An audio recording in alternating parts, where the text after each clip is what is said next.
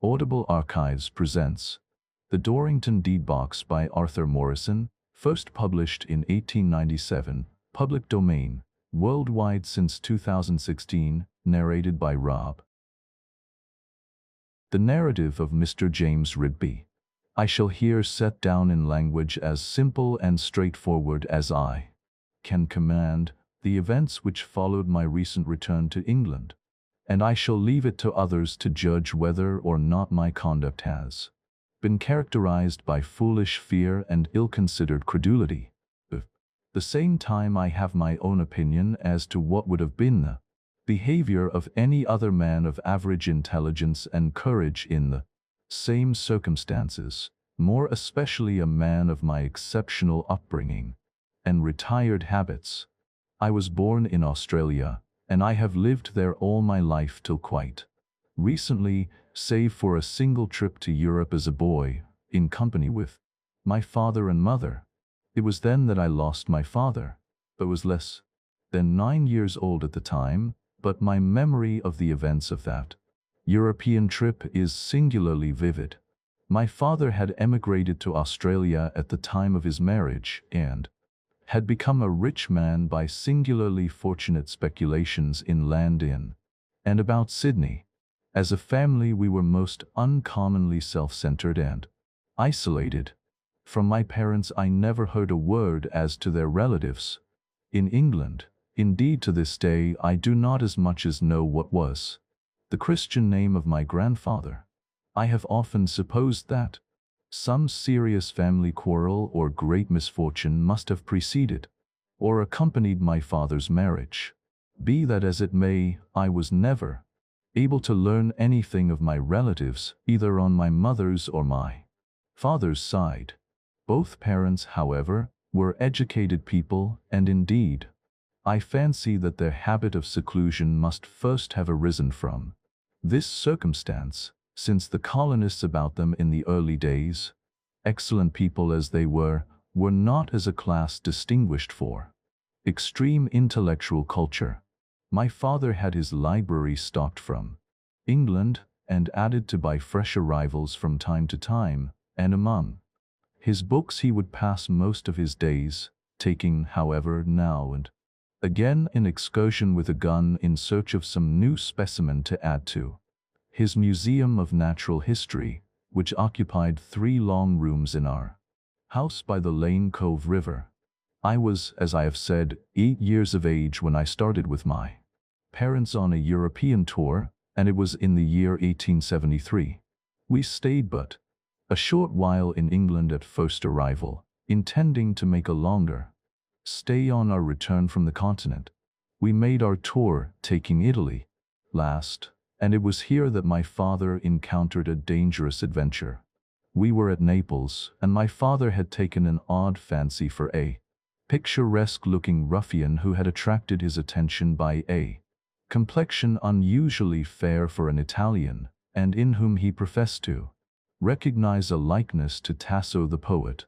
This man became his guide in excursions about the neighborhood of Naples, though he was not one of the regular corps of guides, and indeed seemed to have no regular occupation of a definite sort. Tasso, as my father always called him, seemed a civil fellow enough, and was fairly intelligent, but my mother disliked him extremely from the first, without being able to offer any very distinct reason for her aversion. In the event her instinct was proved true.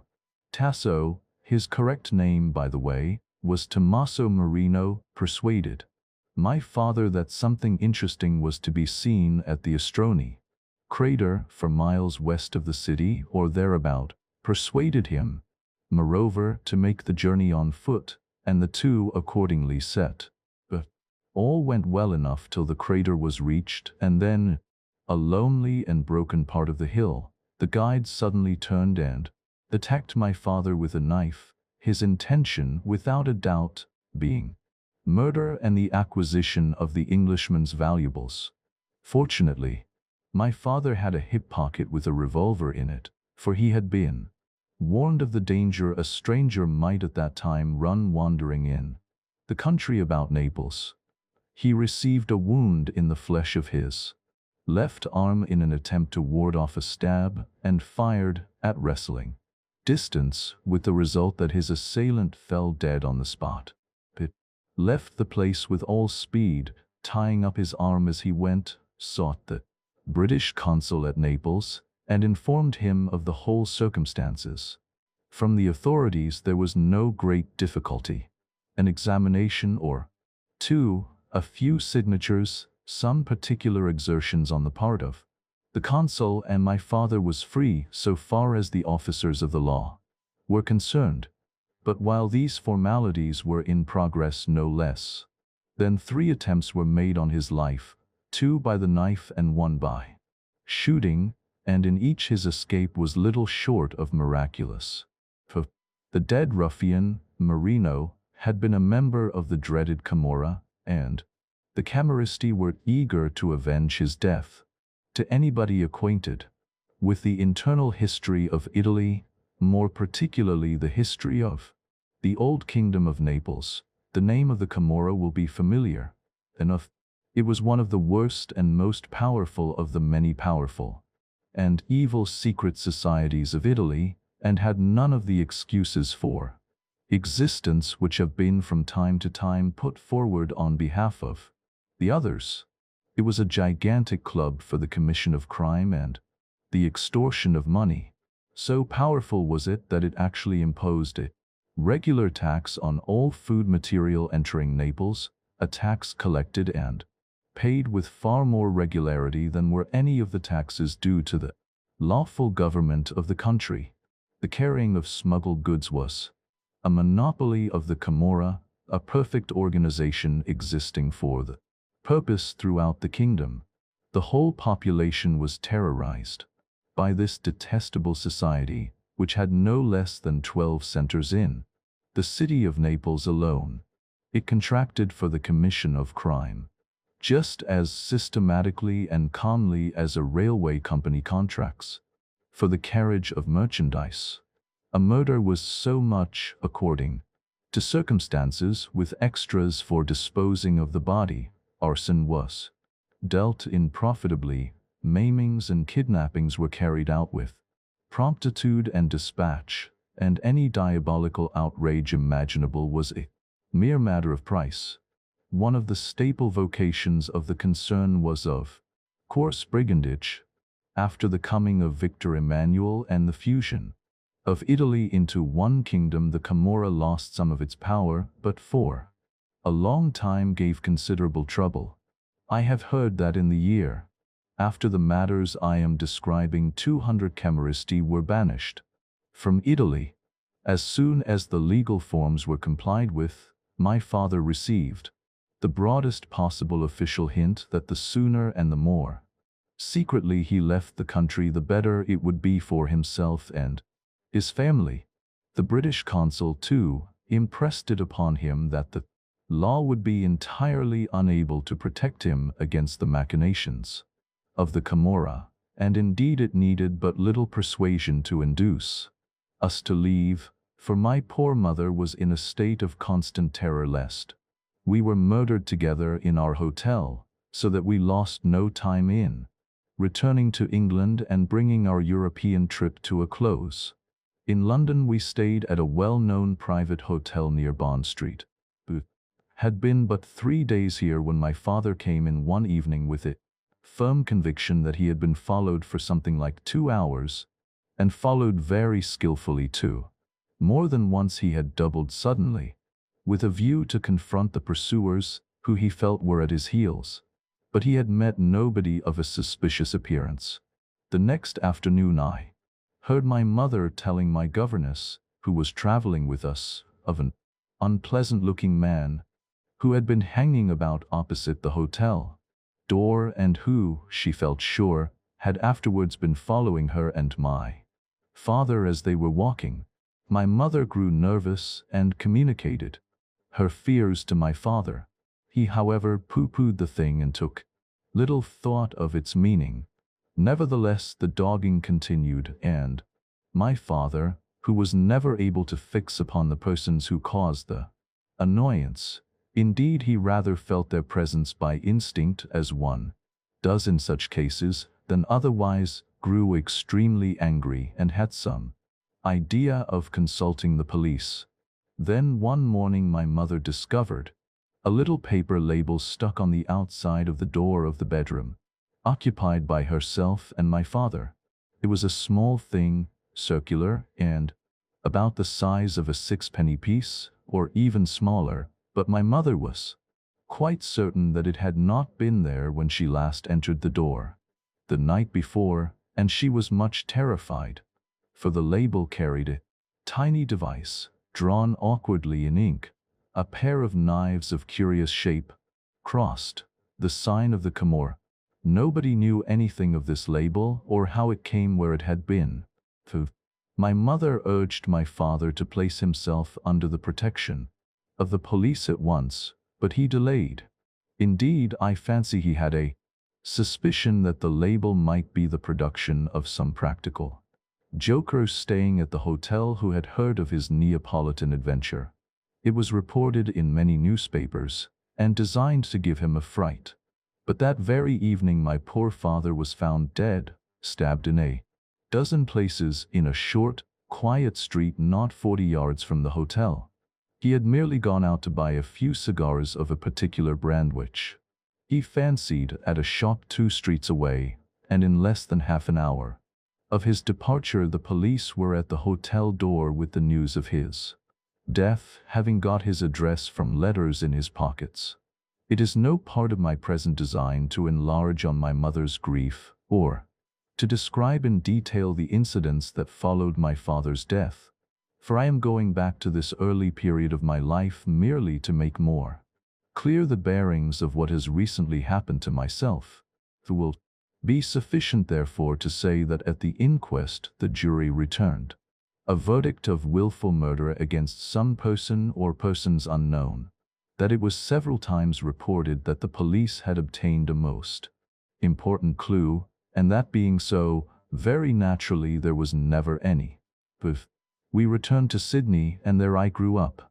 I should perhaps have mentioned ere this that my profession, or I should rather say my hobby, is that of an artist. Fortunately, or unfortunately, as you may please to consider it, I have no need to follow any profession as a means of livelihood, but since I was 16 years of age my whole time has been engrossed in drawing and painting. Were it not for my mother's invincible objection to parting with me, even for the shortest space of time, I should long ago have come to Europe to work and to study in the regular schools. As it was, I made shift to do my best in Australia, and wandered about pretty freely, struggling with the difficulties of molding into artistic form the curious Australian landscape. There is an odd, desolate, uncanny note in characteristic Australian scenery, which most people are apt to regard as of little value for the purposes of the landscape painter, but with which I have always been convinced that an able painter could do great things. So I did my feeble best. 2 years ago my mother died. My age was then 28, and I was left without a friend in the world, and so far as I know, without a relative. I soon found it impossible any longer to inhabit the large house by the Lane Cove River. It was beyond my simple needs, and the whole thing was an embarrassment, to say nothing of the associations of the house with my dead mother, which exercised a painful and depressing effect on me. So I sold the house and cut myself adrift. For a year or more I pursued the life of a lonely vagabond in New South Wales, painting as well as I could its scattered forests of magnificent trees, with their curious upturned foliage. Then, miserably dissatisfied with my performance, and altogether filled with a restless spirit, I determined to quit the colony and live in England, or at any rate somewhere in Europe. I would paint at the Paris schools, promised myself, and acquire that technical mastery of my material that I now felt the lack of. The thing was no sooner resolved on than begun. I instructed my solicitors in Sydney to wind up my affairs and to communicate with their London correspondents in order that, on my arrival in England, I might deal with business matters through them. I had more than half resolved to transfer all my property to England and to make the old country my permanent headquarters, and in 3 weeks from the date of my resolve I had started. I carried with me the necessary letters of introduction to the London solicitors and the deeds appertaining to certain land in South Australia, which my father had bought just before his departure on the fatal European trip. There was workable copper in this land, it had since been ascertained, and I believed I might profitably dispose of the property to a company in London. I found myself to some extent out of my element on board a great passenger steamer. It seemed no longer possible for me in the constant association of shipboard to maintain that reserve which had become with me a second nature. But so much had it become my nature that I shrank ridiculously from breaking it, for, grown man as I was, it must be confessed that I was absurdly shy, and indeed I fear little better than an overgrown schoolboy in my manner. But somehow I was scarce a day at sea before falling into a most pleasant acquaintanceship with another passenger, a man of 38 or 40, whose name was Dorrington. He was a tall, well-built fellow, rather handsome, perhaps, except for a certain extreme roundness of face and fullness of feature. He had a dark military mustache, and carried himself erect with a swing as of a cavalryman, and his eyes had, I think, the most penetrating quality I ever saw. His manners were extremely engaging, and he was the only good talker I had ever met. He knew everybody and had been everywhere. His fund of illustration and anecdote was inexhaustible, and during all my acquaintance with him, I never heard him tell the same story twice. Nothing could happen. Not a bird could fly by the ship, not a dish could be put on the table, but Dorrington was ready with a pungent remark and the appropriate anecdote, and he never bored nor wearied. With all his ready talk, he never appeared unduly obtrusive nor in the least egotistic. Mr. Horace Dorrington was altogether the most charming person I had ever met. Moreover, we discovered a community of taste in cigars. "By the way," said Dorrington to me one magnificent evening as we leaned on the rail and smoked, "Rigby isn't a very common name in Australia, is it? I seem to remember a case 20 years ago or more of an Australian gentleman of that name being very badly treated in London. Indeed, now I think of it, I'm not sure that he wasn't murdered. Ever hear anything of it?" "Yes," I said, "I heard a great deal, unfortunately. He was my father, and he was murdered."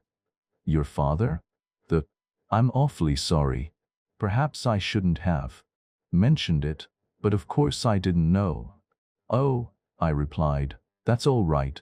It's so far back now that I don't mind speaking about it. It was a very extraordinary thing altogether." And then, feeling that I owed Dorrington a story of some sort, after listening to the many he had been telling me, I described to him the whole circumstances of my father's death. "Ah," said Dorrington when I had finished, "I have heard of the Camorra before this. I know a thing or two about it indeed. As a matter of fact, it still exists, not quite the widespread and open thing it once was, of course, and much smaller, but pretty active in a quiet way, and pretty mischievous. They were a mighty bad lot, those Camorristi. Personally, I'm rather surprised that you heard no more of them. They were the sort of people who would rather any day murder 3 people than one, and their usual idea of revenge went a good way beyond the mere murder of the offending party. They had a way of including his wife and family, and as many relatives as possible. But at any rate, under Skeet he seemed to have got off all right, though I'm inclined to call it Rather a piece of luck than otherwise. Then, as was his invariable habit, he launched into anecdote. Told me of the crimes of the Mafia, that Italian secret society, larger, even and more powerful than the Camorra, and almost as criminal. Tales of implacable revenge visited on father, son, and grandson, in succession, till the race was extirpated. Then he talked of the methods, of the large funds at the disposal of the Camorra and the Mafia, and of the cunning patience with which their schemes were carried into execution, of the victims who had discovered too late that their most trusted servants were sworn to their destruction, and of those who had fled to remote parts of the earth and hoped to be lost and forgotten, but who had been shadowed and slain with barbarous ferocity in their most trusted hiding places. Wherever Italians were, there was apt to be a branch of one of the societies, and one could never tell where they might or might not turn up. The two Italian forecastle hands on board at that moment might be members and might or might not have some business in hand not included in their signed articles. I asked if he had ever come into personal contact with either of these societies or their doings. With the Camorra, no, though I know things about them that would probably surprise some of them not a little. But I have had professional dealings with the Mafia, and that without coming off second best to, but it was not so serious a case as your father's, one of a robbery of documents and blackmail. Professional dealings? I queried. Dorrington laughed. Yes, he answered. I find I've come very near to letting the cat out of the bag. I don't generally tell people who I am when I travel about, and indeed I don't always use my own name as I am doing now. Surely you've heard the name at some time or another. I had to confess that I did not remember it, but I excused myself by citing my secluded life and the fact that I had never left Australia since I was a child. Ah, he said, of course we should be less heard of in Australia, but in England we're really pretty well known, my partner and I. But now, look me all over and consider, and I'll give you a dozen guesses, and bet you a sovereign you can't tell me my trade. And it's not such an uncommon or unheard of trade, neither. Guessing would have been hopeless, and I said so. He did not seem the sort of man who would trouble himself about a trade at all. Give it. Well, he said, I've no particular desire to have it known all over the ship, but I don't mind telling you, you'd find it out probably before long if you settle in the old country, that we are what is called private inquiry agents, detectives, secret service men, whatever you like to call it. Indeed. Yes, indeed. And I think I may claim that we stand as high as any.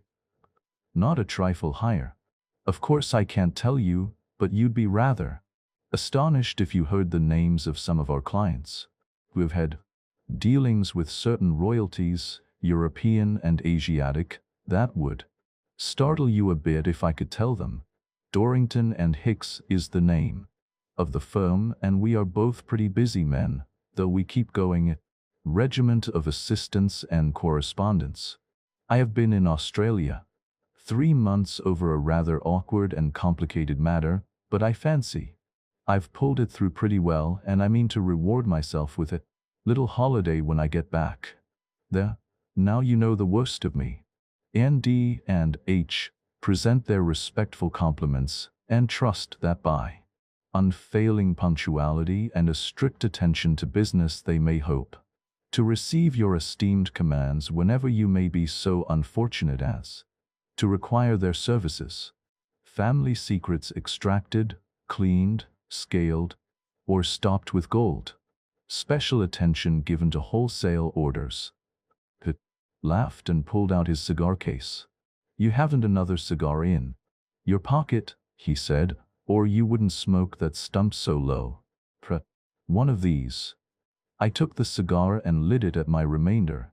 Ah then, I said, Take it that it is the practice of your profession that has given you such a command of curious and out-of-the-way information and anecdote. Plainly, you must have been in the midst of many curious affairs. Yes, I believe you, Dorrington replied.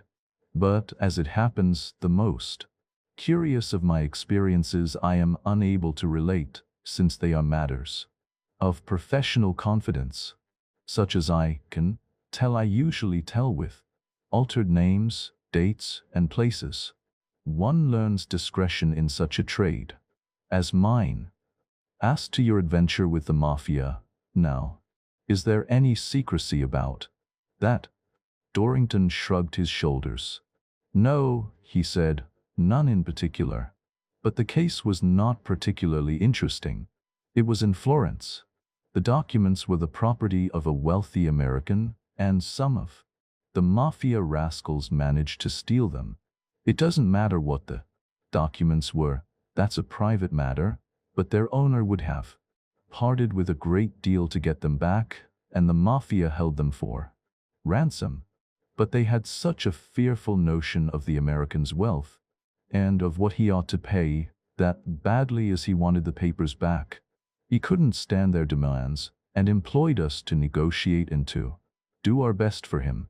I think I might have managed to get the things stolen back again.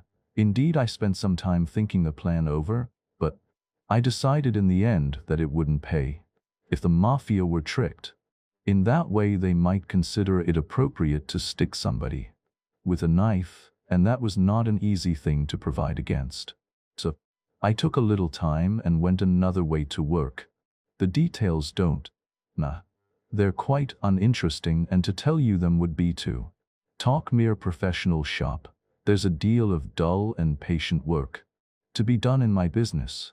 Anyhow, I contrived to find out exactly in whose hands the documents lay. He wasn't altogether a blameless creature, and there were 2 or 3 little things that, properly handled, might have brought him into awkward complications with the so I delayed the negotiations while I got my nets effectually round this gentleman, who was the president of that particular branch of the mafia, and when all was ready I had a friendly interview with him, and just showed him my hand of cards. They served as no other argument would have done, and in the end we concluded quite an amicable arrangement on easy terms for both parties, and my client got his property back, including all expenses, at about 1/5 of the price he expected to have to pay. That's all.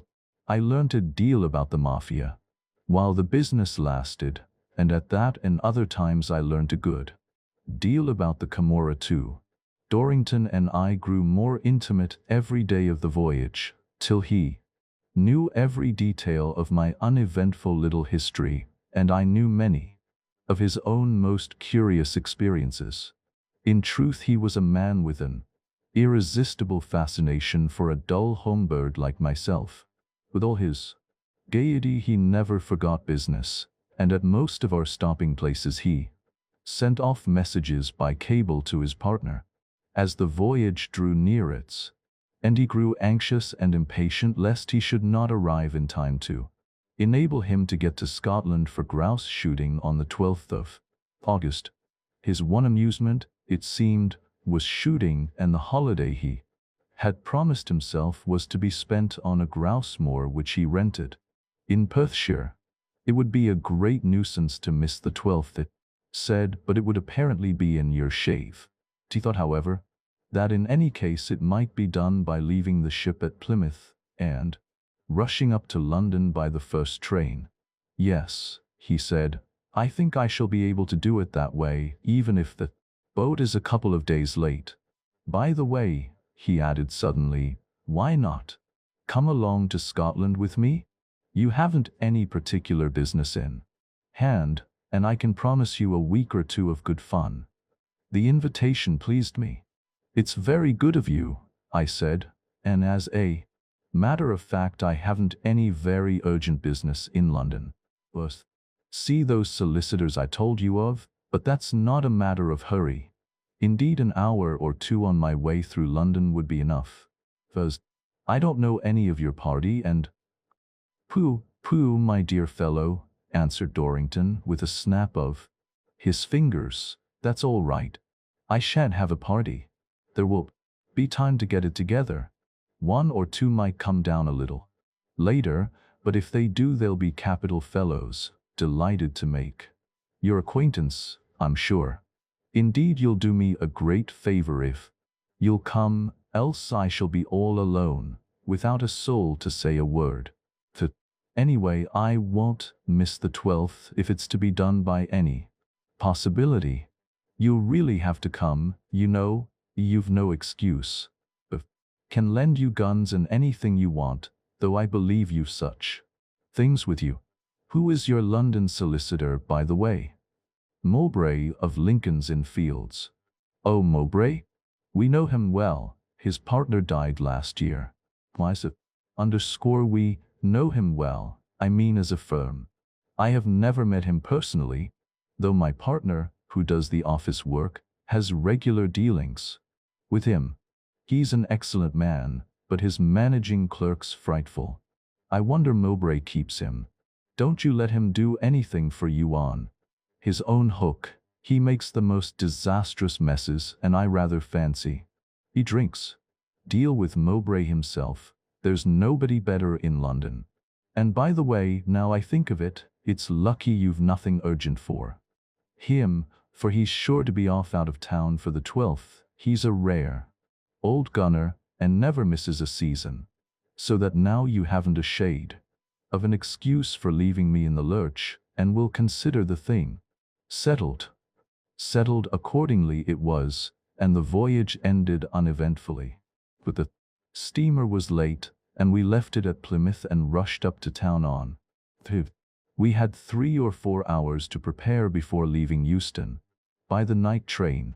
Dorrington's Moor was a long drive from Crieff station, and he calculated that at best we could not arrive there before the early evening of the following day, which would, however, give us comfortable time for a good long night's rest before the morning's sport opened.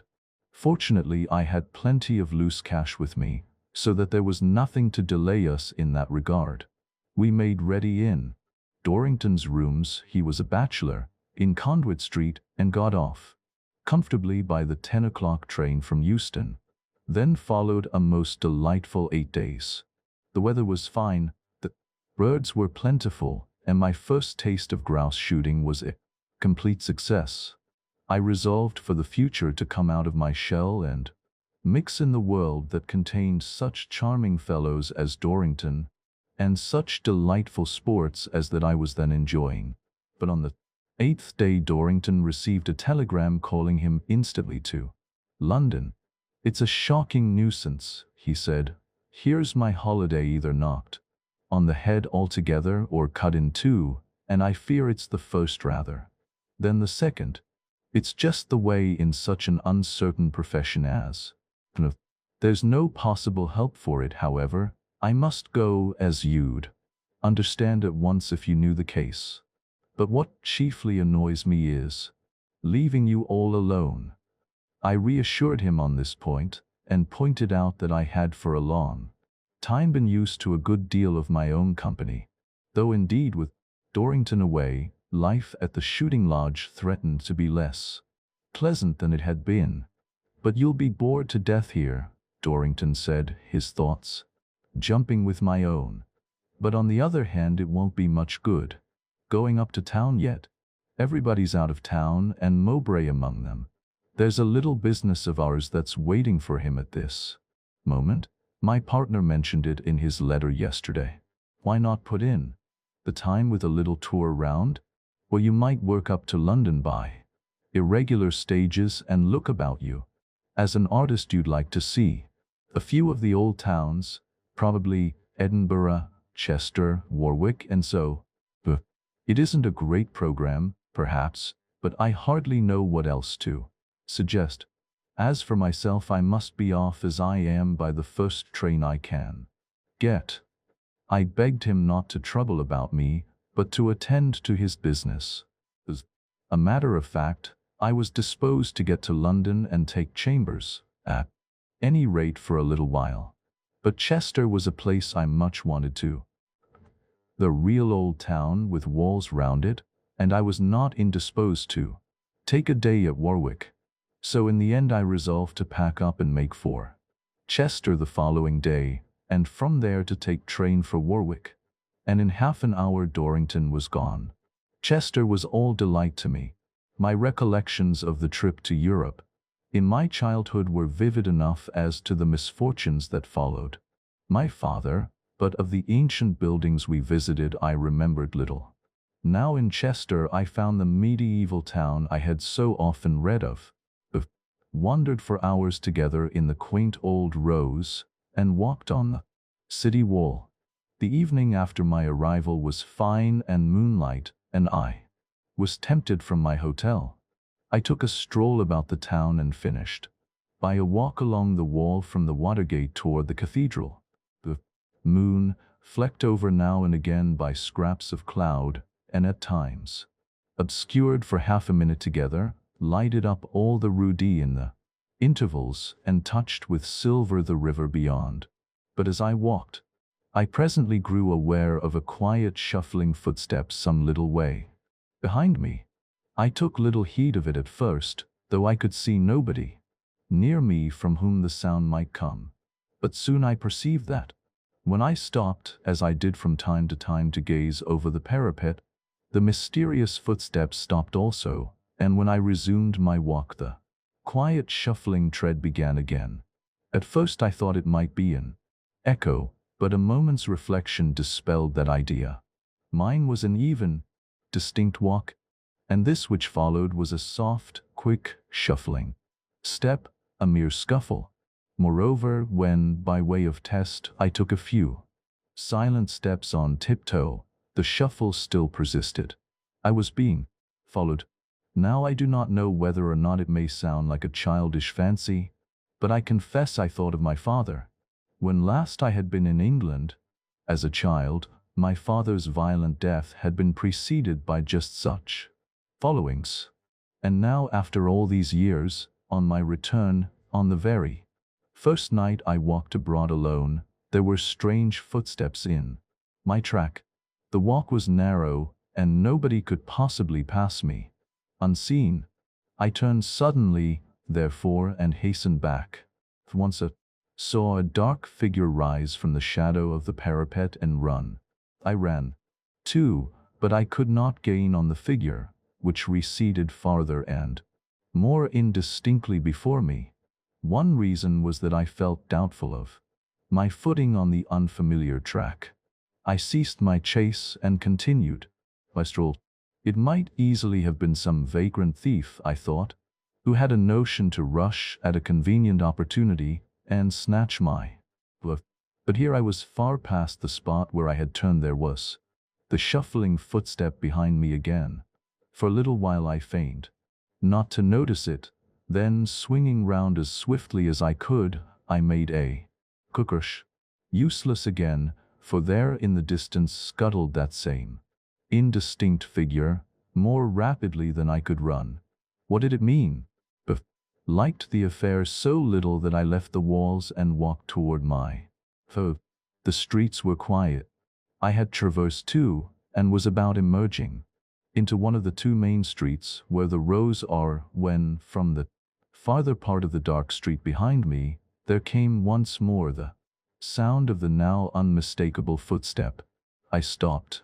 The footsteps stopped also. I turned and walked back a few steps, and as I did it, the sounds went scuffling away at the far end of the street. It could not be fancy. It could not be chance.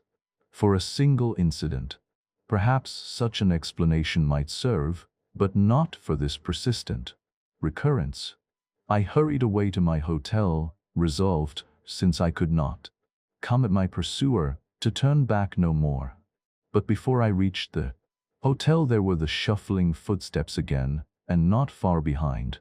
It would not be true to say that I was alarmed at this stage of the adventure, but I was troubled to know what it all might mean, and altogether puzzled to account for it. I thought a great deal, but I went to bed and rose in the morning no wiser than ever. Whether or not it was a mere fancy induced by the last night's experience I cannot say, but I went about that day with a haunting feeling that I was watched, and to me the impression was very real. Indeed, I listened often, but in the bustle of the day, even in quiet, Old Chester, the individual characters of different footsteps were not easily recognizable. Once, however, as I descended a flight of steps from the rows, I fancied I heard the quick shuffle in the curious old gallery I had just quitted. I turned up the steps again and looked. There was a shabby sort of man looking in one of the windows and leaning so far as to hide his head behind the heavy oaken pilaster that supported the building above. It might have been his footstep, or it might have been my fancy. At any rate, I would have a look at who. I mounted the top stair, but as I turned in his direction the man ran off, with his face averted and his head ducked, and vanished down another stair. I made all speed after him, but when I reached the street he was nowhere to be seen. What could it all mean? The man was rather above the middle height, and he wore one of those soft felt hats familiar on the head of the London organ grinder. Also his hair was black and bushy and protruded over the back of his coat collar. Lewis was no delusion, surely. I was not imagining an Italian aspect for this man simply because of the recollection of my father's fate. Perhaps I was foolish, but I took no more pleasure in Chester.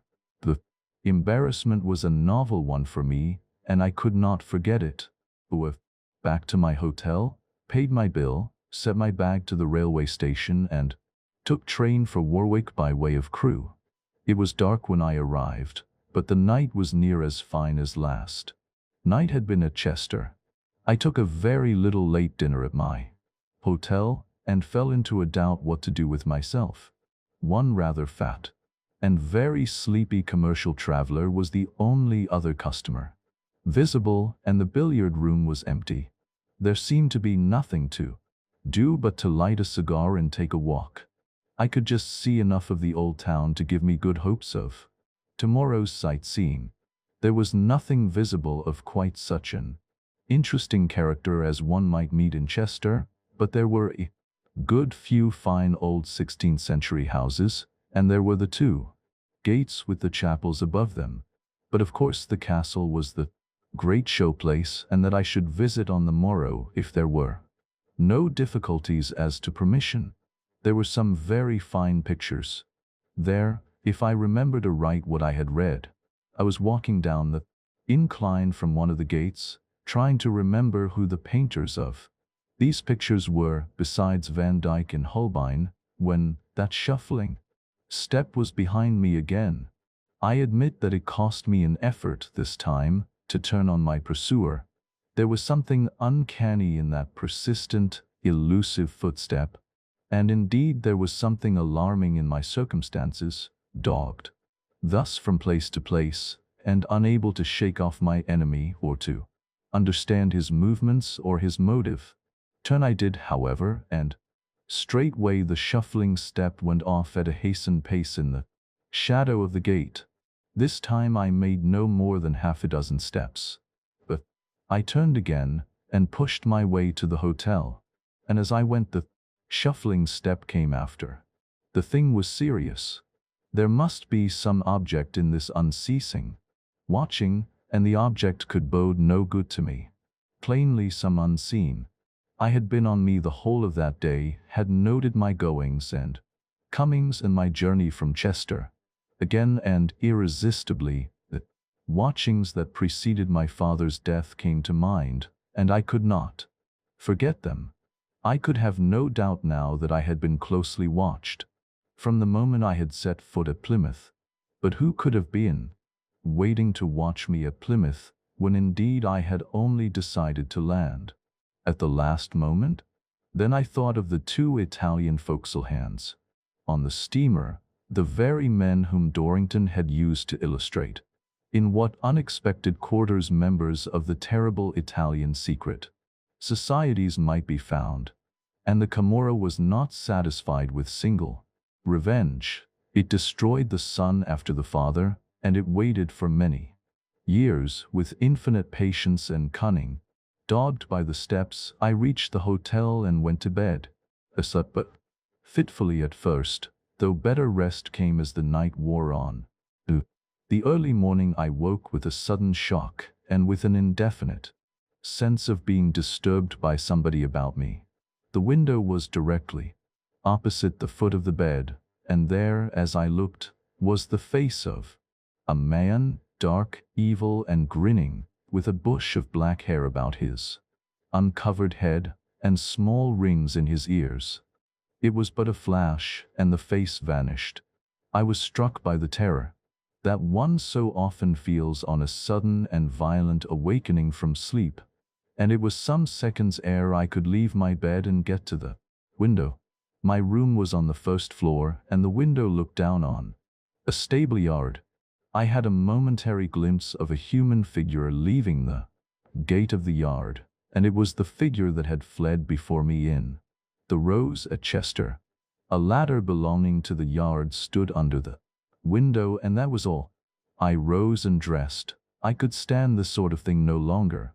If it were only something tangible, if there were only somebody I could take hold of and fight with if necessary, it would not have been so.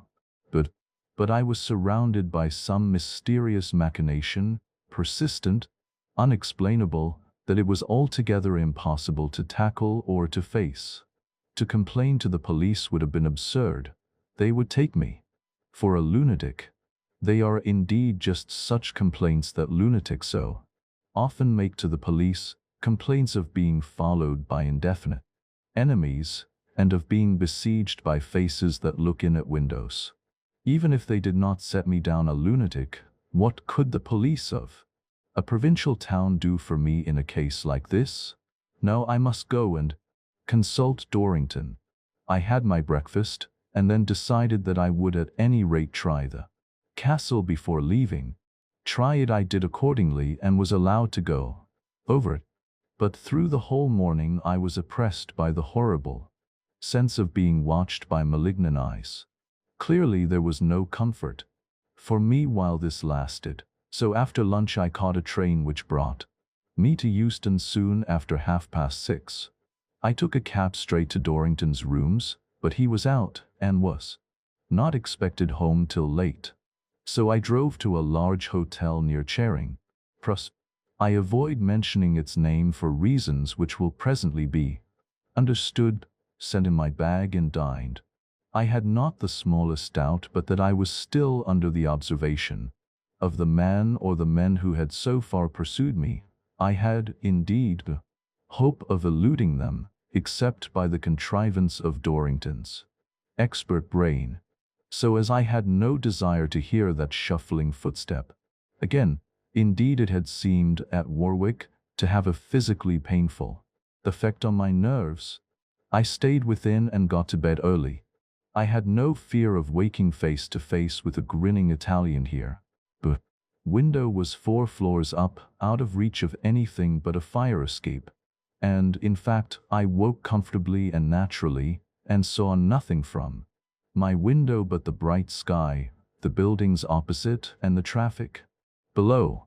But as I turned to close my door behind me as I emerged into the corridor, there, on the muntin of the frame, just below the bedroom number, was a little round paper label, perhaps a trifle smaller than a sixpence, and on the label, drawn awkwardly in ink, was a device of 2 crossed knives of curious, crooked shape, the sign of the Camorra. I will not attempt to describe the effect of this sign upon me. It may best be imagined, in view of what I have said of the incidents preceding the murder of my father. It was the sign of an inexorable fate, creeping nearer step by step, implacable, inevitable, and mysterious. In little more than 12 hours after seeing that sign, my father had been a mangled corpse.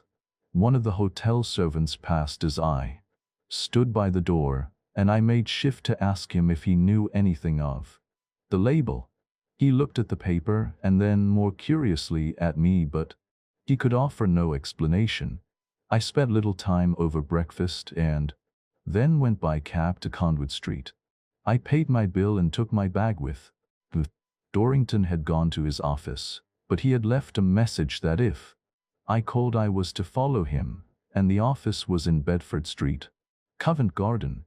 I turned the cab in that direction forthwith. "Why," said Dorrington as we shook hands, "I believe you look a bit out of sorts. Doesn't England agree with you?" "Well," I answered, "it has proved rather trying so far." And then I described in exact detail my adventures as I have set them down here. Dorrington looked grave. "It's really extraordinary," he said, "most extraordinary, and it isn't often that I call a thing extraordinary. Neither with my experience. But it's plain something must be done, something to gain time at any rate. We're in the dark at present, of course, and I expect I shall have to fish about a little before I get at anything to go on.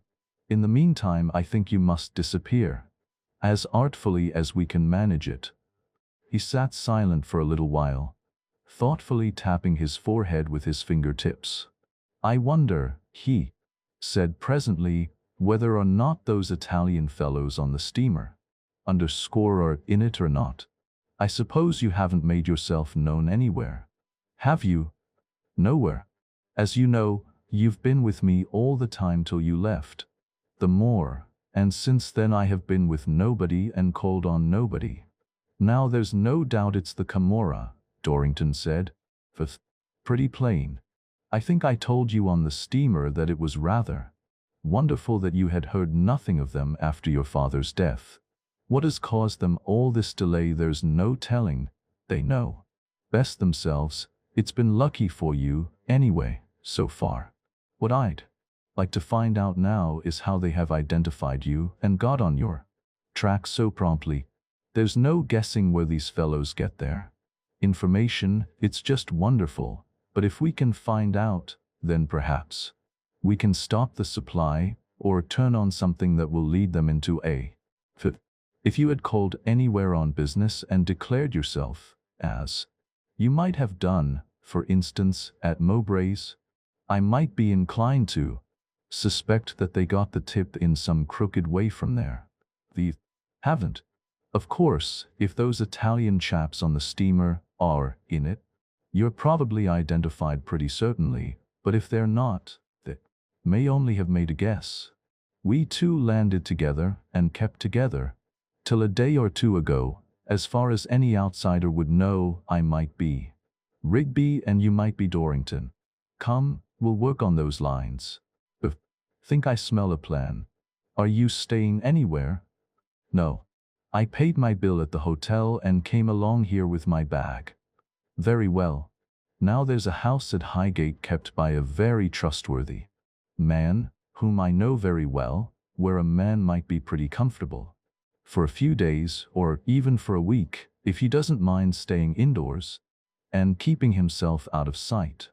I expect your friends of the Camorra are watching in the street outside at this moment, but I think it will be fairly easy to get you away to Highgate without letting them into the secret, if you don't mind secluding yourself for a bit. In the circumstances, I take it you won't object at all?" "Object? I should think not." "Very well, that's settled. You can call yourself Dorrington or not, as you please, though perhaps it will be safest not to shout Rigby too. But as for myself, for a day or two at least I'm going to be Mr. James Rigby. Have you your card case handy?" "Yes, here it is. But then, as to taking my name, won't you run serious risk?" Dorrington winked merrily. "I've run a risk or two before now," he said, "in course of my business. And if they don't mind the risk, you needn't grumble, for I warn you I shall charge for risk when I send you my bill. And I think I can take care of myself fairly well, even with the Camorra. I shall take you to this place at Highgate, and then you won't see me for a few days. It won't do for me in the character of Mr. James Rigby, to go dragging a trail up and down between this place and your retreat. You've got some other identifying papers, haven't you? Yes, I have. I produced the letter from my Sydney lawyers to Mowbray, and the deeds of the South Australian property from my bag. Ah, said Dorrington, I'll just give you a formal receipt for these. Since they're valuable, it's a matter of business, and we'll do it in a business-like way. I may want something solid like this to support any bluff I may have to make. A mere case of cards won't always act. You know, it's a pity old Mowbray's out of town, for there's a way in which he might give a little help, I fancy. But never mind, leave it all to me. There's your receipt. Keep it snug away somewhere, where inquisitive people can't read it. He handed me the receipt and then took me to his partner's room and introduced me.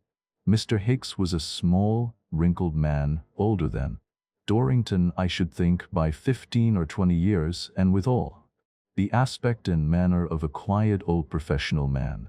Dorrington left the room and presently returned with his hat in his hand. Yes, he said, there's a charming dark gentleman with a head like a mop and rings in his ears, skulking about at the next corner. If it was he who looked in at your window, I don't wonder you were startled. His dress suggests the organ-grinding interest, but he looks as though cutting a throat would be more in his line than grinding a tune, and no doubt he has friends as engaging as himself close at call. If you'll come with me now, I think we shall give him the slip. A growler ready for you. A handsome's a bit too glassy in public. Pull down the blinds and sit back when you get inside. He led me to a yard at the back of the building wherein the office stood, from which a short flight of steps led to a basement. We followed a passage in this basement till we reached another flight, and, ascending these, we emerged into the corridor of another building. At the door at the end of this, and we passed a large block of model dwellings and were in Bedford-bury. Here a four-wheeler was waiting, and I shut myself in it without delay.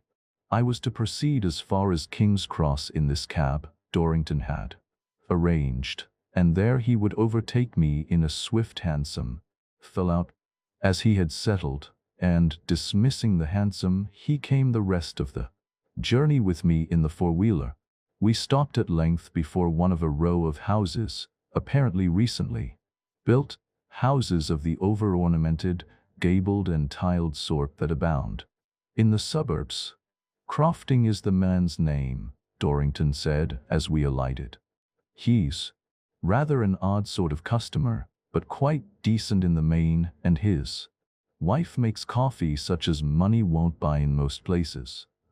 A woman answered Dorrington's ring, a woman of most extreme thinness. Dorrington greeted her as Mrs. Crofting, and we entered. We've just lost our servant again, Mr. Dorrington, the woman said in a shrill voice, and Mr. Crofting ain't at home. But I'm expecting him before long. I don't think I need wait to see him, Mrs. Crofting, Dorrington answered. I'm sure I can't leave my friend in better hands than yours. I hope you've a vacant room. Well, for a friend of yours, Mr. Dorrington, no doubt we can find room. That's right. My friend Mr. Dorrington gave me a meaning look. Mr. Phelps would like to stay here for a few days. He wants to be quiet for a little. Do you understand? Oh yes, Mr. Dorrington, I understand. Very well, then make him as comfortable as you can and give him some of your very best coffee. I believe you've got quite a little library of books, and Mr. Phelps will be glad of them. Have you got any cigars? Dorrington added, turning to me. Yes, there are some in my bag.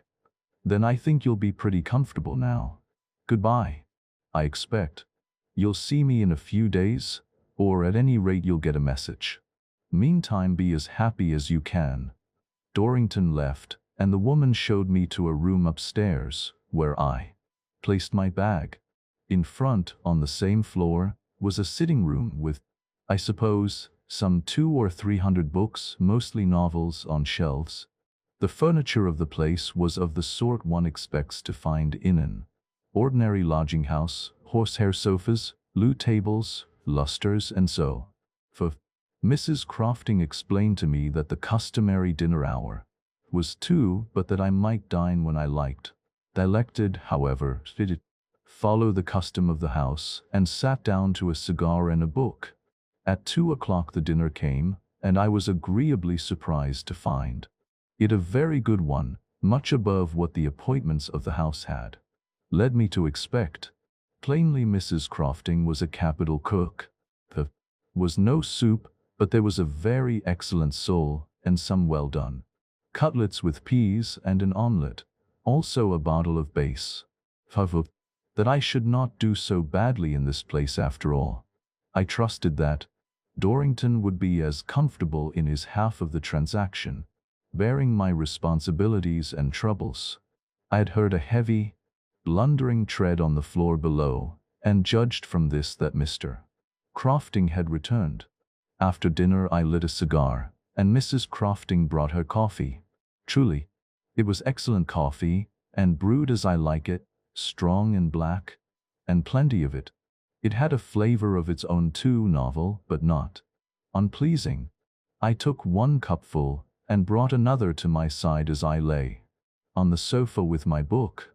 I had not read 6 lines before I was asleep. I woke with a sensation of numbing cold in my right side, a terrible stiffness in my limbs, and a sound of loud splashing in my ears. It was pitch dark, and what was this? Water all about me. I was lying in 6 inches of cold water, and more was pouring down upon me from above. My head was afflicted with a splitting ache. But where was? But why was it dark? And whence all the water? I staggered to my feet, and instantly struck my head against a hard roof above me. Whereas my hand, there was the roof, or whatever place it was, hard, smooth, and cold, and little more than 5 feet from the floor, so that I bent as I stood. I spread my hand to the side, that was hard, smooth, and cold, and then the conviction struck me like a blow. I was in a covered iron tank, and the water was pouring in to drown me. I dashed my hands frantically against the lid, and strove to raise it. It would not move. I shouted at the top of my voice, and turned about to feel the extent of my prison. One way I could touch the opposite sides at once easily with my hands, the other way it was wider, perhaps a little more than 6 feet altogether. What was this? Was this to be my fearful end, cooped in this tank while the water rose by inches to choke me? Already the water was a foot deep. I flung myself at the sides. I beat the pitiless iron with fists, face and head. I screamed and implored. Then it struck me that I might at least stop the inlet of water. I put out my hand and felt the falling stream, then found the inlet and stopped it with my fingers. But water still poured in. With a resounding splash, there was another opening at the opposite end, which I could not reach without releasing the one I now held. It was but prolonging my agony. Oh, the devilish cunning that had devised those 2 inlets so far apart. Again I beat the sides, broke my nails, with tearing at the corners, screamed and entreated in my agony. Was mad, but with no dulling of the senses, for the horrors of my awful, helpless state overwhelmed my brain, keen and perceptive to every ripple of the unceasing water. In the height of my frenzy I held my breath, for I heard a sound from. So I shouted again, implored some quicker death. Then there was a scraping on the lid above me, and it was raised at one edge and let in the light of a candle. I sprang from my knees and forced the lid back, and the candle flame danced before me. The candle was held by a dusty man, a workman apparently, who stared at me with scared eyes and said, "Nothing but, good Lord." Overhead were the rafters of a gabled roof, and tilted against them was the thick beam which, jammed across from one sloping rafter to another, had held the tank lid fast. "Help me," I gasped. "Help me out." The man took me by the armpits and hauled me, dripping and half dead, over the edge of the tank, into which the water still poured, making a noise in the hollow iron that half drowned our voices.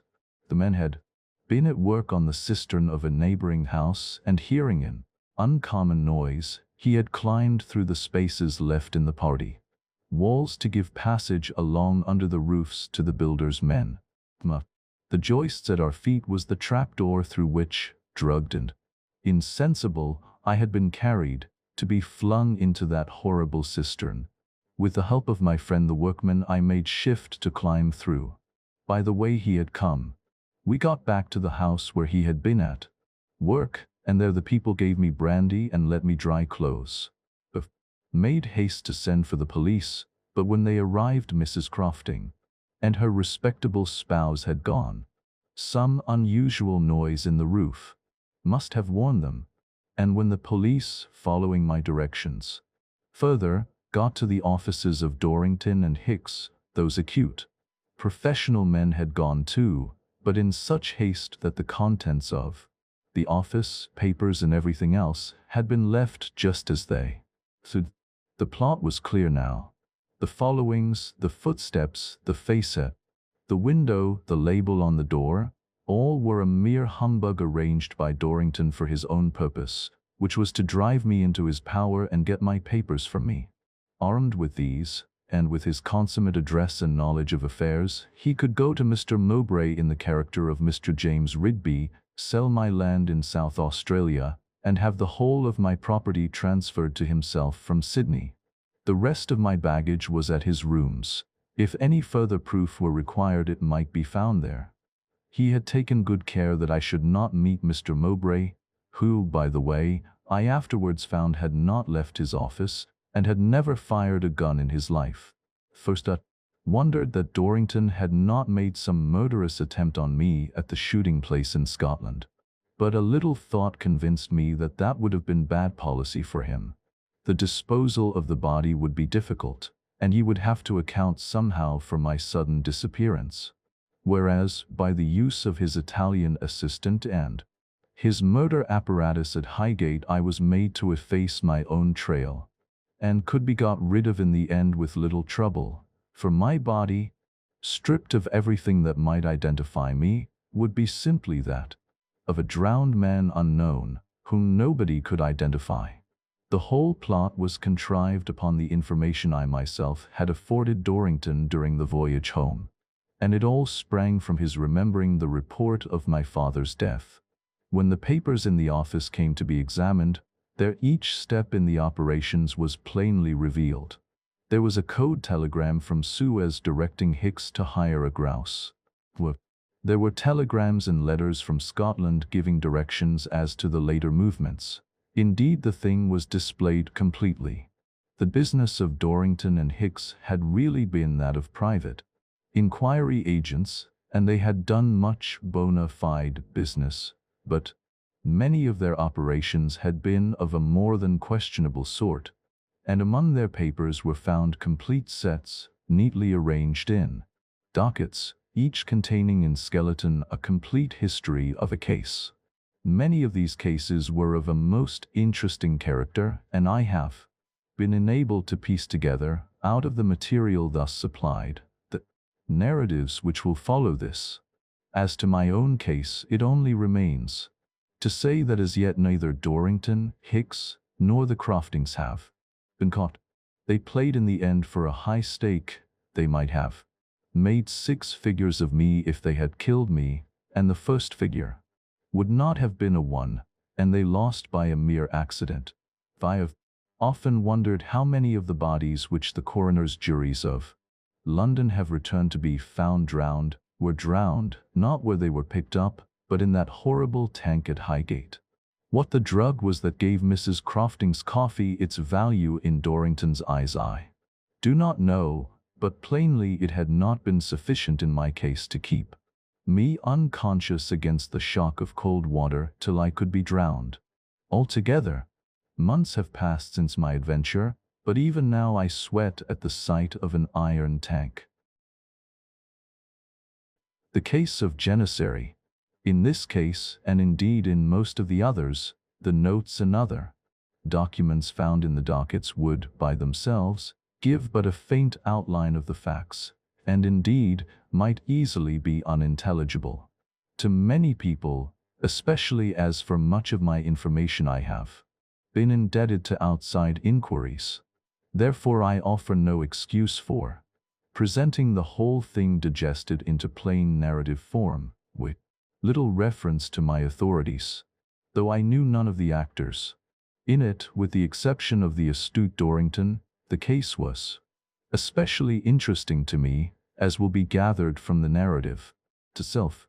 The only paper in the bundle which I shall particularly allude to was a newspaper cutting of a date anterior by 9 or 10 months to the events I am to write of.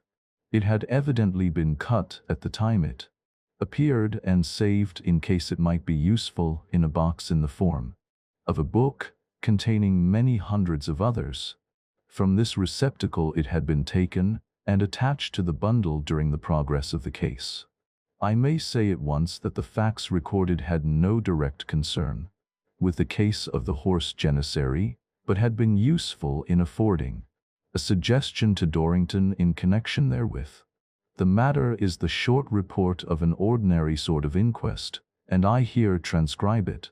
Dr. McCulloch held an inquest yesterday on the body of Mr. Henry Lawrence, whose body was found on Tuesday morning last in the river, near Vauxhall Bridge. The deceased was well known in certain sporting circles. Sophia Lawrence, the widow, said that deceased had left home on Monday afternoon at about 5, in his usual health, saying that he was to dine at a friend's, and she saw nothing more of him till called upon to identify the body. He had no reason for suicide, and so far as witness knew, was free from pecuniary embarrassments. He had, indeed, been very successful in betting recently. He habitually carried a large pocketbook with papers in it. Mr. Robert Naylor, commission agent, said that deceased dined with him that evening at his house in Gold Street, Chelsea, and left for home at about 11:30. He had at the time a sum of nearly £400 upon him, chiefly in notes, which had been paid him by witness in settlement of a bet. It was a fine night, and deceased walked in the direction of Chelsea Embankment. That was the last witness saw of him. He might not have been perfectly sober, but he was not drunk and was capable of taking care of himself.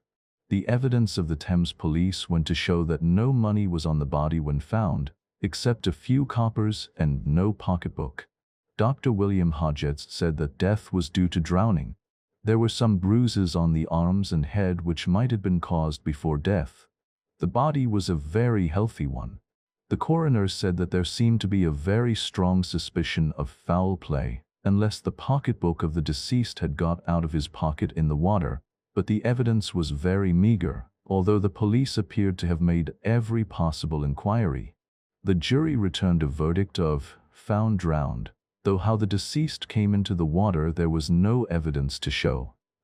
I know no more of the unfortunate man Lawrence than this, and I have only printed the cutting here because it probably induced Dorrington to take certain steps in the case I am dealing with. With that case, the fate of the man Lawrence has nothing whatever to do. He passes out of the story entirely.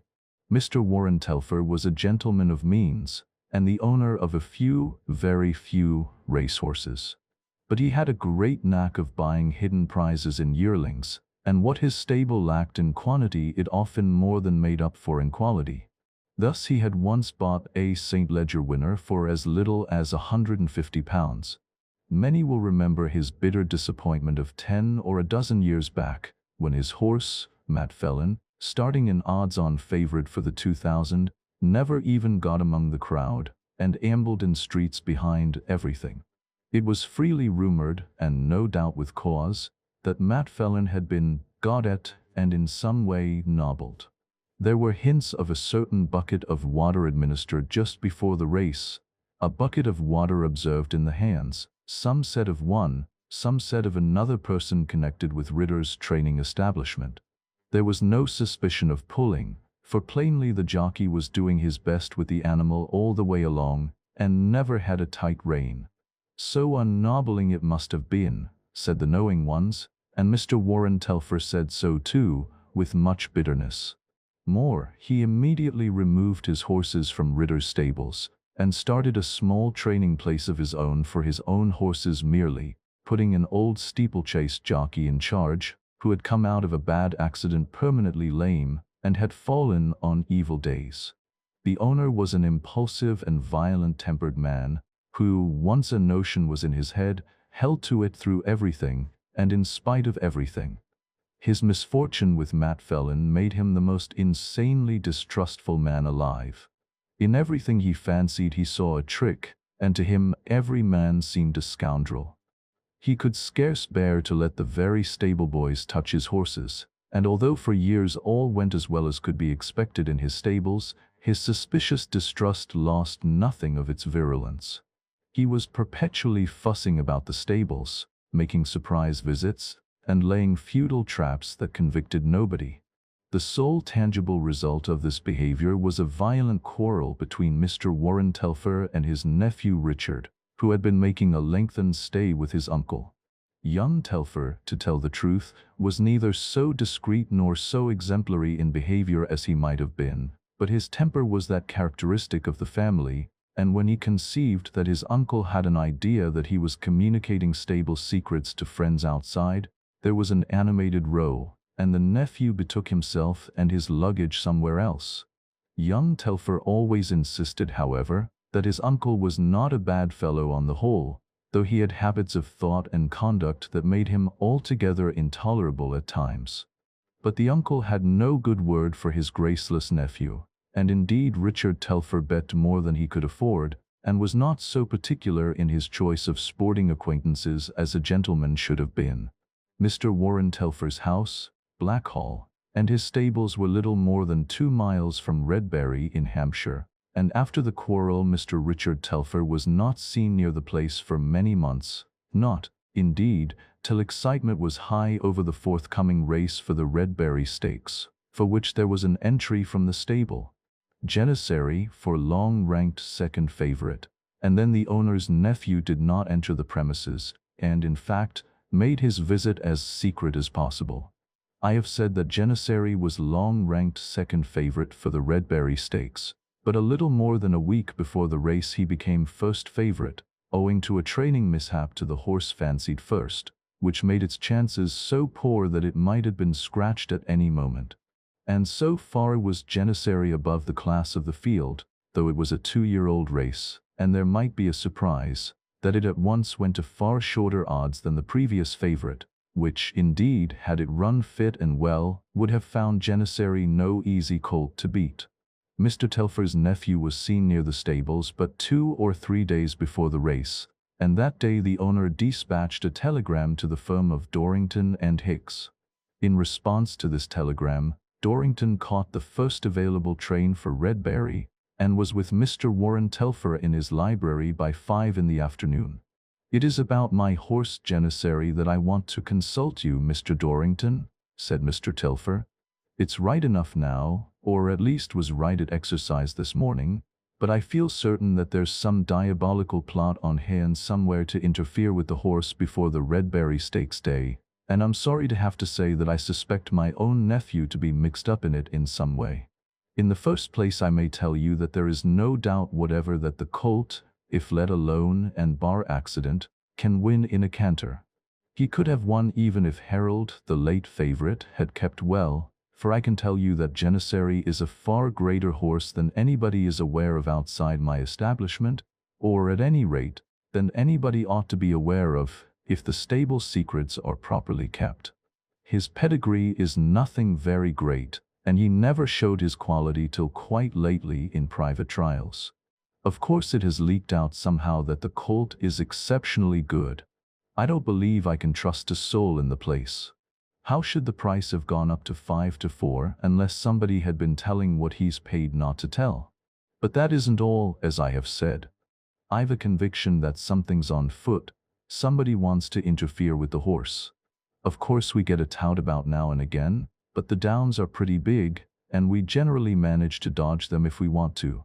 On the last 3 or 4 mornings, however, wherever Janissary might be taking his gallop, there was a big, hulking fellow, with a red beard and spectacles, not so much watching the horse as trying to get hold of the lad.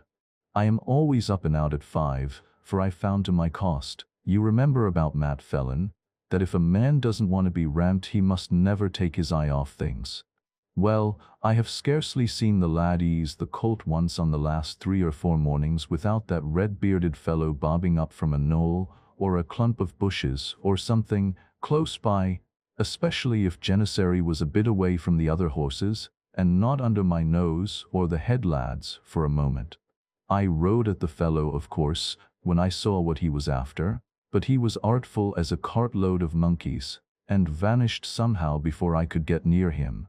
The head lad believes he has seen him about just after dark too, but I am keeping the stable lads in when they're not riding, and I suppose he finds he has no chance of getting at them except when they're out with the horses. This morning, not only did I see this fellow about as usual, but I am ashamed to say, I observed my own nephew acting the part of a common tout. He certainly had the decency to avoid me and clear out, but that was not all, as you shall see. This morning, happening to approach the stables from the back, I suddenly came upon the red-bearded man giving money to a groom of mine. He ran off at once, as you may guess, and I discharged the groom where he stood and would not allow him into the stables again. He offered no explanation or excuse, but took himself off, and half an hour afterward I almost sent away my head boy too. For when I told him of the dismissal, he admitted that he had seen that same groom taking money of my nephew at the back of the stables an hour before, and had not informed me. He said that he thought that as it was only Mr. Richard, it didn't matter. Anyway, the groom has gone, and so far as I can tell as yet, the colt is all right. I examined him at once, of course, and I also turned over a box that Weeks, the groom, used to keep brushes and odd things in. There I found this paper full of powder. I don't yet know what it is, but it's certainly nothing he had any business with in the stable. Will you take it? And now, Mr. Telfer went on, I'm in such an uneasy state that I want your advice and assistance. Quite apart from the suspicious, more than suspicious, circumstances I have informed you of, I am certain. I know it without being able to give precise reasons. I am certain that some attempt is being made at disabling Janissary before Thursday's race. I feel it in my bones, so to speak. I had the same suspicion just before that 2000 when Matt Phelan was got at. The thing was in the air, as it is now. Perhaps it's a sort of instinct, but I rather think it is the result of an unconscious absorption of a number of little indications about me. Be it as it may, I am resolved to leave no opening to the enemy if I can help it, and I want you to see if you can suggest any further precautions beyond those I am taking. Come and look at the stables.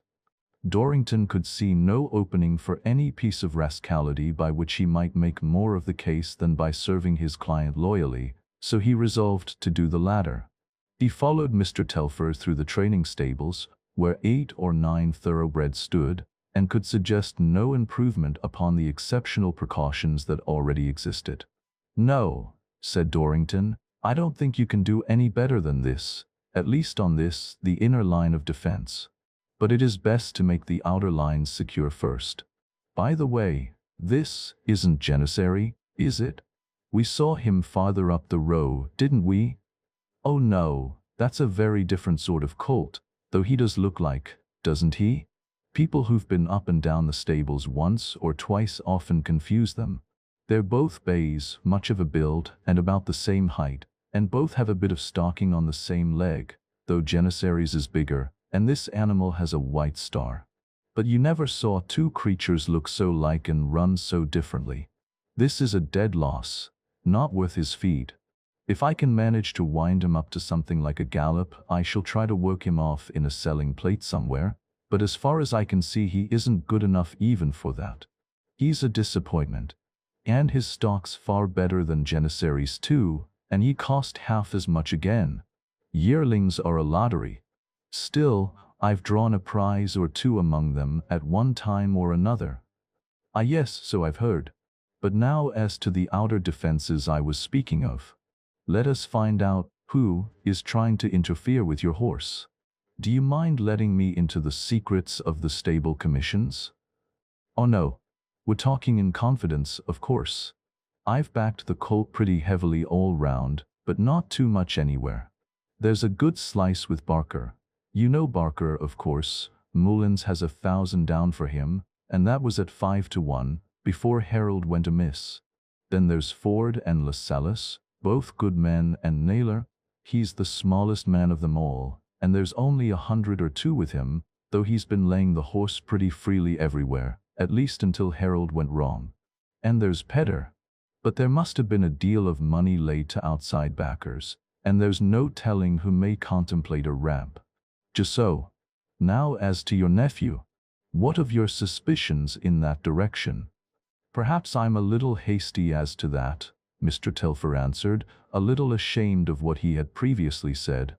But I'm worried and mystified, as you see, and hardly know what to think. My nephew Richard is a little erratic, and he has a foolish habit of betting more than he can afford. He and I quarreled some time back while he was staying here, because I had an idea that he had been talking too freely outside. He had, in fact, and I regarded it as a breach of confidence. So there was a quarrel and he went away. Very well. I wonder if I can get a bed at the Crown, at Redbury? I'm afraid it'll be crowded, but I'll try. But why trouble? Why not stay with me and be near the stables? Because then I should be of no more use to you than one of your lads. People who come out here every morning are probably staying at Redbury, and I must go there after them. The Crown at Redbury was full in anticipation of the races, but Dorrington managed to get a room ordinarily occupied by one of the landlord's family, who undertook to sleep at a friend's for a night or two. This settled, he strolled into the yard, and soon fell into animated talk with the hostler on the subject of the forthcoming races. All the town was backing Janissary for the stakes, the hostler said, and he advised Dorrington to do the same. During this conversation 2 men stopped in the street, just outside the yard gate, talking. One was a big, heavy, vulgar-looking fellow in a boxcloth coat, and with a shaven face and hoarse voice. The other was a slighter, slimmer, younger and more gentlemanlike man, though there was a certain patchy color about his face that seemed to hint of anything but teetotalism. "There," said the hostler, indicating the younger of these 2 men, "that's young Mr. Telfer, him as whose uncle's owner o' Janissary. He's a young plunger, he is, and he's on Janissary too. He give me the tip, straight, this mornin'.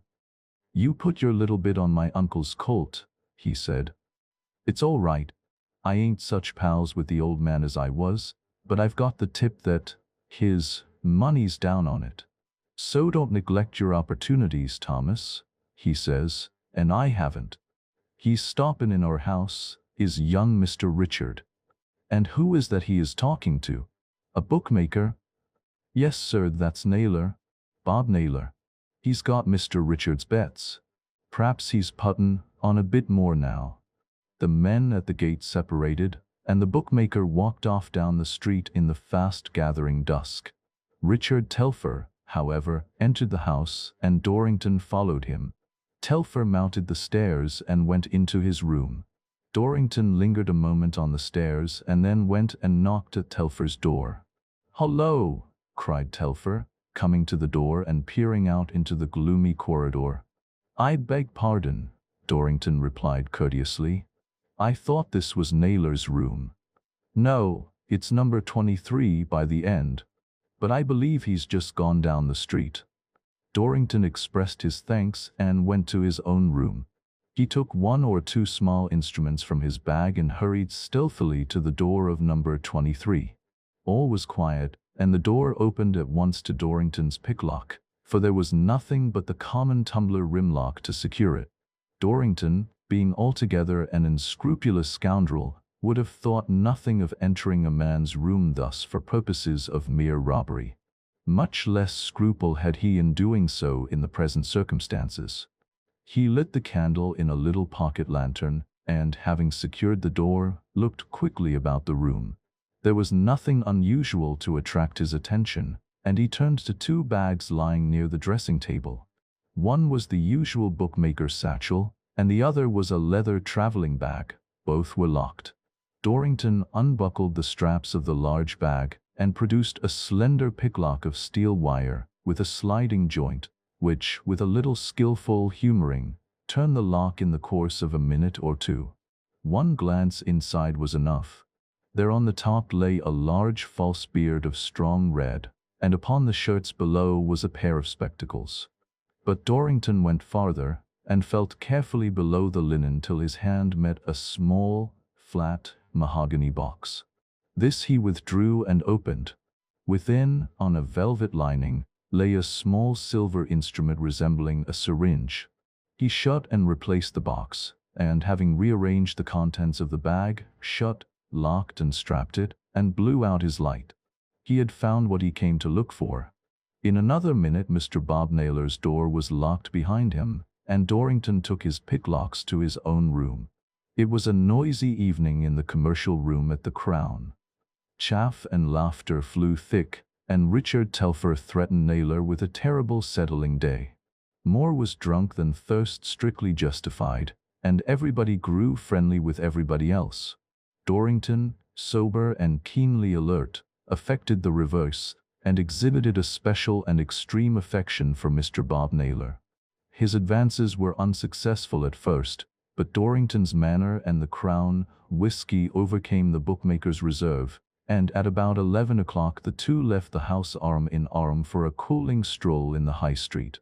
Dorrington blabbed and chattered with great success, and soon began about Janissary. "So you've pretty well done all you want with Janissary, eh? Bookful? But nothing like keeping a book even all round. It's the safest way. Especially with such a colt as Janissary about. And my boy." He nudged Naylor genially. "But no doubt it's a good colt, but old Telfer has rum notions about preparation, hasn't he?" "I dunno," replied Naylor. "How do you mean?" "Why, what does he have the horse led up and down behind the stable for half an hour every afternoon? Didn't know he did. But he does. I came across it only this afternoon. I was coming over the downs, and just as I got round behind Telfer's stables there I saw a fine bay colt, with a white stocking on the off hind leg, well covered up in a suit of clothes, being led up and down by a lad, like a sentry, up and down, about 20 yards each way, and nobody else about. 'Hullo,' says I to the lad, 'hullo. What horse is this?' 'Janissary,' says the boy, pretty free for a stable lad. 'Ah,' says I, 'and what are you walking him like that for?' 'Dunno,' says the boy, 'but it's Guv'nor's orders. Every afternoon, at 2 to the minute, I have to bring him out here and walk him like this for half an hour exactly, neither more nor less, and then he goes in and has a handful of malt. But I dunno why.' 'Well,' says I never heard of that being done before. But he's a fine colt, and I put my hand under the cloth and felt him, hard as nails and smooth as silk.' 'And the boy let you touch him?' 'Yes, he struck me as a bit easy for a stable boy. But it's an odd trick, isn't it, that of the half-hour's walk and the handful of malt? Never hear of anybody else doing it, did you?' 'No, I never did.' They talked and strolled for another quarter of an hour, and then finished up with one more drink. The next was the day before the race, and in the morning Dorrington, making a circuit, came to Mr. Warren Telfer's from the farther side. As soon as they were assured of privacy, "Have you seen the man with the red beard this morning?" asked Dorrington. "No, I looked out pretty sharply too." "That's right. If you like to fall in with my suggestions, however, you shall see him at about 2 o'clock, and take a handsome rise out of him. "Very well," Mr. Telfer replied. "What's your suggestion?" "I'll tell you. In the first place, what's the value of that other horse that looks so like Janissary?" "Hamid is his name. He's worth, well, what he will fetch. I'll sell him for 50 and be glad of the chance." "Very good. Then you'll no doubt be glad to risk his health temporarily to make sure of the Redberry Stakes, and to get longer prices for anything you may like to put on between now and tomorrow afternoon. Come to the stables and I'll tell you. But first, is there a place where we may command a view of the ground behind the stables without being seen?" "Yes, there's a ventilation grating at the back of each stall." "Good. Then we'll watch from Hamid's stall, which will be empty. Select your most wooden-faced and most careful boy, and send him out behind the stable with Hamid at 2 o'clock to the moment. Put the horse in a full suit of clothes. It is necessary to cover up that white star, and tell the lad he must lead it up and down slowly for 20 yards or so. I rather expect the red-bearded man will be coming along between 2 o'clock and 2:30. You will understand that Hamid is to be Janissary for the occasion. You must drill your boy to appear a bit of a fool, and to overcome his stable education sufficiently to chatter freely, so long as it is the proper chatter. The man may ask the horse's name, or he may not. Anyway, the boy mustn't forget it is Janissary he is leading. You have an odd fad, you must know, and the boy must know it too, in the matter of training. This ridiculous fad is to have your colt walked up and down for half an hour exactly at 2 o'clock every afternoon, and then given a handful of malt as he comes in. The boy can talk as freely about this as he pleases, and also about the colt's chances and anything else he likes, and he is to let the stranger come up, talk to the horse, pat him, in short, to do as he pleases. Is that plain?" "Perfectly. You have found out something about this red-bearded chap then?" "Oh yes, it's Naylor the bookmaker, as a matter of fact, with a false beard." "What? Naylor?" "Fis. You see the idea, of course. Once Naylor thinks he has nobbled the favorite, he will lay it to any extent, and the odds will get longer. Then you can make him pay for his little games." "Well, yes, of course. Though I wouldn't put too much with Naylor in any case. He's not a big man, and he might break and lose me the lot. But I can get it out of the others. Just so. You'd better see about schooling your boy now, I think. I'll tell you more presently."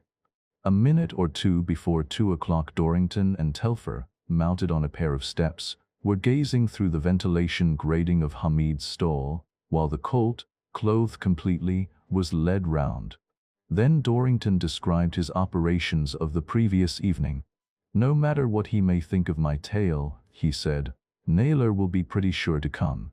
He has tried to bribe your stablemen, and has been baffled. Every attempt to get hold of the boy in charge of Janissary has failed, and he will be glad to clutch at any shadow of a chance to save his money now. Once he is here, and the favorite apparently at his mercy, the thing is done. By the way, I expect your nephew's little present to the man you sacked was a fairly innocent one.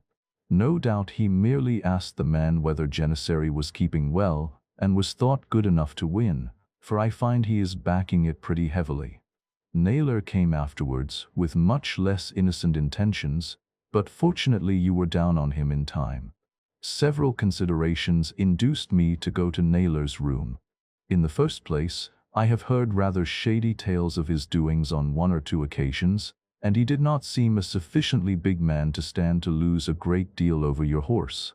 Then, when I saw him, I observed that his figure bore a considerable resemblance to that of the man you had described, except as regards the red beard and the spectacles, articles easily enough assumed, and indeed often enough used by the scum of the ring whose trade is welshing. And, apart from these considerations, here, at any rate, was one man who had an interest in keeping your colt from winning, and here was his room waiting for me to explore. So I explored it, and the card turned up trumps." As he was speaking, the stable boy, a stolid-looking youngster, was leading Hamid back and forth on the turf before their eyes. "There's somebody," said Dorrington suddenly, "over in that clump of trees." "Yes, our man, sure enough. I felt pretty sure of him after you had told me that he hadn't thought it worthwhile to turn up this morning. Here he comes." Naylor, with his red beard sticking out over the collar of his big coat, came slouching along with an awkwardly assumed air of carelessness and absence of mind. "Hullo," he said suddenly as he came abreast of the horse, turning as though but now aware of its presence. "That's a valuable sort of horse, ain't it, my lad?" "Yes," said the boy, "it is. He's going to win the Redberry Stakes tomorrow. It's Janissary." "Oh, Janissary, is it?" Naylor answered with a quaint affectation of gaping ignorance. "Janissary, eh? Well, she do look a fine 'orse, what I can see of her. What a suit o' teeth. And so she's one of the 'orses that runs in races, is she? Why, never. Pretty much like other 'orses too, to look at, ain't she? Only a bit thin in the legs." The boy stood carelessly by the colt's side, and the man approached. His hand came quickly from an inner pocket, and then he passed it under Hamid's cloths, near the shoulder. "Ah, ye do feel a lovely skin, to be sure," he said. "And so there's going to be races at Redberry tomorrow, is there? I dunno anything about races myself, and—" "Ooh my!" Naylor sprang back as the horse, flinging back its ears, started suddenly, swung round and reared. "Lor," he said, "what a vicious brute. Just because I stroked her. I'll be careful about touching racehorses again." His hand passed stealthily to the pocket again, and he hurried on his way, while the stable boy steadied and soothed Hamid. Telfer and Dorrington snickered quietly in their concealment. "He's taken a deal of trouble, hasn't he?" Dorrington remarked. "It's a sad case of the biter bit for Mr. Naylor, I'm afraid. That was a prick the colt felt, hypodermic injection with the syringe I saw in the bag, no doubt. The boy won't be such a fool as to come in again at once, will he?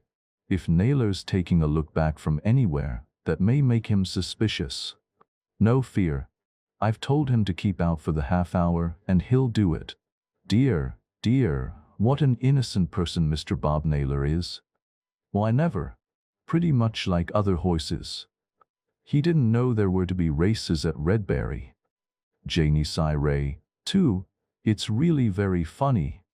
Ere the half-hour was quite over, Hamid came stumbling and dragging into the stable yard, plainly all amiss, and collapsed on his litter as soon as he gained his stall. There he lay, shivering and drowsy. "I expect he'll get over it in a day or two," Dorrington remarked. "I don't suppose a vet could do much for him just now, except, perhaps, give him a drench and let him take a rest. Certainly, the effect will last over tomorrow. That's what it is calculated for." The Redberry Stakes were run at 3 in the afternoon, after 2 or 3 minor events had been disposed of. The betting had undergone considerable fluctuations during the morning, but in general it ruled heavily against Janissary. The story had got about, too, that Mr. Warren Telfer's colt would not start, so that when the numbers went up and it was seen that Janissary was starting after all, there was much astonishment and a good deal of uneasiness in the ring. "It's a pity we can't see our friend Naylor's face just now, isn't it?" Dorrington remarked to his client, as they looked on from Mr. Telfer's drag. "Yes, it would be interesting," Telfer replied. "He was quite confident last night, you say?" "Quite. I tested him by an offer of a small bet on your colt, asking some points over the odds, and he took it at once. Indeed, I believe he has been going about gathering up all the wagers he could about Janissary, and the market has felt it. Your nephew has risked some more with him, I believe, and altogether it looks as though the town would spoil the bookies badly." As the horses came from the weighing enclosure, Janissary was seen conspicuous among them, bright, clean and firm, and a good many faces lengthened at the sight. The start was not so good as it might have been, but the favorite, the starting price had gone to evens, was not left, and got away well in the crowd of 10 starters. There he lay till rounding the bend, when the Telfer blue and chocolate was seen among the foremost, and near the rails. Mr. Telfer almost trembled as he watched through his glasses. "Hang that Willet," he said almost to himself. "He's too clever against those rails before getting clear. All right though, all right. He's coming."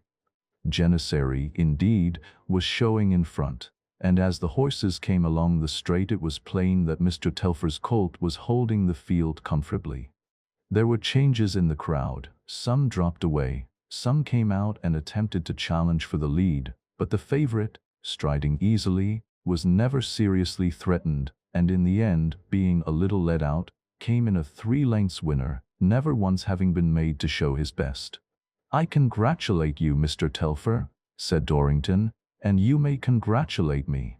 "Certainly, certainly," said Mr. Telfer hastily, hurrying off to lead in the winner. It was a bad race for the ring, and in the open parts of the course many a humble fielder grabbed his satchel ere the shouting was over, and made his best pace for the horizon, and more than one pair of false whiskers, as red as nailers, came off suddenly while the owner betook himself to a fresh stand. Unless a good many outsiders sailed home before the end of the week, there would be a bad Monday for layers. But all sporting Redberry was jubilant. They had all been on the local favorite for the local race, and it had won. Mr. Bob Naylor got a bit back, in his own phrase, on other races by the end of the week, but all the same he saw a black settling day ahead. He had been done for a certainty. He had realized this as soon as he saw the numbers go up for the Redberry Stakes. Janissary had not been drugged after all. That meant that another horse had been substituted for him, and that the whole thing was an elaborate plant. He thought he knew Janissary pretty well by sight too, and rather prided himself on having an eye for a horse. But clearly it was a plant, a complete do. Telfer was in it, and so of course was that gentlemanly stranger who had strolled along Redberry High Street with him that night, telling that cock-and-bull story about the afternoon walks and the handful of malt. There was a nice schoolboy tale to take in a man who thought himself broad as Cheapside. He cursed himself high and low. To be done and to know it was a galling thing, but this would be worse. The tale would get about. They would boast of a clever stroke like that, and that would injure him with everybody, with honest men, because his reputation, as it was, would bear no worsening, and with knaves like himself, because they would laugh at him and leave him out when any little cooperative swindle was in contemplation. But though the chagrin of the defeat was bitter bad enough, his losses were worse. He had taken everything offered on Janissary after he had nobbled the wrong horse, and had given almost any odds demanded. Do as he might, he could see nothing but a balance against him on Monday, which, though he might pay out his last cent, he could not cover by several £100s. But on the day he met his customers at his club, as usual, and paid out freely. Young Richard Telfer, however, with whom he was heavily in, he put off till the evening. "I've been a bit disappointed this morning over some ready that was to be paid over," he said, "and I've used the last check form in my book. You might come and have a bit of dinner with me tonight, Mr. Telfer, and take it then." Telfer assented without difficulty. "All right then, that's settled. You know the place? Gold Street. 7 sharp. The missus 'll be pleased to see you, I'm sure, Mr. Telfer. Let's see, it's 1,530 altogether, isn't it?" "Yes, that's it. I'll come." Young Telfer left the club, and at the corner of the street ran against Dorrington. Telfer, of course, knew him but as his late fellow guest at the Crown at Redberry, and this was their first meeting in London after their return from the races. Said Telfer. "Going to draw a bit of Janissary money, eh?" "Oh, I haven't much to draw," Dorrington answered. "But I expect your pockets are pretty heavy, if you've just come from Naylor." "Yes, I've just come from Naylor, but I haven't touched the Mary Sovs just yet," replied Telfer cheerfully. "There's been a run on Naylor, and I'm going to dine with him and his respectable missus this evening, and draw the plunder then. I feel rather curious to see what sort of establishment a man like Naylor keeps going." His place is in Gold Street, Chelsea.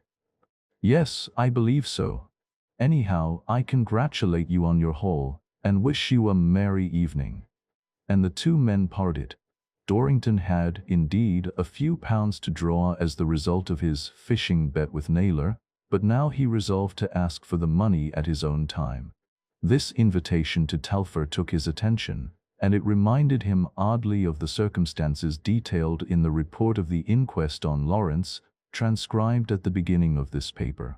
He had cut out this report at the time it appeared, because he saw certain singularities about the case, and he had filed it, as he had done hundreds of other such cuttings. And now certain things led him to fancy that he might be much interested to observe the proceedings at Naylor's house on the evening after a bad settling day. He resolved to gratify himself with a strict professional watch in Gold Street that evening, on chance of something coming of it.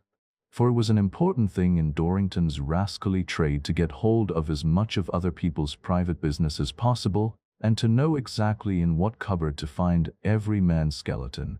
For there was no knowing but it might be turned into money sooner or later. So he found the number of Naylor's house from the handiest directory, and at 6 o'clock, a little disguised by a humbler style of dress than usual, he began his watch. Naylor's house was at the corner of a turning, with the flank wall blank of windows, except for one at the top, and a public house stood at the opposite corner. Dorrington, skilled in watching without attracting attention to himself, now lounged in the public house bar, now stood at the street corner, and now sauntered along the street, a picture of vacancy of mind, and looking apparently at everything in turn, except the house at the corner. The first thing he noted was the issuing forth from the area steps of a healthy-looking girl in much gaily beribboned finery. Plainly a servant taking an evening out. This was an odd thing, that a servant should be allowed out on an evening when a guest was expected to dinner, and the house looked like one where it was more likely that one servant would be kept than two. Dorrington hurried after the girl, and, changing his manner of address to that of a civil labourer, said, "Beg pardon, miss, but is Mary Walker still in service at your ooze?" "Mary Walker?" said the girl. "Why no, I never 'eard the name. And there ain't nobody in service there but me." "Beg pardon, it must be the wrong ooze. It's my cousin, miss, that's all." Dorrington left the girl and returned to the public house. As he reached it, he perceived a second noticeable thing.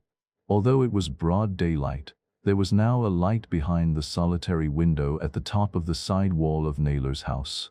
Dorrington slipped through the swing doors of the public house and watched through the glass. It was a bare room behind the high window. It might have been a bathroom, and its interior was made but dimly visible from outside by the light. A tall, thin woman was setting up an ordinary pair of house steps in the middle of the room. This done, she turned to the window and pulled down the blind, and as she did so Dorrington noted her very extreme thinness, both of face and body. When the blind was down, the light still remained within. Again there seemed some significance in this. It appeared that the thin woman had waited until her servant had gone before doing whatever she had to do in that room. Presently the watcher came again into Gold Street, and from there caught a passing glimpse of the thin woman as she moved busily about the front room over the breakfast parlor. Clearly, then, the light above had been left for future use. Dorrington thought for a minute, and then suddenly stopped, with a snap of the fingers. He saw it all now. Here was something altogether in his way. He would take a daring course. He withdrew once more to the public house, and ordering another drink, took up a position in a compartment from which he could command a view both of Gold Street and the side turning. The time now, he saw by his watch, was 10 minutes to 7. He had to wait rather more than a quarter of an hour before seeing Richard Telfer come walking jauntily down Gold Street, mount the steps, and knock at Naylor's door. There was a momentary glimpse of the thin woman's face at the door, and then Telfer entered. It now began to grow dusk, and in about 20 minutes more Dorrington took to the street again. The room over the breakfast parlor was clearly the dining room. It was lighted brightly, and by intent listening the watcher could distinguish, now and again, A sudden burst of laughter from Telfer, followed by the deeper grunts of Naylor's voice, and once by sharp tones that it seemed natural to suppose were the thin woman's. Dorrington waited no longer, but slipped a pair of thick sock feet over his shoes, and after a quick look along the 2 streets, to make sure nobody was near, he descended the area steps. There was no light in the breakfast parlor. With his knife he opened the window catch, raised the sash quietly and stepped over the sill, and stood in the dark room within. All was quiet, except for the talking in the room above. He had done but what many thieves, parlor jumpers, do every day, but there was more ahead. He made his way silently to the basement passage, and passed into the kitchen. The room was lighted, and cookery utensils were scattered about, but nobody was there. He waited till he heard a request in Naylor's gruff voice for another slice of something, and noiselessly mounted the stairs. He noticed that the dining room door was ajar, but passed quickly on to the 2nd flight and rested on the landing above. Mrs. Naylor would probably have to go downstairs once or twice again, but he did not expect anybody in the upper part of the house just yet. There was a small flight of stairs above the landing whereon he stood, leading to the servant's bedroom and the bathroom. He took a glance at the bathroom with its feeble lamp, its steps, and its open ceiling trap, and returned again to the bedroom landing. There he stood, waiting watchfully. Twice the thin woman emerged from the dining room, went downstairs and came up again, each time with food and plates. Then she went down once more, and was longer gone. Meantime Naylor and Telfer were talking and joking loudly at the table. When once again Dorrington saw the crown of the thin woman's head rising over the bottom stair, he perceived that she bore a tray set with cups already filled with coffee. These she carried into the dining room, whence presently came the sound of striking matches. After this the conversation seemed to flag, and Telfer's part in it grew less and less, till it ceased altogether, and the house was silent, except for a sound of heavy breathing. Soon this became almost a snore, and then there was a sudden noisy tumble, as of a drunken man, but still the snoring went on, and the Naylors were talking in whispers. There was a shuffling and heaving sound, and a chair was knocked over. Then at the dining room door appeared Naylor, walking backward, and carrying the inert form of Telfer by the shoulders, while the thin woman followed, supporting the feet. Dorrington retreated up the small stair flight, cocking a pocket revolver as he went. Up the stairs they came, Naylor puffing and grunting with the exertion, and Telfer still snoring soundly on, till at last, having mounted the top flight, they came in at the bathroom door, where Dorrington stood to receive them, smiling and bowing pleasantly, with his hat in one hand and his revolver in the other. The woman, from her position, saw him first, and dropped Telfer's legs with a scream. Naylor turned his head and then also dropped his end. The drugged man fell in a heap, snoring still. Naylor, astounded and choking, made as if to rush at the interloper, but Dorrington thrust the revolver into his face and exclaimed, still smiling courteously, "Mind, mind. It's a dangerous thing, is a revolver, and apt to go off if you run against it." He stood thus for a second, and then stepped forward and took the woman, who seemed like to swoon, by the arm, and pulled her into the room. "Come, Mrs. Naylor," he said, "you're not one of the fainting sort, and I think I'd better keep 2 such clever people as you under my eye, or one of you may get into mischief. Come now, Naylor, we'll talk business." Naylor, now white as a ghost, sat on the edge of the bath, and stared at Dorrington as though in a fascination of terror. His hands rested on the bath at each side, and an odd sound of gurgling came from his thick throat. "We will talk business," Dorrington resumed. "Come, you've met me before now, you know, at Redbury. You can't have forgotten Janissary, and the walking exercise and the handful of malt. I'm afraid you're a clumsy sort of rascal, Naylor, though you do your best. I'm a rascal myself, though I don't often confess it, and I assure you that your conceptions are crude as yet. Still, that isn't a bad notion in its way, that of drugging a man and drowning him in your cistern up there in the roof, when you prefer not to pay him his winnings. It has the very considerable merit that, after the body has been fished out of any river you may choose to fling it into, the stupid coroner's jury will never suspect that it was drowned in any other water but that. Just as happened in the Lawrence case, for instance. You remember that, eh? So do I. Very well, and it was because I remembered that I paid you this visit tonight. But you do the thing much too clumsily, really.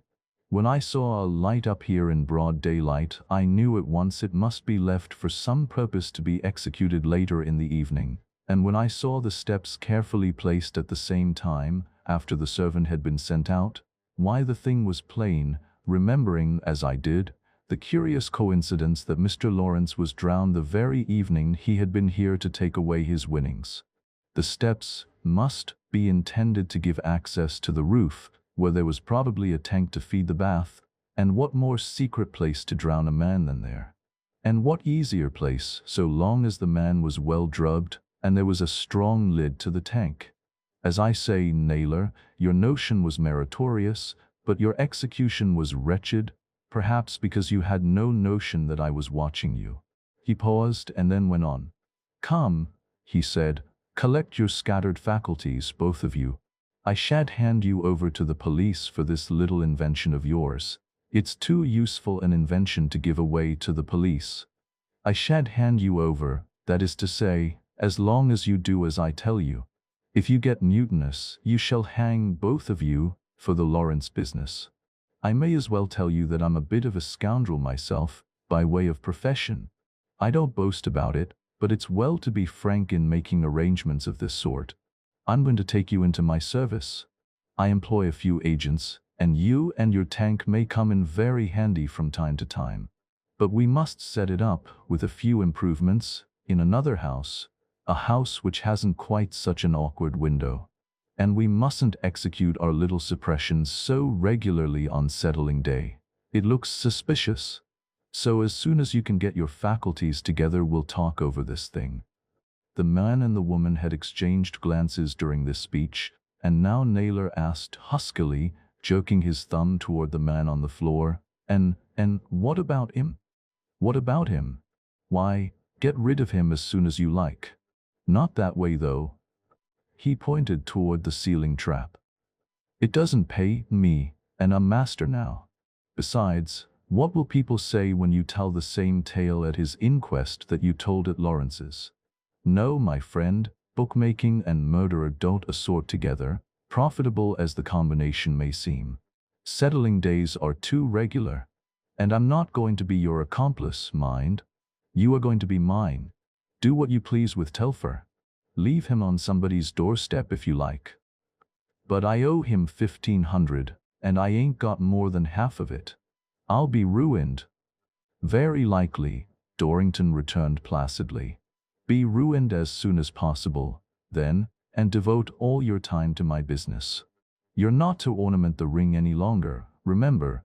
You're to assist a private inquiry agent, you and your wife and your charming tank. Repudiate the dead if you like. It's a mere gaming transaction, and there is no legal claim, or leave him in the street and tell him he's been robbed. Please yourself as to this little roguery. You may as well, for it's the last you will do on your own account. For the future your respectable talents will be devoted to the service of Dorrington and Hicks, private inquiry agents, and if you don't give satisfaction, that eminent firm will hang you, with the assistance of the judge at the Old Bailey. So settle your business yourselves, and quickly, for I've a good many things to arrange with you. And, Dorrington watching them continually, they took Telfer out by the side gate in the garden wall and left him in a dark corner. Thus I learnt the history of the horrible tank that had so nearly ended my own life, as I have already related. Clearly the Naylors had changed their name to Crofting on taking compulsory service with Dorrington, and Mrs. Naylor was the repulsively thin woman who had drugged me with her coffee in the house at Highgate. The events I have just recorded took place about 3 years before I came to England. In the meantime, how many people, whose deaths might be turned to profit, had fallen victims to the murderous cunning of Dorrington and his tools? The Case of the Mirror of Portugal. Whether or not this case has an historical interest is a matter of conjecture. If it has none, then the title I have given it is a misnomer. But I think the conjecture that some historical interest attaches to it is by no means an empty one, and all that can be urged against it is the common though not always declared error that romance expired 50 years at least ago, and history with it. This makes it seem improbable that the answer to an unsolved riddle of a century since should be found today in an inquiry agent's dingy office in Bedford Street, Covent Garden. Whether or not it has so been found the reader may judge for himself, though the evidence stops far short of actual proof of the identity of the Mirror of Portugal with the stone wherewith this case was concerned. But first, as to the Mirror of Portugal. This was a diamond of much and ancient fame. It was of Indian origin, and it had lain in the possession of the royal family of Portugal in the time of Portugal's ancient splendor. But 300 years ago, after the extinction of the early line of succession, the diamond, with other jewels, fell into the possession of Don Antonio, one of the half-dozen pretenders who were then scrambling for the throne. Don Antonio, badly in want of money, deposited the stone in pledge with Queen Elizabeth of England and never redeemed it. Thus it took its place as one of the English crown jewels, and so remained till the overthrow and death of Charles I. Queen Henrietta then carried it with her to France, and there, to obtain money to satisfy her creditors, she sold it to the great Cardinal Mazarin. He bequeathed it, at his death, to the French crown, and among the crown jewels of France it once more found a temporary abiding place. But once more it brought disaster with it in the shape of a revolution, and again a king lost his head at the executioner's hands. And in the riot and confusion of the Great Revolution of 1792 the Mirror of Portugal, with other jewels, vanished utterly. Where it went to, and who took it, nobody ever knew. The Mirror of Portugal disappeared as suddenly and effectually as though fused to vapor by electric combustion. So much for the famous mirror. Whether or not its history is germane to the narrative which follows, probably nobody will ever certainly know. But that Dorrington considered that it was, his notes on the case abundantly testify.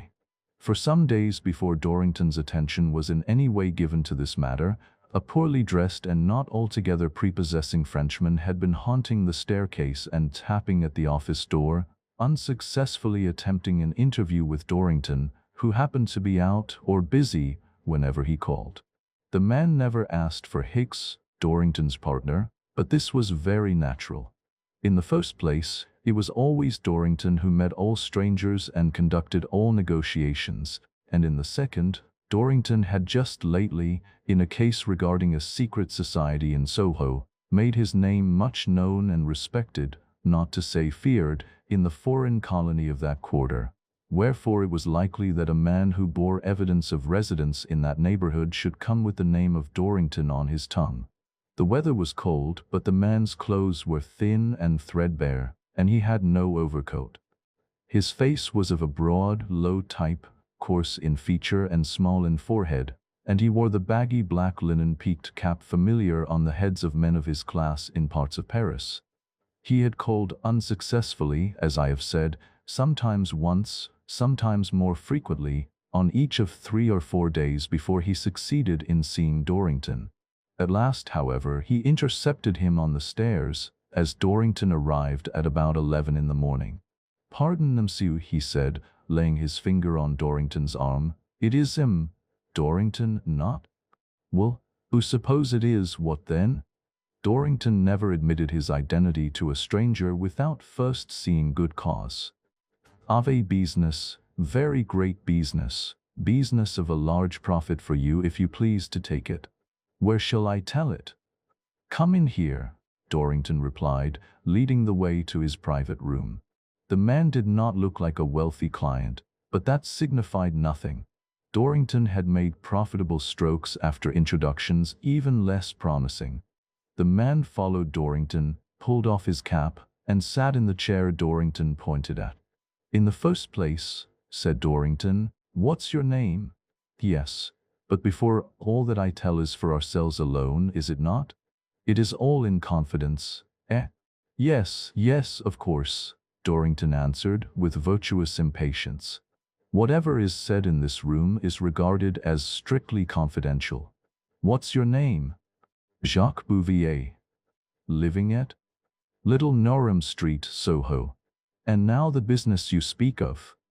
The business is this. My cousin, Léon Bouvier, he is coquin, a rascal. Very likely. He has a great jewel. It is, I have no doubt, a diamond of a great value. It is not his. There is no right of him to it. It should be mine. If you get it from me, 1/4 of it in money shall be yours. And it is of a great value. Where does your cousin live? What is he? Beck Street, Soho. He has a shop, a café. Café de Bones Camarda. And he give me not a crust, if I starve. It scarcely seemed likely that the keeper of a little foreign café in a back street of Soho would be possessed of a jewel 1/4 of whose value would be prize enough to tempt Dorrington to take a new case up. But Dorrington bore with the man a little longer. What is this jewel you talk of? He asked. And if you don't know enough about it to be quite sure whether it is a diamond or not, what do you know? Listen, the stone I have never seen, but that it is a diamond makes probable. What else so much value? And it is much value that gives my cousin so great care and trouble, shown. Listen, I relate to you. My father, he was charcoal burner at Bonnuil, Department of Seine. My uncle, the father of my cousin, also was charcoal burner. The grandfather charcoal burner also, and his father and his grandfather before him, all burners of charcoal at Bonnuil. Now perceive, the father of my grandfather was of the Great Revolution, a young man, great among those who stormed the Bastille, the Tuileries, the Hôtel de Ville, brave, and a leader. Now, when palaces were burnt and heads were falling, there was naturally much confusion. Things were lost, things of large value. What more natural? While so many were losing the head from the shoulders, it was not strange that some should lose jewels from the neck. And when these things were lost, who might have a greater right to keep them than the young men of the Revolution, the brave, and the leaders, they who did the work? If you mean that your respectable great-grandfather stole something, you needn't explain it any more, Dorrington said. I quite understand. I do not say stole. When there is a great revolution, a thing is anybody's. But it would not be convenient to tell of it at the time, for the new government might believe everything to be its own. These things I do not know, you will understand. I suggest an explanation, that is all. After the Great Revolution, my great-grandfather lives alone and quiet, and burns the charcoal as before. But the jewel is too great to sell so soon, so he gives it to his son and dies. He also, my grandfather, still burns the charcoal. Why? Because, as I believe, he is too poor, too common a man to go about openly to sell so great a stone. More, he loves the stone, for with that he is always rich, and so he burns his charcoal and lives contented as his father had done, and he is rich, and nobody knows it. What then? He has 2 sons. When he dies, which son does he leave the stone to? Each one says it is for himself. That is natural. I say it was for my father. But however that may make itself, my father dies suddenly. He falls in a pit, by accident, says his brother. Not by accident, says my mother, and soon after, she dies too. By accident too, perhaps you ask? Oh yes, by accident too, no doubt. The man laughed disagreeably. So I am left alone, a little boy, to burn charcoal.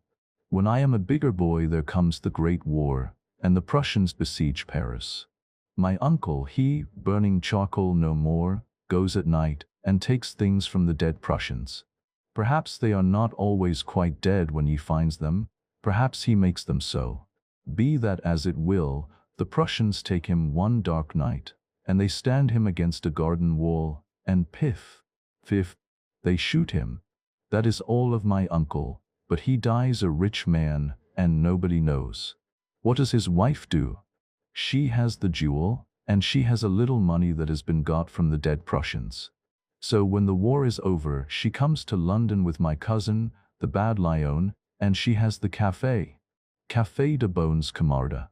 And Lyon grows up, and his mother dies, and he has the café, and with the jewel is a rich man, nobody knowing, nobody but me. But, figure to yourself, shall I burn charcoal and starve at Bonneuil with a rich cousin in London, rich with a diamond that should be mine? Not so. I come over and Lyon, at first he lets me wait at the café. But I do not want that.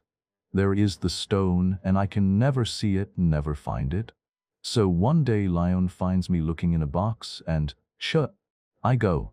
I tell Lyon that I will share the jewel with him or I will tell the police. He laughs at me. There is no jewel, he says. I am mad. I do not tell the police, for that is to lose it altogether. But I come here and I offer you 1/4 of the diamond if you shall get it. Steal it for you, eh? Jacques Bouvier shrugged his shoulders. The word is as you please, he said. The jewel is not his.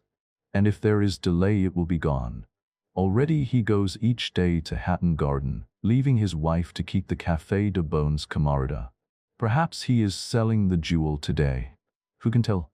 So that it will be well that you begin at once. Very well. My fee in advance will be 20 guineas. What? Do? I have no money, I tell you. Get the diamond, and there is 1/4, 25%, for you. But what guarantee do you give that this story of yours isn't all a hoax? Can you expect me to take everything on trust, and work for nothing? The man rose and waved his arms excitedly. It is true, I say, he exclaimed. It is a fortune. There is much for you, and it will pay. I have no money, or you should have some. What can I do? You will lose the chance if you are foolish. It rather seems to me, my friend, that I shall be foolish to give valuable time to gratifying your cock and bull fancies. See here now. I'm a man of business, and my time is fully occupied. You come here and waste half an hour or more of it with a long rigmarole about some valuable article that you say yourself you have never seen, and you don't even know whether it is a diamond or not. You wander at large over family traditions which you may believe yourself or may not. You have no money, and you offer no fee as a guarantee of your bona fides, and the sum of the thing is that you ask me to go and commit a theft, to purloin an article you can't even describe, and then to give you 3/4 of the proceeds. No, my man, you have made a mistake. You must go away from here at once, and if I find you hanging about my door again, I shall have you taken away very summarily. Do you understand? Now go away. Mon Dieu! But I've no more time to waste, Dorrington answered, opening the door and pointing to the stairs. If you stay here any longer you'll get into trouble. Jacques Bouvier walked out, muttering and agitating his hands. At the top stair he turned and, almost too angry for words, burst out, "Sir, you are a big fool, law fool." But Dorrington slammed the door. He determined, however, if he could find a little time, to learn a little more of Lyon Bouvier, perhaps to put a man to watch at the Café de Bones Camarada. That the keeper of this place in Soho should go regularly to Hatton Garden, the diamond market, was curious, and Dorrington had met and analyzed too many extraordinary romances to put aside unexamined Jacques Bouvier's seemingly improbable story.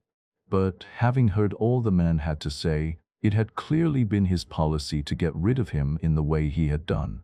Dorrington was quite ready to steal a diamond or anything else of value, if it could be done quite safely, but he was no such fool as to give 3/4 of his plunder, or any of it, to somebody else. So that the politic plan was to send Jacques Bouvier away with the impression that his story was altogether pooh-poohed and was to be forgotten. Dorrington left his office late that day, and the evening being clear, though dark, he walked toward Conduit Street by way of Soho. He thought to take a glance at the Café de Bones Camarada on his way, without being observed, should Jacques Bouvier be in the vicinity. Beck Street, Soho, was a short and narrow street lying east and west, and joining two of the larger streets that stretch north and south across the district. It was even a trifle dirtier than these by-streets in that quarter are wont to be. The Café de Bones Camarada was a little green-painted shop, the window whereof was backed by muslin curtains, while upon the window itself appeared in florid painted letters the words Cuisine Française. It was the only shop in the street, with the exception of a small coal and firewood shed at one end, the other buildings consisting of the side wall of a factory, now closed for the night, and a few tenement houses. An alley entrance, apparently the gate of a stable-yard, stood next the café. As Dorrington walked by the steamy window, he was startled to hear his own name and some part of his office address spoken in excited tones somewhere in this dark alley entrance, and suddenly a man rather well-dressed, and cramming a damaged tall hat on his head as he went, darted from the entrance and ran in the direction from which Dorrington had come. A stoutly built Frenchwoman, carrying on her face every indication of extreme excitement, watched him from the gateway, and Dorrington made no doubt that it was in her voice that he had heard his name mentioned. He walked briskly to the end of the short street, turned at the end, and hurried round the block of houses, in hope to catch another sight of the man. Presently he saw him running in Old Compton Street, and making in the direction of Charing Cross Road. Dorrington mended his pace and followed. The man emerged where Shaftesbury Avenue meets Charing Cross Road, and, as he crossed, hesitated once or twice, as though he thought of hailing a cab, but decided rather to trust his own legs. He hastened through the byways to St. Martin's Lane, and Dorrington now perceived that one side and half the back of his coat was dripping with wet mud. Also it was plain, as Dorrington had suspected, that his destination was Dorrington's own office in Bedford Street. So the follower broke into a trot, and at last came upon the muddy man wrenching at the bell and pounding at the closed door of the house in Bedford Street, just as the housekeeper began to turn the lock. "M'sieu Dorrington, M'sieu Dorrington," the man exclaimed excitedly as the door was opened. "He's gone home long ago," the caretaker growled. "You might unknown that." "Oh, as though. Good evening, sir." "I am Mr. Dorrington," the inquiry agent said politely. "Can I do anything for you?" "Ah, yes. It is important, at once. I am robbed." "Just step upstairs, then, and tell me about it." Dorrington had but begun to light the gas in his office when his visitor broke out. "I am robbed, M'sieu Dorrington, robbed by my cousin, Coquin. Robbed of everything. Robbed, I tell you." He seemed astonished to find the other so little excited by the intelligence. "Let me take your coat," Dorrington said calmly. "You've had a downer in the mud, I see. Why, what's this?" He smelt the collar as he went toward a hat peg. "Chloroform." "Ah, yes, it is that rascal Jacques. I will tell you. This evening I go into the gateway next my house, Café de Bones Camarada, to enter by the side door, and if a shawl is fling across my face from behind, it is pulled tight, there is a knee in my back, I can catch nothing with my hand, it smell all hot in my throat, I choke and I fall over, there is no more.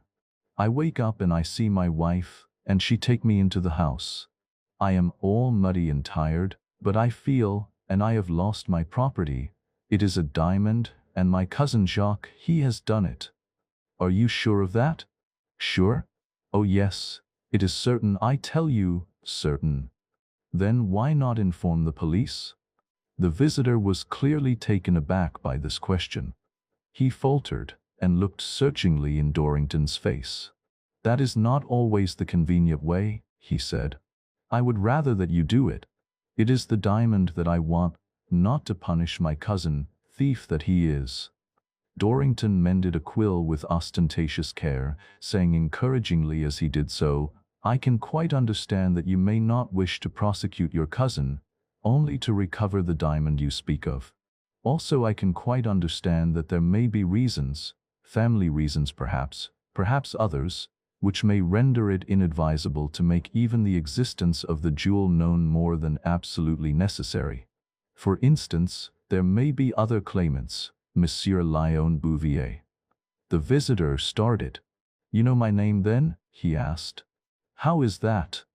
Dorrington smiled the smile of a sphinx.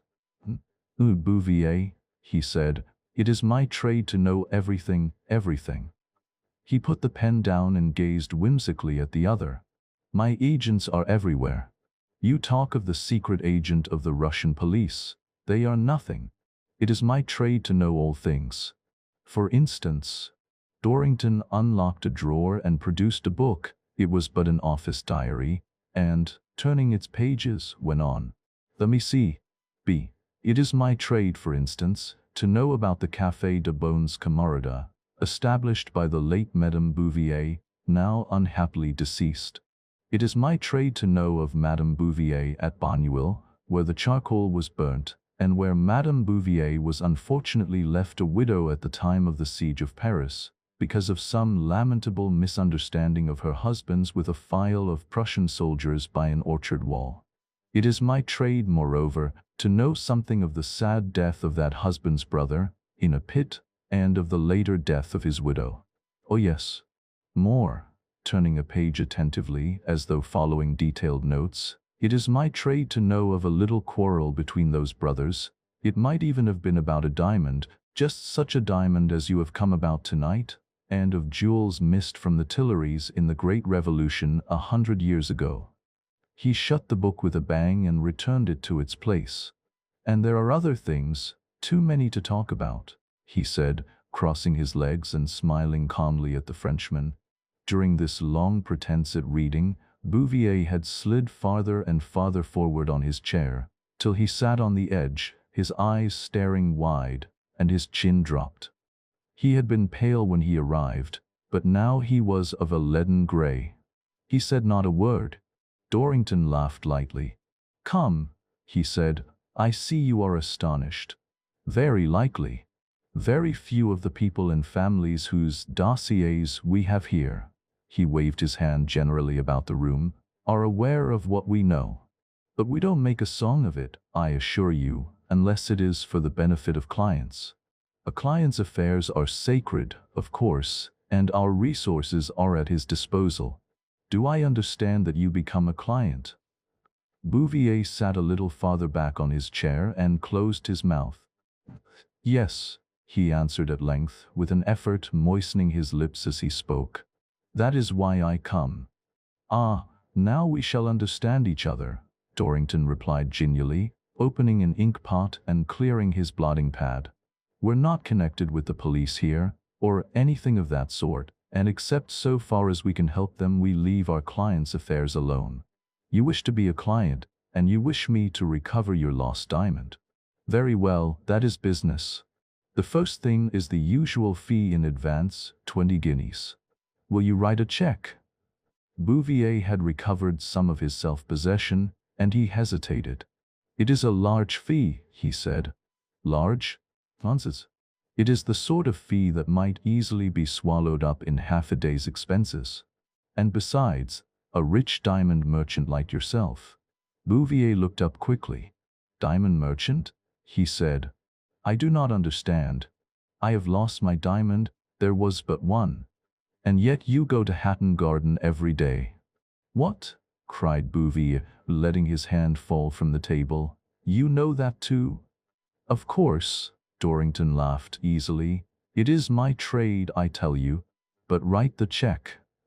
Bouvier produced a crumpled and dirty checkbook and complied, with many pauses, looking up dazedly from time to time into Dorrington's face. Now, said Dorrington, tell me where you kept your diamond and all about it. It was in an old little wooden box, so. Bouvier, not yet quite master of himself, sketched an oblong of something less than 3 inches long by 2 broad. The box was old and black. My grandfather may have made it, or his father. The lid fitted very tight, and the inside was packed with fine charcoal powder with the diamond resting in it. The diamond? Oh, it was great, like that silk.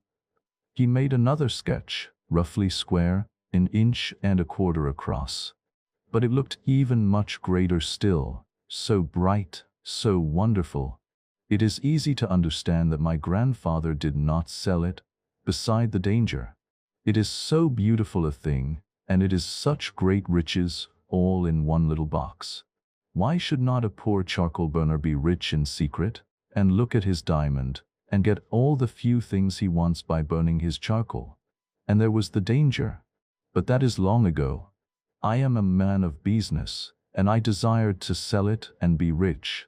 And that Jacques, he has stolen it. Let us keep to the point. The diamond was in a box. Well, where was the box? On the outside of the box there were notches, so and so. Round the box at each place there was a tight, strong, silk cord. That is 2 cords. The cords were round my neck, under my shirt, so. And the box was under my arm, just as a boy carries his satchel, but high up in the armpit, where I could feel it at all times. Tonight, when I come to myself, my collar was broken at the stud. The cords were cut, and all was gone. You say your cousin Jacques has done this. How do you know? But who else? Who else could know? And he has always tried to steal it. At first, I let him wait at the Café de Bonnes Camarades. What does he do? He pricks about my house and opens drawers, and I catch him at last looking in a box, and I turn him out. And he calls me a thief. Saker. He goes, I have no more of him, and so, he does this. Very well. Write down his name and address on this piece of paper, and your own. Bouvier did so. And now tell me what you have been doing at Hatton Garden. Well, it was a very great diamond. I could not go to the first man and show it to sell. I must make myself known. It never struck you to get the stone cut in 2, did it? What? Non de chien. No. He struck his knee with his hand. Fool. Why did I not think of that? But still, he grew more thoughtful. I should have to show it to get it cut, and I did not know where to go. And the value would have been less. Just so, but it's the regular thing to do, I may tell you, in cases like this. But go on. About Hatton Garden, you know. I thought that I must make myself known among the merchants of diamonds, and then, perhaps, I should learn the ways, and one day be able to sell. As it was, I knew nothing at all. I waited, and I saved money in the cafe. Then, when I could do it, I dressed well and went and bought some diamonds of a dealer, very little diamonds, a little trifle for £20, and I tried to sell them again. But I have paid too much. I can only sell for £15. Then I buy more and sell them for what I give. Then I take an office in Hatton Garden. That is, I share a room with a dealer, and there is a partition between our desks. My wife attends the cafe. I go to Hatton Garden to buy and sell. It loses me money, but I must lose till I can sell the great diamond. I get to know the dealers more and more, and then tonight, as I go home. He finished with an expressive shrug and a wave of the hand. Yes, I think I see, Dorrington said. As to the diamond again. It doesn't happen to be a blue diamond, does it? No, pure white, perfect. Dorrington had asked because 2 especially famous diamonds disappeared from among the French crown jewels at the time of the Great Revolution. One blue, the greatest colored diamond ever known, and the other the mirror of Portugal. Bouvier's reply made it plain that it was certainly not the first which he had just lost. Come, Dorrington said, I will call and inspect the scene of your disaster. I haven't dined yet, and it must be well past 9 o'clock now. They returned to Beck Street. There were gates at the dark entry by the side of the Café de Bonnes Camarades, but they were never shut, Bouvier explained. Dorrington had them shut now, however, and a lantern was produced. The paving was of rough cobblestones, deep in mud. Do many people come down here in the course of an evening? Dorrington asked. Never anybody but myself. Very well. Stand away at your side door. Bouvier and his wife stood huddled and staring on the threshold of the side door, while Dorrington, with the lantern, explored the muddy cobblestones. The pieces of a broken bottle lay in a little heap, and a cork lay a yard away from them. Dorrington smelt the cork, and then collected together the broken glass. There were but 4 or 5 pieces from the little heap. Another piece of glass lay by itself a little way off, and this also Dorrington took up, scrutinizing it narrowly. Then he traversed the whole passage carefully, stepping from bare stone to bare stone, and skimming the ground with the lantern. The mud lay confused and trackless in most places, though the place where Bouvier had been lying was indicated by an appearance of sweeping, caused, no doubt, by his wife dragging him to his feet. Only one other thing beside the glass and cork did Dorrington carry away as evidence, and that the Bouviers knew nothing of, for it was the remembrance of the mark of a sharp, small boot heel in more than one patch of mud between the stones. "Will you object, Madame Bouvier," he asked as he handed back the lantern, "to show me the shoes you wore when you found your husband lying out here?" Madame Bouvier had no objection at all. They were what she was then wearing and had worn all day. She lifted her foot and exhibited one. There was no need for a second glance. It was a loose, easy cashmere boot, with spring sides and heels cut down flat for indoor comfort. And this was at what time? It was between 7 and 8 o'clock, both agreed, though they differed a little as to the exact time. Bouvier had recovered when his wife raised him, had entered the house with her, at once discovered his loss, and immediately, on his wife's advice, set out to find Dorrington, whose name the woman had heard spoken of frequently among the visitors to the café in connection with the affair of the secret society already alluded to. He had felt certain that Dorrington would not be at his office, but trusted to be directed where to find him. "Now," Dorrington asked of Bouvier, the woman had been called away, "tell me some more about your cousin. Where does he live?" "In Little Norham Street, the 3rd house from this end on the right and the back room at the top. That is, unless he has moved just lately." "Has he been ill recently?" "Ill?" Bouvier considered. "Not that I can say. No. I have never heard of Jacques being ill."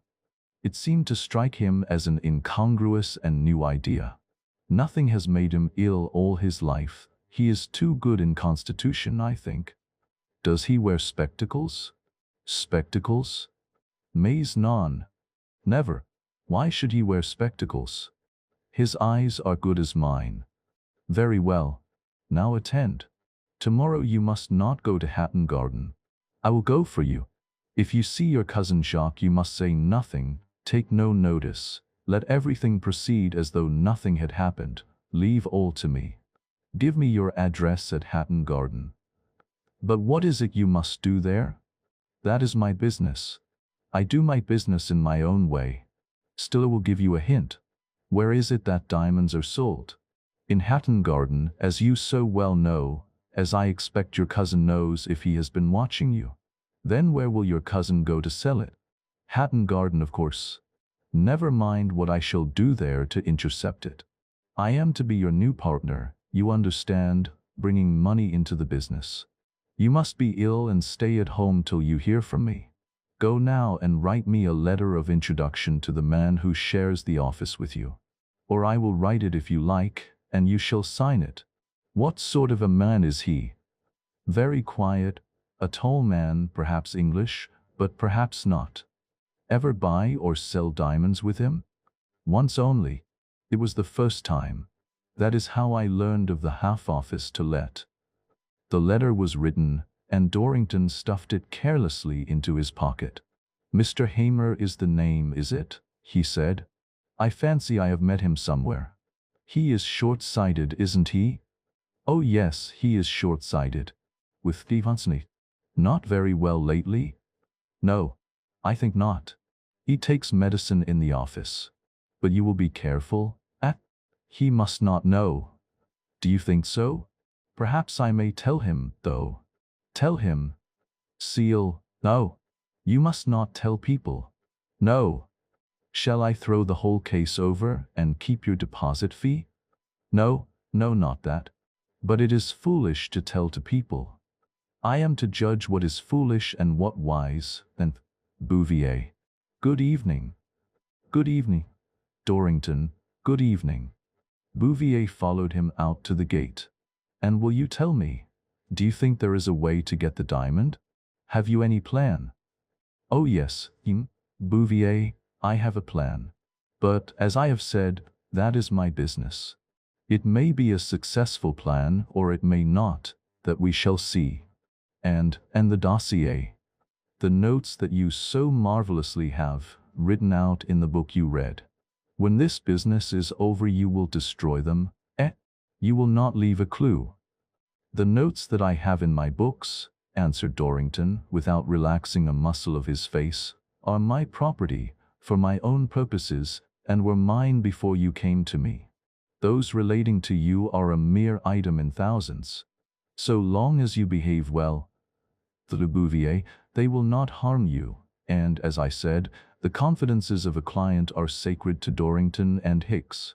But as to keeping them, certainly I shall. Once more, good evening."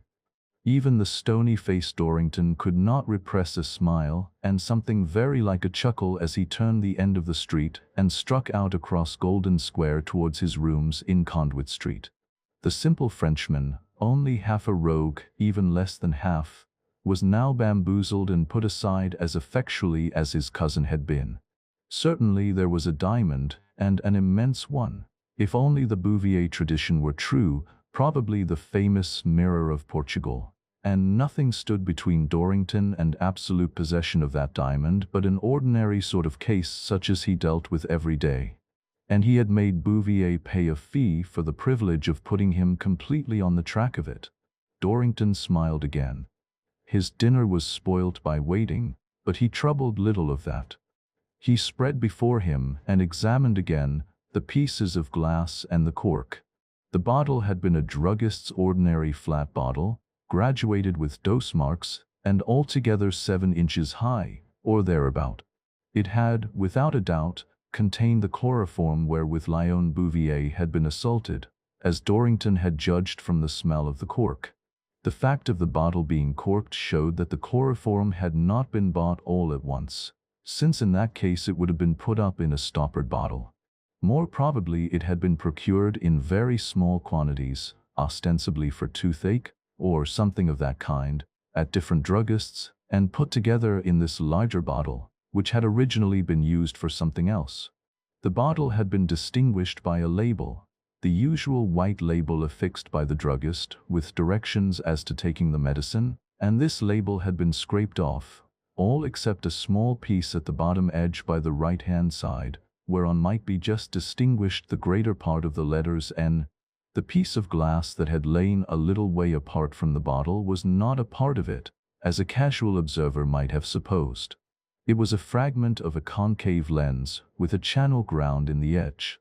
At 10 precisely next morning, as usual, Mr. Ludwig Hamer mounted the stairs of the house in Hatton Garden, wherein he rented half a room as office.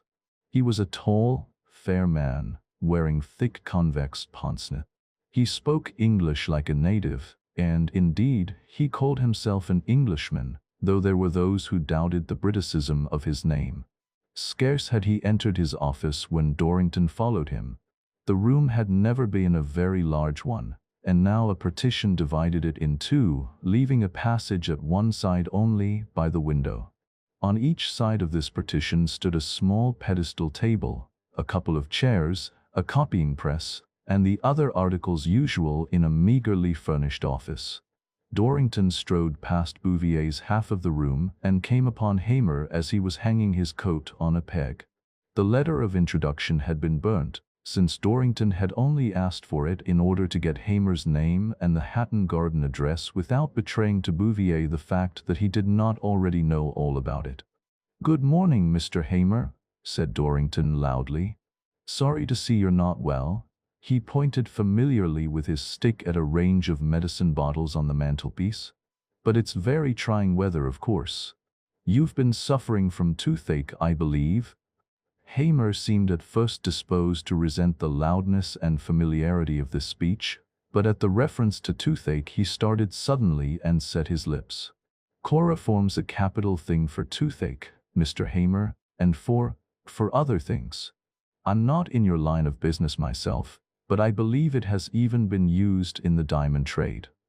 "What do you mean?" asked Hamer, flushing angrily. "Mean? Why, bless me, nothing more than I said. By the way, I'm afraid you dropped one of your medicine bottles last night. I've brought it back, though I'm afraid it's past repair. It's a good job you didn't quite clear the label off before you took it out with you, else I might have had a difficulty." Dorrington placed the fragments on the table. "You see, you've just left the first letter of EC in the druggist's address, and the last N of Hatton Garden just before it. There doesn't happen to be any other garden in EC district that I know of, nor does the name of any other thoroughfare end in N. They are mostly streets, or lanes, or courts, you see. And there seems to be only one druggist in Hatton Garden, capital fellow, no doubt, the one whose name and address I observe on those bottles on the mantelpiece." Dorrington stood with his foot on a chair, and tapped his knee carelessly with his stick. Hamer dropped into the other chair and regarded him with a frown, though his face was pale. Presently he said in a strained voice, "Well? Yes, there is something else, Mr. Hamer, as you appear to suggest. I see you're wearing a new pair of glasses this morning. Pity you broke the others last night, but I've brought the piece you left behind." He gathered up the broken bottle and held up the piece of concave lens. "I think, after all, it's really best to use a cord with pince-nez. It's awkward and it catches in things, I know, but it saves a breakage and you're liable to get the glasses knocked off, you know, in certain circumstances." Hamer sprang to his feet with a snarl, slammed the door, locked it, and turned on Dorrington. But now Dorrington had a revolver in his hand, though his manner was as genial as ever. "Yes, yes," he said. "Best to shut the door, of course. People listen, don't they? But sit down again. I'm not anxious to hurt you, and as you will perceive, you're quite unable to hurt me. What I chiefly came to say is this. Last evening my client, non Bouvier, of this office and the Café de Bons Camarades, was attacked in the passage adjoining his house by a man who was waiting for him, with a woman. Was it really Mrs. Hamer? But there, I won't ask keeping watch. He was robbed of a small old wooden box, containing charcoal and a diamond. My name is Dorrington, firm of Dorrington and Hicks, which you may have heard of. That's my card. I've come to take away that diamond." Hamer was pale and angry, but in his way, was almost as calm as Dorrington. He put down the card without looking at it. "I don't understand you," he said. "How do you know I've got it?" Come, Mr. Hamer," Dorrington replied, rubbing the barrel of his revolver on his knee. "That's hardly worthy of you. You're a man of business, with a head on your shoulders, the sort of man I like doing business with, in fact. Men like ourselves needn't trifle. I've shown you most of the cards I hold, though not all, I assure you.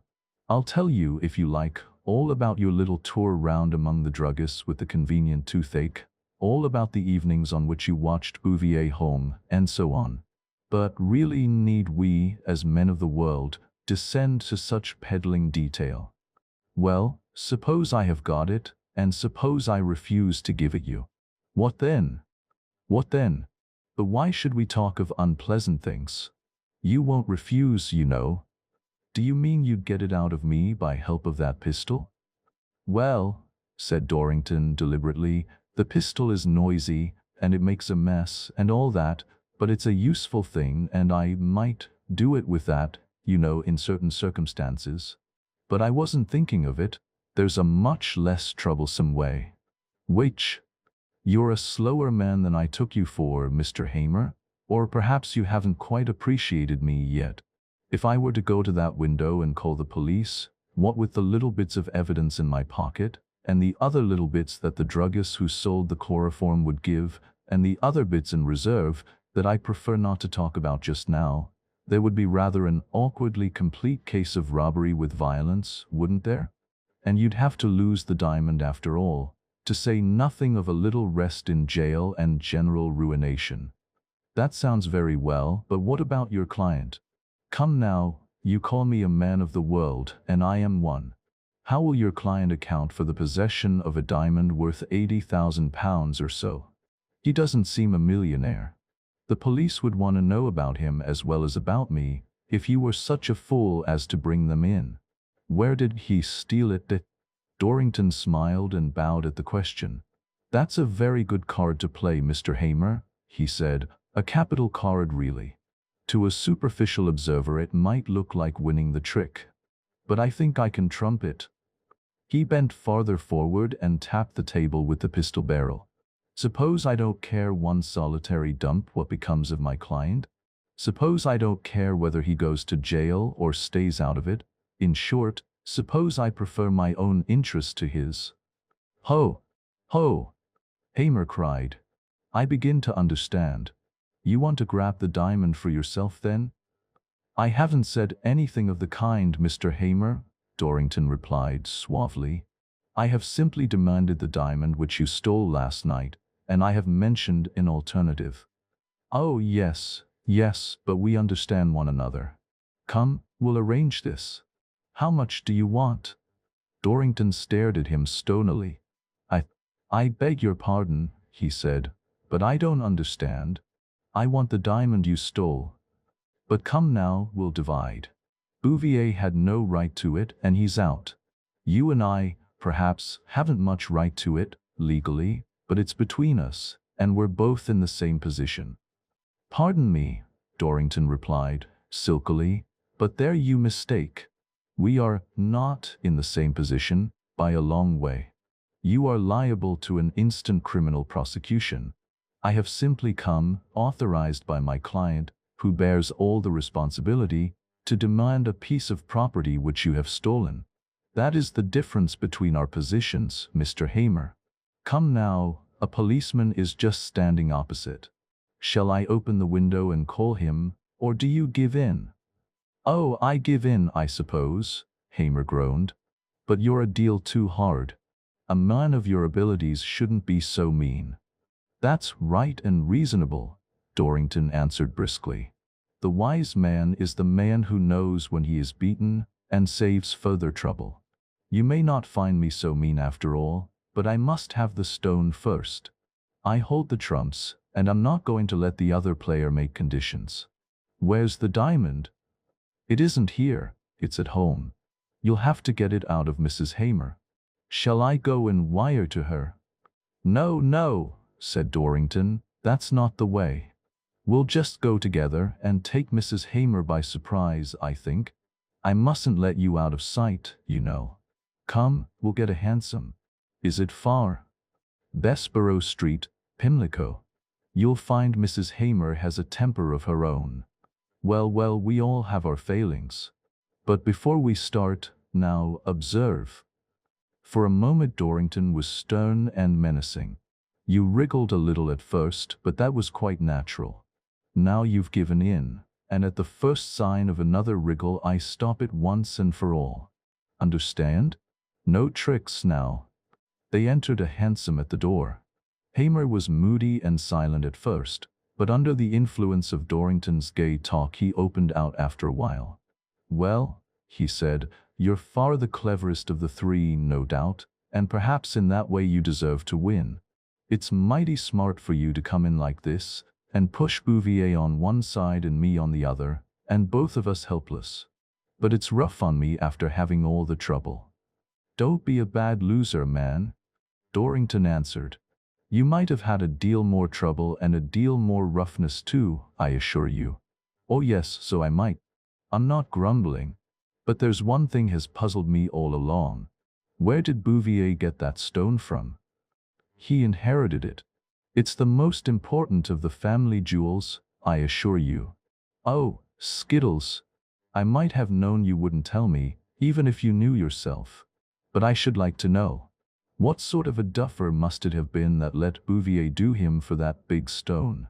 Bouvier of all men in the world? Why, he was a record flat himself. Couldn't tell a diamond from a glass marble, I should think. Why, he used to buy peddling little trays of rotters in the garden at twice their value, and then he'd sell them for what he could get.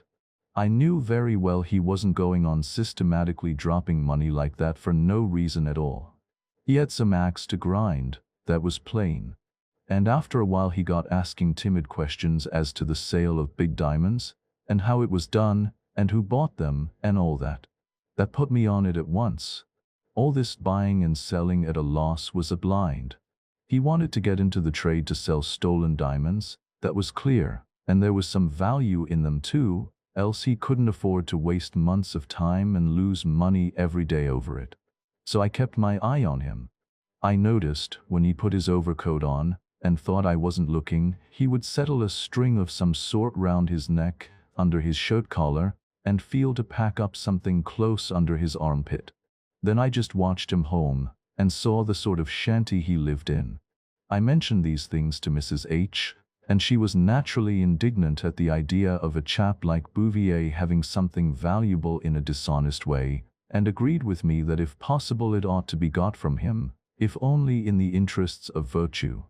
Hamer laughed jerkily. So, at any rate, we determined to get a look at whatever it was hanging round his neck, and we made the arrangements you know about. It seemed to me that Bouvier was pretty sure to lose it before long, one way or another, if it had any value at all, to judge by the way he was done in other matters. But I assure you I nearly fell down like Bouvier himself when I saw what it was. No wonder we left the bottle behind where I dropped it, after soaking the shawl. I wonder I didn't leave the shawl itself, and my hat, and everything. I assure you we sat up half last night looking at that wonderful stone. No doubt. I shall have a good look at it myself, I assure you. Here is Bessborough Street. Which is the number? They alighted, and entered a house rather smaller than those about it. Ask Mrs. Hamer to come here, said Hamer, gloomily, to the servant. The men sat in the drawing-room. Presently Mrs. Hamer entered, a shortish, sharp, keen-eyed woman of 45. This is Mr. Dorrington, said Hamer, of Dorrington and Hicks, private detectives. He wants us to give him that diamond. The little woman gave a sort of involuntary bounce and exclaimed, What diamond? What do you mean? Oh, it's no good, Maria, Hamer answered dolefully. I've tried it every way myself. One comfort is we're safe as long as we give it up. Here, he added, turning to Dorrington, show her some of your evidence, that'll convince her.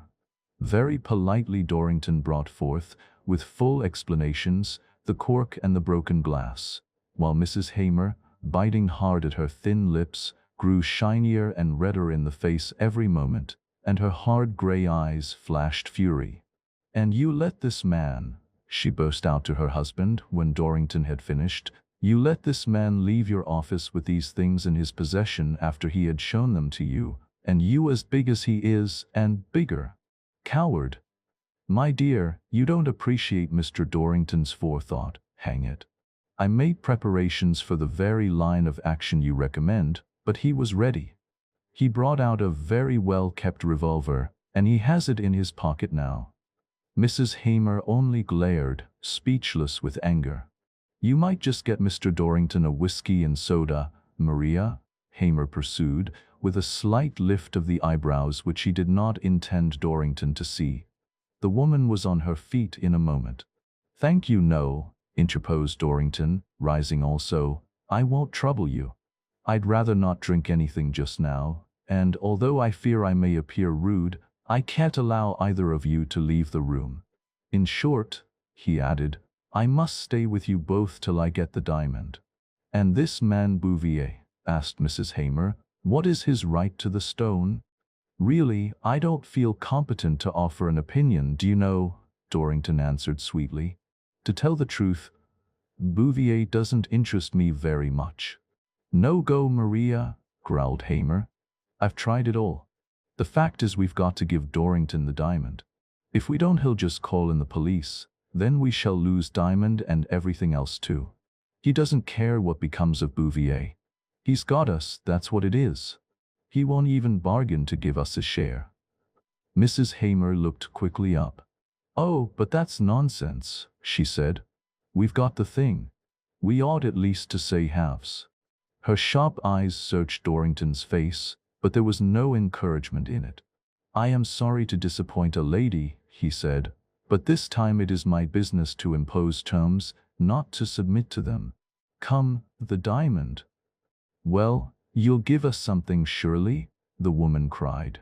Nothing is sure, madam, except that you will give me that diamond, or face a policeman in 5 minutes. The woman realized her helplessness. Well, she said, much good may it do you. You'll have to come and get it. I'm keeping it somewhere else. I'll go and get my hat. Again Dorrington interposed. I think we'll send your servant for the hat, he said, reaching for the bell rope. I'll come wherever you like, but I shall not leave you till this affair is settled, I promise you. And, as I reminded your husband a little time ago, you'll find tricks come expensive. The servant brought Mrs. Hamer's hat and cloak, and that lady put them on, her eyes ablaze with anger. Dorrington made the pair walk before him to the front door, and followed them into the street. Now, he said, where is this place? Remember, no tricks. Mrs. Hamer turned towards Vauxhall Bridge. It's just over by Upper Kennington Lane, she said. Not far. She paced out before them, Dorrington and Hamer following, the former affable and businesslike, the latter apparently a little puzzled. When they came about the middle of the bridge, the woman turned suddenly. Come, Mr. Dorrington, she said, in a more subdued voice than she had yet used. I give in. It's no use trying to shake you off, I can see. I have the diamond with me. Here. She put a little old black wooden box in his hand. He made to open the lid, which fitted tightly, and at that moment the woman, pulling her other hand free from under her cloak, flung away over the parapet something that shone like 50 points of electric light. There it goes, she screamed aloud, pointing with her finger. There's your diamond, you dirty thief. You bully. Go after it now, you spy. The great diamond made a curve of glitter and disappeared into the river. For the moment Dorrington lost his cool temper. He seized the woman by the arm. Do you know what you've done, you wild cat? He exclaimed. Yes, I do, the woman screamed, almost foaming with passion, while boys began to collect, though there had been but few people on the bridge. Yes, I do. And now you can do what you please, you thief. You bully. Dorrington was calm again in a moment. He shrugged his shoulders and turned away. Hamer was frightened. He came at Dorrington's side and faltered. I told you she had a temper. What will you do? Dorrington forced a laugh. Oh, nothing, he said. What can I do? Locking you up now wouldn't fetch the diamond back. And besides, I'm not sure that Mrs. Hamer won't attend to your punishment faithfully enough. And he walked briskly away. What did she do, Bill? Asked one boy of another. Why, didn't ye see? She chucked that man's watch in the river. Garn, that wasn't his watch, interrupted a third. It was a little glass tumbler. I see it. Asterisk, asterisk, asterisk, asterisk, asterisk. Have you got my diamond? Asked the agonized Lyon Bouvier of Dorrington a day later. No, I have not, Dorrington replied drily. Nor has your cousin Jacques. But I know where it is, and you can get it as easily as I. Mon Dieu! Where? At the bottom of the River Thames, exactly in the center, rather to the right of Vauxhall Bridge, looking from this side. I expect it will be rediscovered in some future age, when the bed of the Thames is a diamond field. The rest of Bouvier's savings went in the purchase of a boat, and in this, with a pail on a long rope, he was very busy for some time afterward. But he only got a great deal of mud into his boat.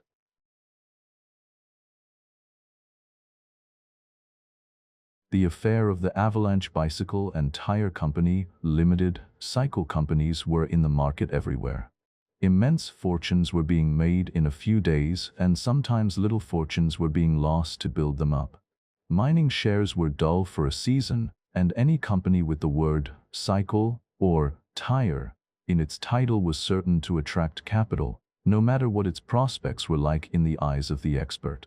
All the old private cycle companies suddenly were offered to the public, and their proprietors, already rich men, built themselves houses on the Riviera, bought yachts, ran racehorses, and left business forever. Sometimes the shareholders got their money's worth, sometimes more, sometimes less. Sometimes they got nothing but total loss. But still the game went on. One could never open a newspaper without finding, displayed at large, the prospectus of yet another cycle company with capital expressed in 6 figures at least, often in 7. Solemn old dailies, into whose editorial heads no new thing ever found its way till years after it had been forgotten elsewhere, suddenly exhibited the scandalous phenomenon of broken columns in their advertising sections, and the universal prospectuses stretched outrageously across half or even all the page, a thing to cause apoplexy in the bodily system of any self-respecting manager of the old school. In the midst of this excitement, it chanced that the firm of Dorrington and Hicks were engaged upon an investigation for the famous and long-established, indestructible bicycle and tricycle manufacturing company of London and Coventry. The matter was not one of sufficient intricacy or difficulty to engage Dorrington's personal attention, and it was given to an assistant. There was some doubt as to the validity of a certain patent having reference to a particular method of tightening the spokes and truing the wheels of a bicycle, and Dorrington's assistant had to make inquiries, without attracting attention to the matter, as to whether or not there existed any evidence, either documentary or in the memory of veterans, of the use of this method, or anything like it, before the year 1885. The assistant completed his inquiries and made his report to Dorrington.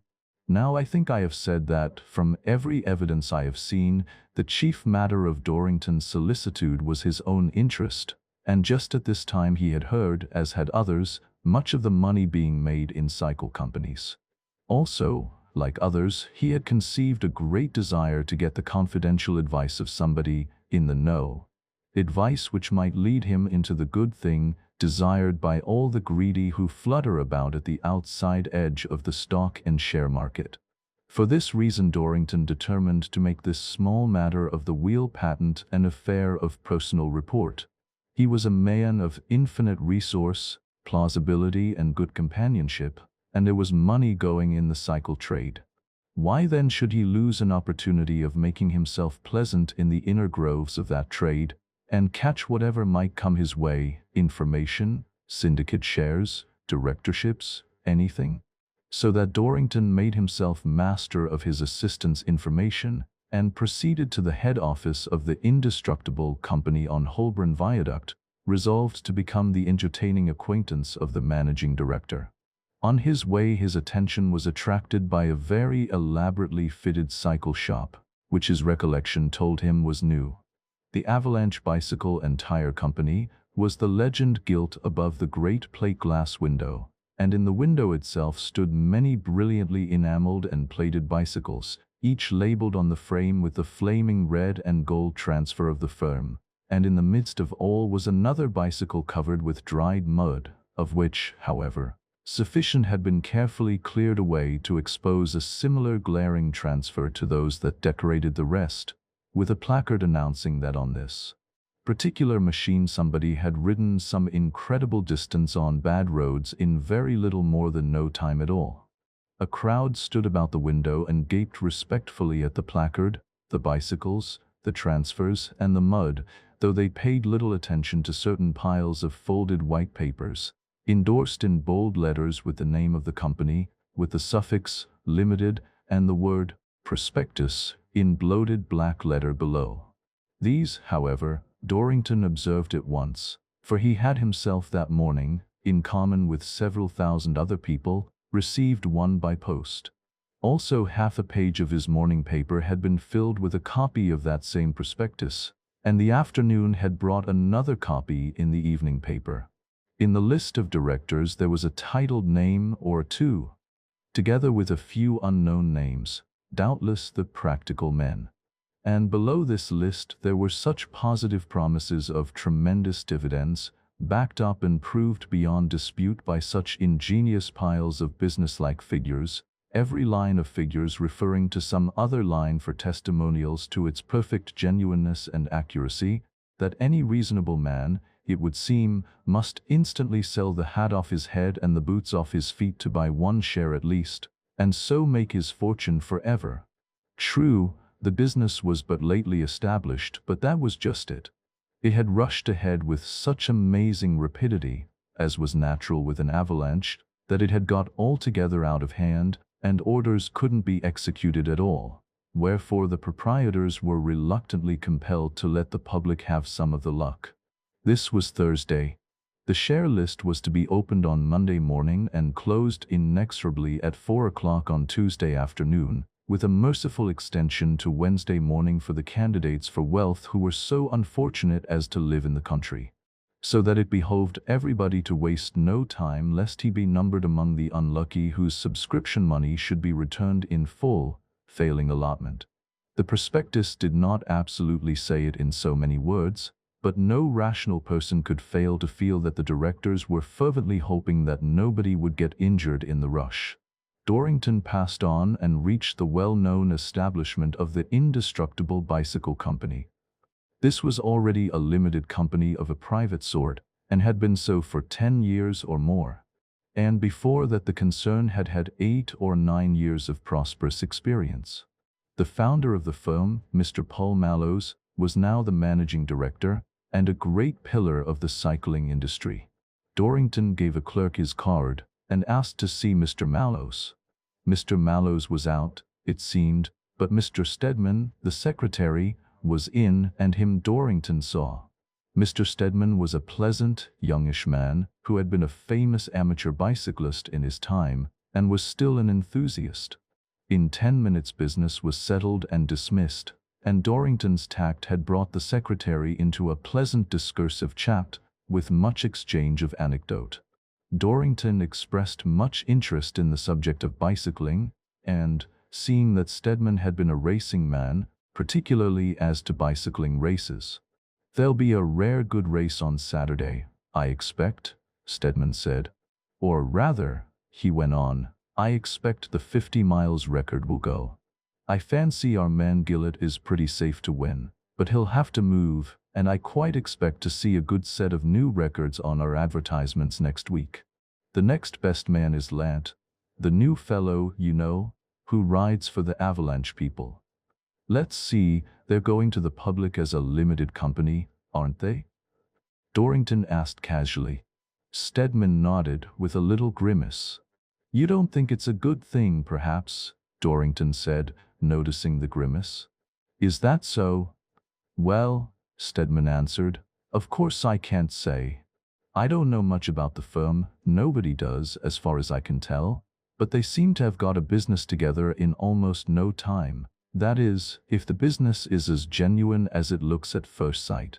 But they want a rare lot of capital, and then the prospectus, well, I've seen more satisfactory ones, you know. I don't say it isn't all right, of course, but still I shan't go out of my way to recommend any friends of mine to plunge on it." "You won't?" "No, I won't. Though no doubt they'll get their capital, or most of it. Almost any cycle or tire company can get subscribed just now. And this Avalanche affair is both, and it is so well advertised, you know. Lant has been winning on their mounts just lately, and they've been booming it for all they're worth. By Jove, if they could only screw him up to win the 50 miles on Saturday, and beat our man Gillett, that would give them a push. Just at the correct moment, too. Gillett's never been beaten yet at the distance, you know. But Lant can't do it, though, as I have said, he'll make some fast riding. It'll be a race, I tell you. I should like to see it. Why not come? See about it, will you? And perhaps you'd like to run down to the track after dinner this evening and see our man training. Awfully interesting, I can tell you, with all the pacing machinery in that. Will you come?" Dorrington expressed himself delighted, and suggested that Stedman should dine with him before going to the track. Stedman, for his part, charmed with his new acquaintance, as everybody was at a first meeting with Dorrington, assented gladly.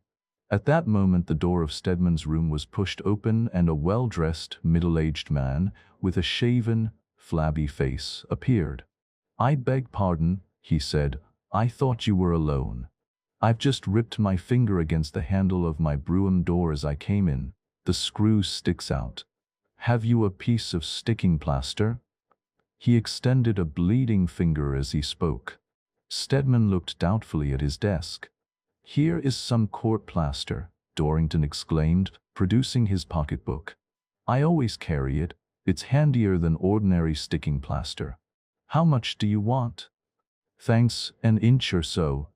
This is Mr. Dorrington, of Messrs. Dorrington and Hicks, Mr. Mallows, Stedman said. Our managing director, Mr. Paul Mallows, Mr. Dorrington. Dorrington was delighted to make Mr. Mallows's acquaintance, and he busied himself with a careful strapping of the damaged finger. Mr. Mallows had the large frame of a man of strong build who has had much hard bodily work, but there hung about it the heavier, softer flesh that told of a later period of ease and sloth. Ah, Mr. Mallows, Stedman said, the bicycle's the safest thing after all. Dangerous things, these broughams. Ah, you younger men, Mr. Mallows replied, with a slow and rounded enunciation, you younger men can afford to be active.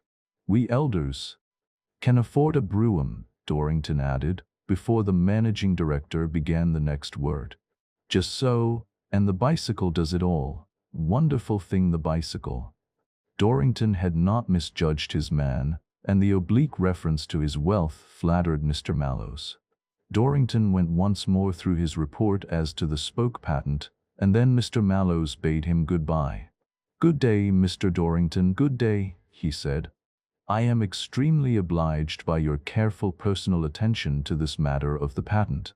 We may leave it with Mr. Stedman now, I think. Good day. I hope soon to have the pleasure of meeting you again. And with clumsy stateliness Mr. Mallows vanished. So you don't think the Avalanche good business as an investment? Dorrington said once more as he and Stedman, after an excellent dinner, were cabbing it to the track. No, no, Stedman answered. Don't touch it. There's better things than that coming along presently. Perhaps I shall be able to put you in for something, you know, a bit later, but don't be in a hurry. As to the Avalanche, even if everything else were satisfactory, there's too much booming being done just now to please me. All sorts of rumors, you know, of their having something up their sleeve, and so on, mysterious hints in the papers and all that, as to something revolutionary being in hand with the Avalanche people. Perhaps there is. But why they don't fetch it out in view of the public subscription for shares is more than I can understand, unless they don't want too much of a rush. And as to that, well, they don't look like modestly shrinking from anything of that sort up to the present. They were at the track soon after 7 o'clock, but Gillett was not yet riding. Dorrington remarked that Gillett appeared to begin late. Well, Stedman explained, he's one of those fellows that afternoon training doesn't seem to suit, unless it is a bit of walking exercise. He just does a few miles in the morning and a spurt or two, and then he comes on just before sunset for a fast 10 or 15 miles. That is, when he is getting fit for such a race as Saturday's. Tonight will be his last spin of that length before Saturday, because tomorrow will be the day before the race. Tomorrow he'll only go a spurt or two and rest most of the day. They strolled about inside the track. The two highly banked ends were seemed to a nearsighted person in the center to be solid erect walls, along the face of which the training riders skimmed, fly fashion. Only 3 or 4 persons beside themselves were in the enclosure when they first came, but in 10 minutes' time Mr. Paul Mallows came across the track. Why, said Stedman to Dorrington, here's the governor. It isn't often he comes down here, but I expect he's anxious to see how Gillett's going, in view of Saturday. Good evening, Mr. Mallows, said Dorrington. I hope the finger's all right. Want any more plaster? Good evening, responded Mr. Mallows heavily. Thank you, the finger's not troubling me a bit. He held it up, still decorated by the black plaster. Your plaster remains, you see. I was a little careful not to fray it too much in washing, that was all. And Mr. Mallows sat down on a light iron garden chair, of which several stood here and there in the enclosure, and began to watch the riding. The track was clear, and dusk was approaching when at last the great Gillett made his appearance on the track. He answered a friendly question or two put to him by Mallows and Stedman, and then, giving his coat to his trainer, swung off along the track on his bicycle, led in front by a tandem and closely attended by a triplet. In 50 yards his pace quickened, and he settled down into a swift, even pace, regular as clockwork. Sometimes the tandem and sometimes the triplet went to the front, but Gillett neither checked nor heeded as, nursed by his pacers, who were directed by the trainer from the center, he swept along mile after mile, each mile in but a few seconds over the 2 minutes. "Look at the action," exclaimed Stedman with enthusiasm. "Just watch him. Not an ounce of power wasted there. Did you ever see more regular ankle work? And did anybody ever sit a machine quite so well as that? Show me a movement anywhere above the hips." "Ah," said Mr. Mallows, "Gillett has a wonderful style really." The men in the enclosure wandered about here and there on the grass, watching Gillett's riding as one watches the performance of a great piece of art, which, indeed, was what Gillett's riding was. There were, besides Mallows, Stedman, Dorrington, and the trainer, 2 officials of the Cyclists' Union, an amateur racing man named Sparks, the track superintendent, and another man. The sky grew darker, and gloom fell about the track. The machines became invisible, and little could be seen of the riders across the ground but the row of rhythmically working legs and the white cap that Gillett wore. The trainer had just told Stedman that there would be 3 fast laps, and then his man would come off the track. "Well, Mr. Stedman," said Mr. Mallows, "I think we shall be all right for Saturday." "Rather," answered Stedman confidently. "Gillett's going great guns, and steady as a watch." The pace now suddenly increased.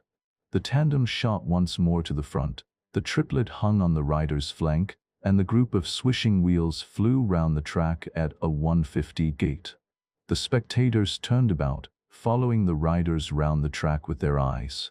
And then, swinging into the straight from the top bend, the tandem checked suddenly and gave a little jump. Gillett crashed into it from behind, and the triplet, failing to clear, wavered and swung, and crashed over and along the track too. All 3 machines and 6 men were involved in one complicated smash. Everybody rushed across the grass, the trainer first. Then the cause of the disaster was seen. Lying on its side on the track, with men and bicycles piled over and against it, was one of the green-painted light iron garden chairs that had been standing in the enclosure. The triplet men were struggling to their feet, and though much cut and shaken, seemed the least hurt of the lot. One of the men of the tandem was insensible, and Gillett, who from his position had got all the worst of it, lay senseless too, badly cut and bruised, and his left arm was broken. The trainer was cursing and tearing his hair. "If I knew who'd done this," Stedman cried, "I'd pulp him with that chair." "Oh, that betting," wailed Mr. Mallows, hopping about distractedly. "See what it leads people into doing. It can't have been an accident, can it?" "Accident? Skittles. A man doesn't put a chair on a track in the dark and leave it there by accident. Is anybody getting away there from the outside of the track?" "No, there's nobody. He wouldn't wait till this. He's clear off a minute ago and more. Here, fielders, shut the outer gate, and we'll see who's about." But there seemed to be no suspicious character. Indeed, except for the ground man, his boy, Gillett's trainer, and a racing man, who had just finished dressing in the pavilion, there seemed to be nobody about beyond those whom everybody had seen standing in the enclosure. But there had been ample time for anybody, standing unnoticed at the outer rails, to get across the track in the dark, just after the riders had passed, placed the obstruction, and escaped before the completion of the lap. The damaged men were helped or carried into the pavilion, and the damaged machines were dragged after them. "I will give £50 gladly, more 100, said Mr. Mallows excitedly, "to anybody who will find out who put that chair on the track. It might have ended in murder." Some wretched bookmaker, I suppose, who has taken too many bets on Gillett. As I've said 1,000 times, betting is the curse of all sport nowadays. The governor excites himself a great deal about betting and bookmakers, Stedman said to Dorrington as they walked toward the pavilion. But, between you and me, I believe some of the Avalanche people are in this. The betting bee is always in Mallows's bonnet, but as a matter of fact there's very little betting at all on cycle races, and what there is little more than a matter of half-crowns or at most half-sovereigns on the day of the race. No bookmaker ever makes a heavy book first. Still, there may be something in it this time, of course. But look at the Avalanche people. With Gillett away, their man can certainly win on Saturday, and if only the weather keeps fair he can almost as certainly beat the record. Just at present the 50 miles is fairly easy, and it's bound to go soon. Indeed, our intention was that Gillett should pull it down on Saturday. He was a safe winner, bar accidents, and it was good odds on his altering the record. If the weather were any good at all. With Gillett out of it, Lant is just about as certain a winner as our man would be if all were well. And there would be a boon for the Avalanche Company on the very eve of the share subscription. Lant, you must know, was very second-rate till the season, but he has improved wonderfully in the last month or two, since he has been with the Avalanche people. Let him win, and they can point to the machine as responsible for it all. Here, they will say in effect, is a man who could rarely get in front, even in second-class company, till he rode in Avalanche. Now he beats the world's record for 50 miles on it, and makes rings round the topmost professionals. Why, it will be worth thousands of capital to them. Of course, the subscription of capital won't hurt us, but the loss of the record may, and to have Gillett knocked out like this in the middle of the season is serious. Yes, I suppose with you it is more than a matter of this one race. Of course. And so it will be with the Avalanche Company. Don't you see, with Gillett probably useless for the rest of the season, Lant will have it all his own way at anything over 10 miles. That'll help to boom up the shares, and there'll be big profit made on trading in them. Oh, I tell you, this thing seems pretty suspicious to me. Look here, said Dorrington, can you borrow a light for me, and let me run over with it to the spot where the smash took place? The people have cleared into the pavilion, and I could go alone. Certainly. Will you have a try for the governor's 100? Well, perhaps. But anyway, there's no harm in doing you a good turn if I can, while I'm here. Some day perhaps you'll do me one. Right you are. I'll ask Fielders, the groundmen. A lantern was brought, and Dorrington betook himself to the spot where the iron chair still lay, while Stedman joined the rest of the crowd in the pavilion. Dorrington minutely examined the grass within 2 yards of the place where the chair lay, and then, crossing the track and getting over the rails, did the same with the damp gravel that paved the outer ring. The track itself was of cement and unimpressionable by footmarks, but nevertheless he scrutinized that with equal care, as well as the rails. Then he turned his attention to the chair. It was, as I have said, a light chair made of flat iron strip, bent to shape and riveted. It had seen good service, and its present coat of green paint was evidently far from being its original one. Also it was rusty in places, and parts had been repaired and strengthened with crosspieces secured by bolts and square nuts, some rusty and loose. It was from one of these square nuts, holding a crosspiece that stayed the back at the top, that Dorrington secured some object. It might have been a hair, which he carefully transferred to his pocketbook. This done, with one more glance round, he betook himself to the pavilion. A surgeon had arrived, and he reported well of the chief patient. It was a simple fracture, and a healthy subject. When Dorrington entered, preparations were beginning for setting the limb. There was a sofa in the pavilion, and the surgeon saw no reason for removing the patient till all was made secure. "Found anything?" asked Stedman in a low tone of Dorrington. Dorrington shook his head. "Not much," he answered at a whisper. "I'll think over it later." Dorrington asked one of the cyclists' union officials for the loan of a pencil, and, having made a note with it, Immediately, in another part of the room, asked Sparks, the amateur, to lend him another. Stedman had told Mr. Mallows of Dorrington's late employment with the lantern, and the managing director now said quietly, "You remember what I said about rewarding anybody who discovered the perpetrator of this outrage, Mr. Dorrington? Well, I was excited at the time, but I quite hold to it. It is a shameful thing. You've been looking about the grounds, I hear. I hope you have come across something that will enable you to find something out. Nothing will please me more than to have to pay you, I'm sure." "Well," Dorrington confessed, "I'm afraid I haven't seen anything very big in the way of a clue, Mr. Mallows, but I'll think a bit. The worst of it is, you never know who these betting men are, do you, once they get away? There are so many, and it may be anybody. Not only that, but they may bribe anybody. Yes, of course, there's no end to their wickedness, I'm afraid. Stedman suggests that trade rivalry may have had something to do with it. But that seems an uncharitable view, don't you think? Of course we stand very high, and there are jealousies and all that, but this is a thing I'm sure no firm would think of stooping to for a moment. No, it's betting that is at the bottom of this, I fear. And I hope, Mr. Dorrington, that you will make some attempt to find the guilty parties." Presently Stedman spoke to Dorrington again. "Here's something that may help you," he said.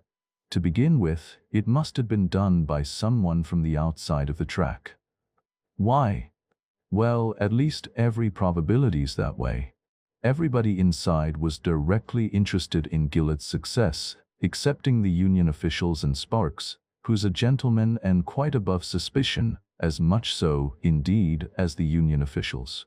Of course there was the groundman, but he's all right, I'm sure." "And the trainer?"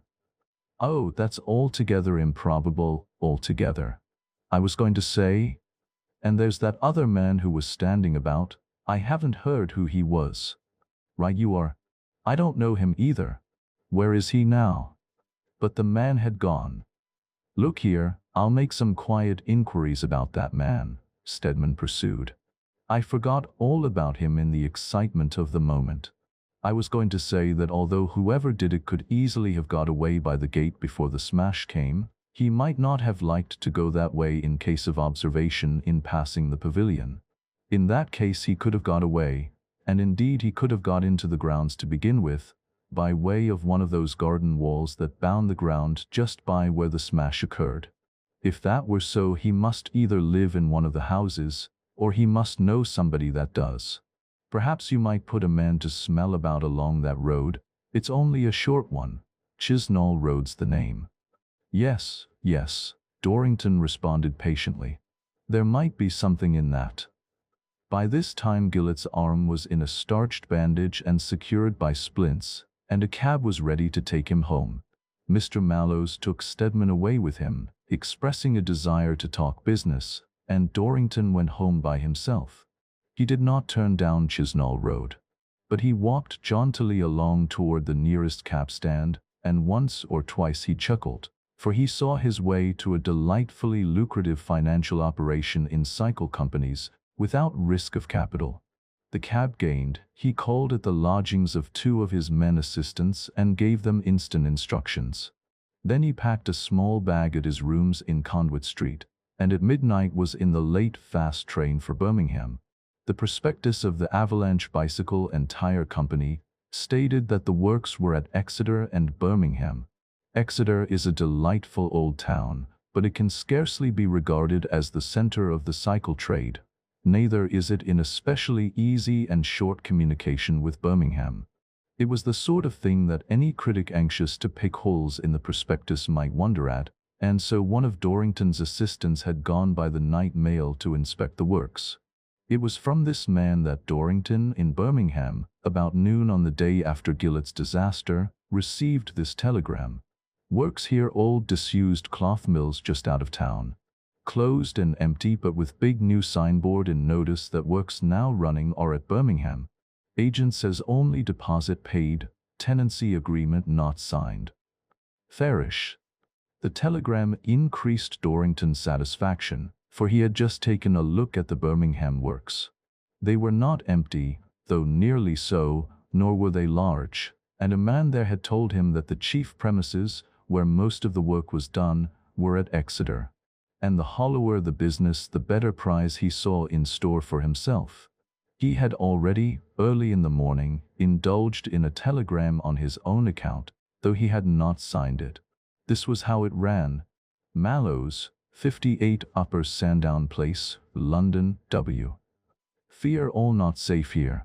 Run down by 10.10 train without fail. Thus it happened that at a little later than 8:30 Dorrington's other assistant, watching the door of number 58 Upper Sandown Place, saw a telegram delivered, and immediately afterward Mr. Paul Mallows in much haste dashed away in a cab which was called from the end of the street. The assistant followed in another. Mr. Mallows dismissed his cab at a theatrical wigmaker's in Bow Street and entered. When he emerged in little more than 40 minutes' time, none but a practiced watcher, who had guessed the reason of the visit, would have recognized him. He had not assumed the clumsy disguise of a false beard. He was made up deftly. His color was heightened, and his face seemed thinner. There was no heavy accession of false hair, but a slight crepe hair whisker at each side made a better and less pronounced disguise. He seemed a younger, healthier man. The watcher saw him safely off to Birmingham by the 10 train, and then gave Dorrington note by telegraph of the guise in which Mr. Mallows was traveling. Now this train was timed to arrive at Birmingham at 1, which was the reason that Dorrington had named it in the anonymous telegram.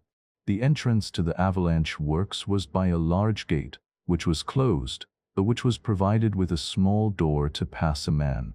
Within was a yard, and at a little before 1 o'clock Dorrington pushed open the small door, peeped, and entered. Nobody was about in the yard, and what little noise could be heard came from a particular part of the building on the right. A pile of solid export crates stood to the left, and these Dorrington had noted at his previous call that morning as making the suitable hiding place for temporary use. Now he slipped behind them and awaited the stroke of 1. Prompt at the hour, a door on the opposite side of the yard swung open, and 2 men and a boy emerged and climbed one after another through the little door in the big gate.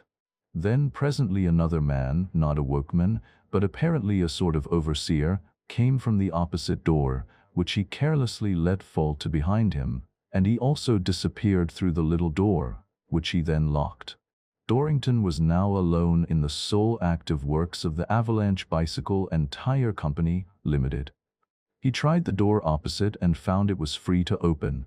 Within he saw in a dark corner a candle which had been left burning, and opposite him a large iron enameling oven, like an immense safe, and round about, on benches, were strewn heaps of the glaring red and gold transfer which Dorrington had observed the day before on the machines exhibited in the Holborn Viaduct window. Some of the frames had the label newly applied, and others were still plain. It would seem that the chief business of the Avalanche Bicycle and Tyre Company, Limited, was the attaching of labels to previously nondescript machines. But there was little time to examine further, and indeed Dorrington presently heard the noise of a key in the outer gate. So he stood and waited by the enameling oven to welcome Mr. Mallows. As the door was pushed open, Dorrington advanced and bowed politely. Mallows started guiltily, but, remembering his disguise, steadied himself and asked gruffly, "Well, sir, and who are you?" "I," answered Dorrington with perfect composure, "I am Mr. Paul Mallows. You may have heard of me in connection with the Indestructible Bicycle Company." Mallows was altogether taken aback. But then it struck him that perhaps the detective, anxious to win the reward he had offered in the matter of the Gillett outrage, was here making inquiries in the assumed character of the man who stood, impenetrably disguised, before him. So after a pause he asked again, a little less gruffly, "And what may be your business?" "Well," said Dorrington, "I did think of taking shares in this company. I suppose there would be no objection to the managing director of another company taking shares in this?" "No," answered Mallows, wondering what all this was to lead to. "Of course not. I'm sure you Don't think so, eh? Dorrington, as he spoke, looked in the other's face with a sly leer, and Mallows began to feel altogether uncomfortable. But there's one other thing, Dorrington pursued, taking out his pocketbook, though still maintaining his leer in Mallows's face.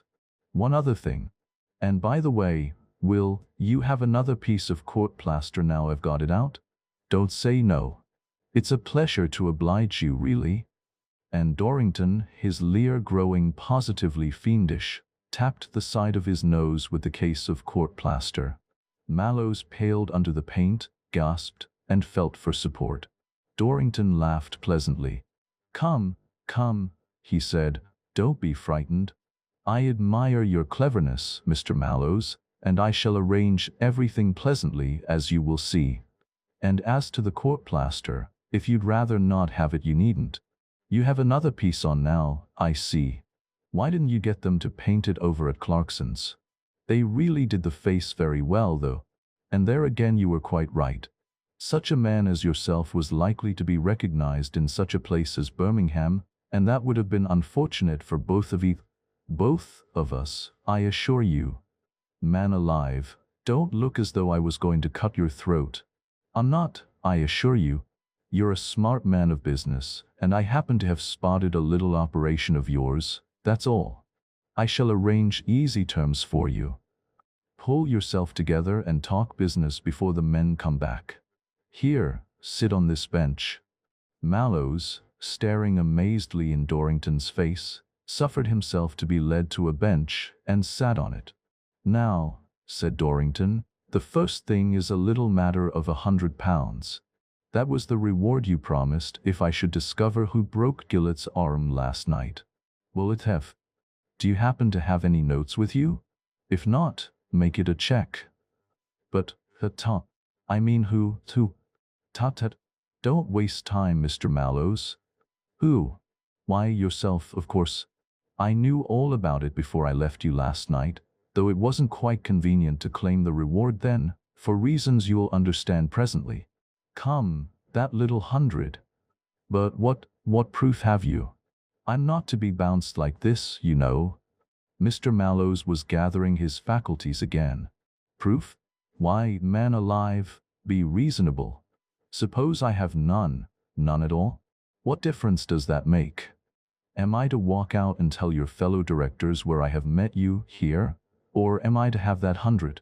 More, am I to publish abroad that Mr. Paul Mallows is the moving spirit in the rotten Avalanche Bicycle Company? Well, Mallows answered reluctantly, if you put it like that. But I only put it like that to make you see things reasonably.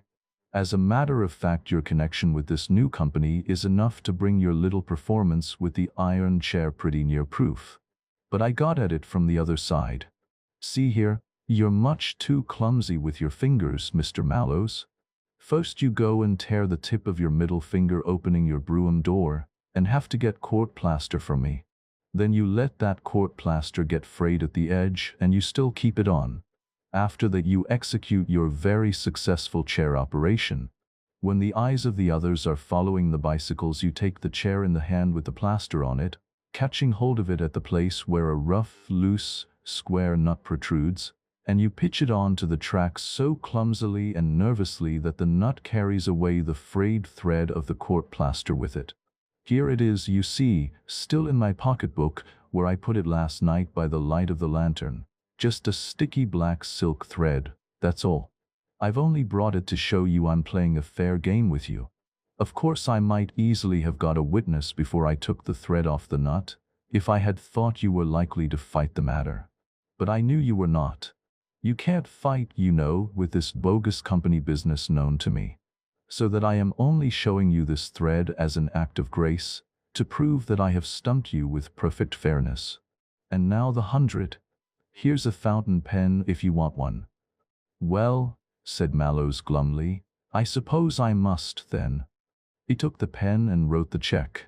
Dorrington blotted it on the pad of his pocketbook and folded it away. So much for that, he said. That's just a little preliminary, you understand. We've done these little things just as a guarantee of good faith, not necessarily for publication, though you must remember that as yet there's nothing to prevent it. I've done you a turn by finding out who upset those bicycles, as you so ardently wished me to do last night, and you've loyally fulfilled your part of the contract by paying the promised reward, though I must say that you haven't paid with all the delight and pleasure you spoke of at the time. But I'll forgive you that, and now that the little hors d'oeuvre is disposed of, we'll proceed to serious business. Mallows looked uncomfortably glum. But you mustn't look so ashamed of yourself, you know, Dorrington said, purposely misinterpreting his glumness. It's all business. You were disposed for a little side flutter, so to speak, a little speculation outside your regular business. Well, you mustn't be ashamed of that. No, Mallows observed, assuming something of his ordinarily ponderous manner. No, of course not. It's a little speculative deal. Everybody does it, and there's a deal of money going. Precisely. And since everybody does it, and there is so much money going, you are only making your share. Of course. Mr. Mallows was almost pompous by now. Of course. Dorrington coughed slightly. Well now, do you know, I am exactly the same sort of man as yourself, if you don't mind the comparison. I am disposed for a little side flutter, so to speak, a little speculation outside my regular business. I also am not ashamed of it. And since everybody does it and there is so much money going, I am thinking of making my share. So we are evidently a pair, and naturally intended for each other. Mr. Paul Mallows here looked a little doubtful. See here now, Dorrington proceeded. I have lately taken it into my head to operate a little on the cycle share market. That was why I came round myself about that little spoke affair, instead of sending an assistant. I wanted to know somebody who understood the cycle trade, from whom I might get tips. You see, I'm perfectly frank with you. Well, I have succeeded uncommonly well. And I want you to understand that I have gone every step of the way by fair work. I took nothing for granted, and I played the game fairly. When you asked me, as you had anxious reason to ask, if I had found anything, I told you there was nothing very big, and see what a little thing the thread was. Before I came away from the pavilion, I made sure that you were really the only man there with black court plaster on his fingers. I had noticed the hands of every man but two, and I made an excuse of borrowing something to see those. I saw your thin pretense of suspecting the betting men, and I played up to it. I have had a telegraphic report on your Exeter works this morning, a deserted cloth mills with nothing on it of yours but a signboard, and only a deposit of rent paid. There, they referred to the works here. Here, they referred to the works there. It was very clever, really. Also, I have had a telegraphic report of your make-up adventure this morning. Clarkson does it marvelously, doesn't he? And, by the way, that telegram bringing you down to Birmingham was not from your confederate here, as perhaps you fancied. It was from me. Thanks for coming so promptly. I managed to get a quiet look round here just before you arrived, and on the whole the conclusion I come to as to the Avalanche Bicycle and Tyre Company Limited is this: a clever man, whom it gives me great pleasure to know, with a bow to Mallows, conceives the notion of offering the public the very rottenest cycle company ever planned, and all without appearing in it himself. Defines what little capital is required. His 2 or 3 confederates help to make up a board of directors, with 1 or 2 titled guinea pigs, who know nothing of the company and care nothing, and the rest's easy. A professional racing man is employed to win races and make records, on machines which have been specially made by another firm, perhaps it was the Indestructible, who knows, to a private order, and afterwards decorated with the name and style of the bogus company on a transfer. For ordinary sale, bicycles of this trade description are bought, so much 100 from the factors, and put your own name on them. They come cheap, and they sell at a good price. The profit pays all expenses and perhaps a bit over, and by the time they all break down the company will be successfully floated, the money, the capital, will be divided, the moving spirit and his confederates will have disappeared, and the guinea pigs will be left to stand the racket. if there is a racket, and the moving spirit will remain unsuspected, a man of account in the trade all the time. Admirable. All the work to be done at the works is the sticking on of labels and a bit of enameling. Excellent all round. Isn't that about the size of your operations? Well, yes, Mallows answered, a little reluctantly, but with something of modest pride in his manner. That was the notion, since you speak so plainly. And it shall be the notion. Oh, everything of those shall be as you have planned it, with one exception, which is this. The moving spirit shall divide his plunder with me. You. But, why, I gave you 100 just now. Do dear, why will you harp so much on that vulgar little 100? That's settled and done with. That's our little personal bargain in the matter of the lamentable accident with the chair. We are now talking of bigger business. Not hundreds, but thousands, and not one of them, but a lot. Come now, a mind like yours should be wide enough to admit of a broad and large view of things. If I refrain from exposing this charming scheme of yours, I shall be promoting a piece of scandalous robbery. Very well then, I want my promotion money in the regular way. Can I shut my eyes and allow a piece of iniquity like this to go on unchecked, without getting anything by way of damages for myself? Perish the thought. When all expenses are paid, and the Confederates are sent off with as little as they will take, you and I will divide fairly, Mr. Mallows, respectable brothers in rascality. Mind, I might say we divide to begin with, and leave you to pay expenses, but I am always fair to a partner in anything of this sort. I shall just want a little guarantee. You know, it's safest in such matters as these. Say a bill at 6 months for £10,000, which is very low. When a satisfactory division is made, you shall have the bill back. Come, I have a bill stamp ready, being so much convinced of your reasonableness as to buy it this morning, though it cost £5. But that's nonsense you're trying to impose. I'll give you anything reasonable, half is out of the question. What, after all the trouble and worry and risk that I've had? Which would suffice for no more than to put you in jail if I held up my finger. But hang it, be reasonable. You're a mighty clever man, and you've got me on the hip, as I admit. Say 10%. You're wasting time, and presently the men will be back.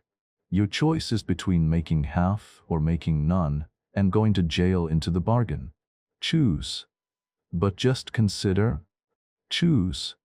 Mallows looked despairingly about him. But really, he said, I want the money more than you think. For the last time, choose. Mallows's despairing gaze stopped at the enameling oven.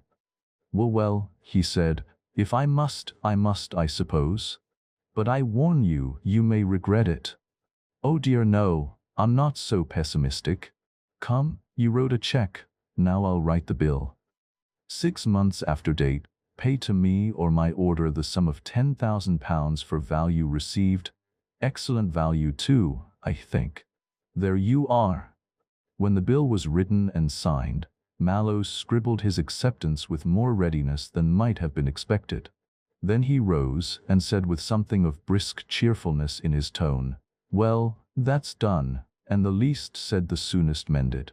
You've won it and I won't grumble any more. I think I've done this thing pretty neatly, eh? Come and see the works. Every other part of the place was empty of machinery. There were a good many finished frames and wheels, bought separately, and now in course of being fitted together for sale, and there were many more complete bicycles of cheap but showy make to which nothing needed to be done but to fix the red and gold transfer of the Avalanche company. Then Mallows opened the tall iron door of the enameling oven. See this, he said, this is the enameling oven. Get in and look round. The frames and other different parts hang on the racks after the enamel is laid on, and all those gas jets are lighted to harden it by heat. Do you see that deeper part there by the back? Go closer. Dorrington felt a push at his back and the door was swung to with a bang, and the latch dropped. He was in the dark, trapped in a great iron chamber.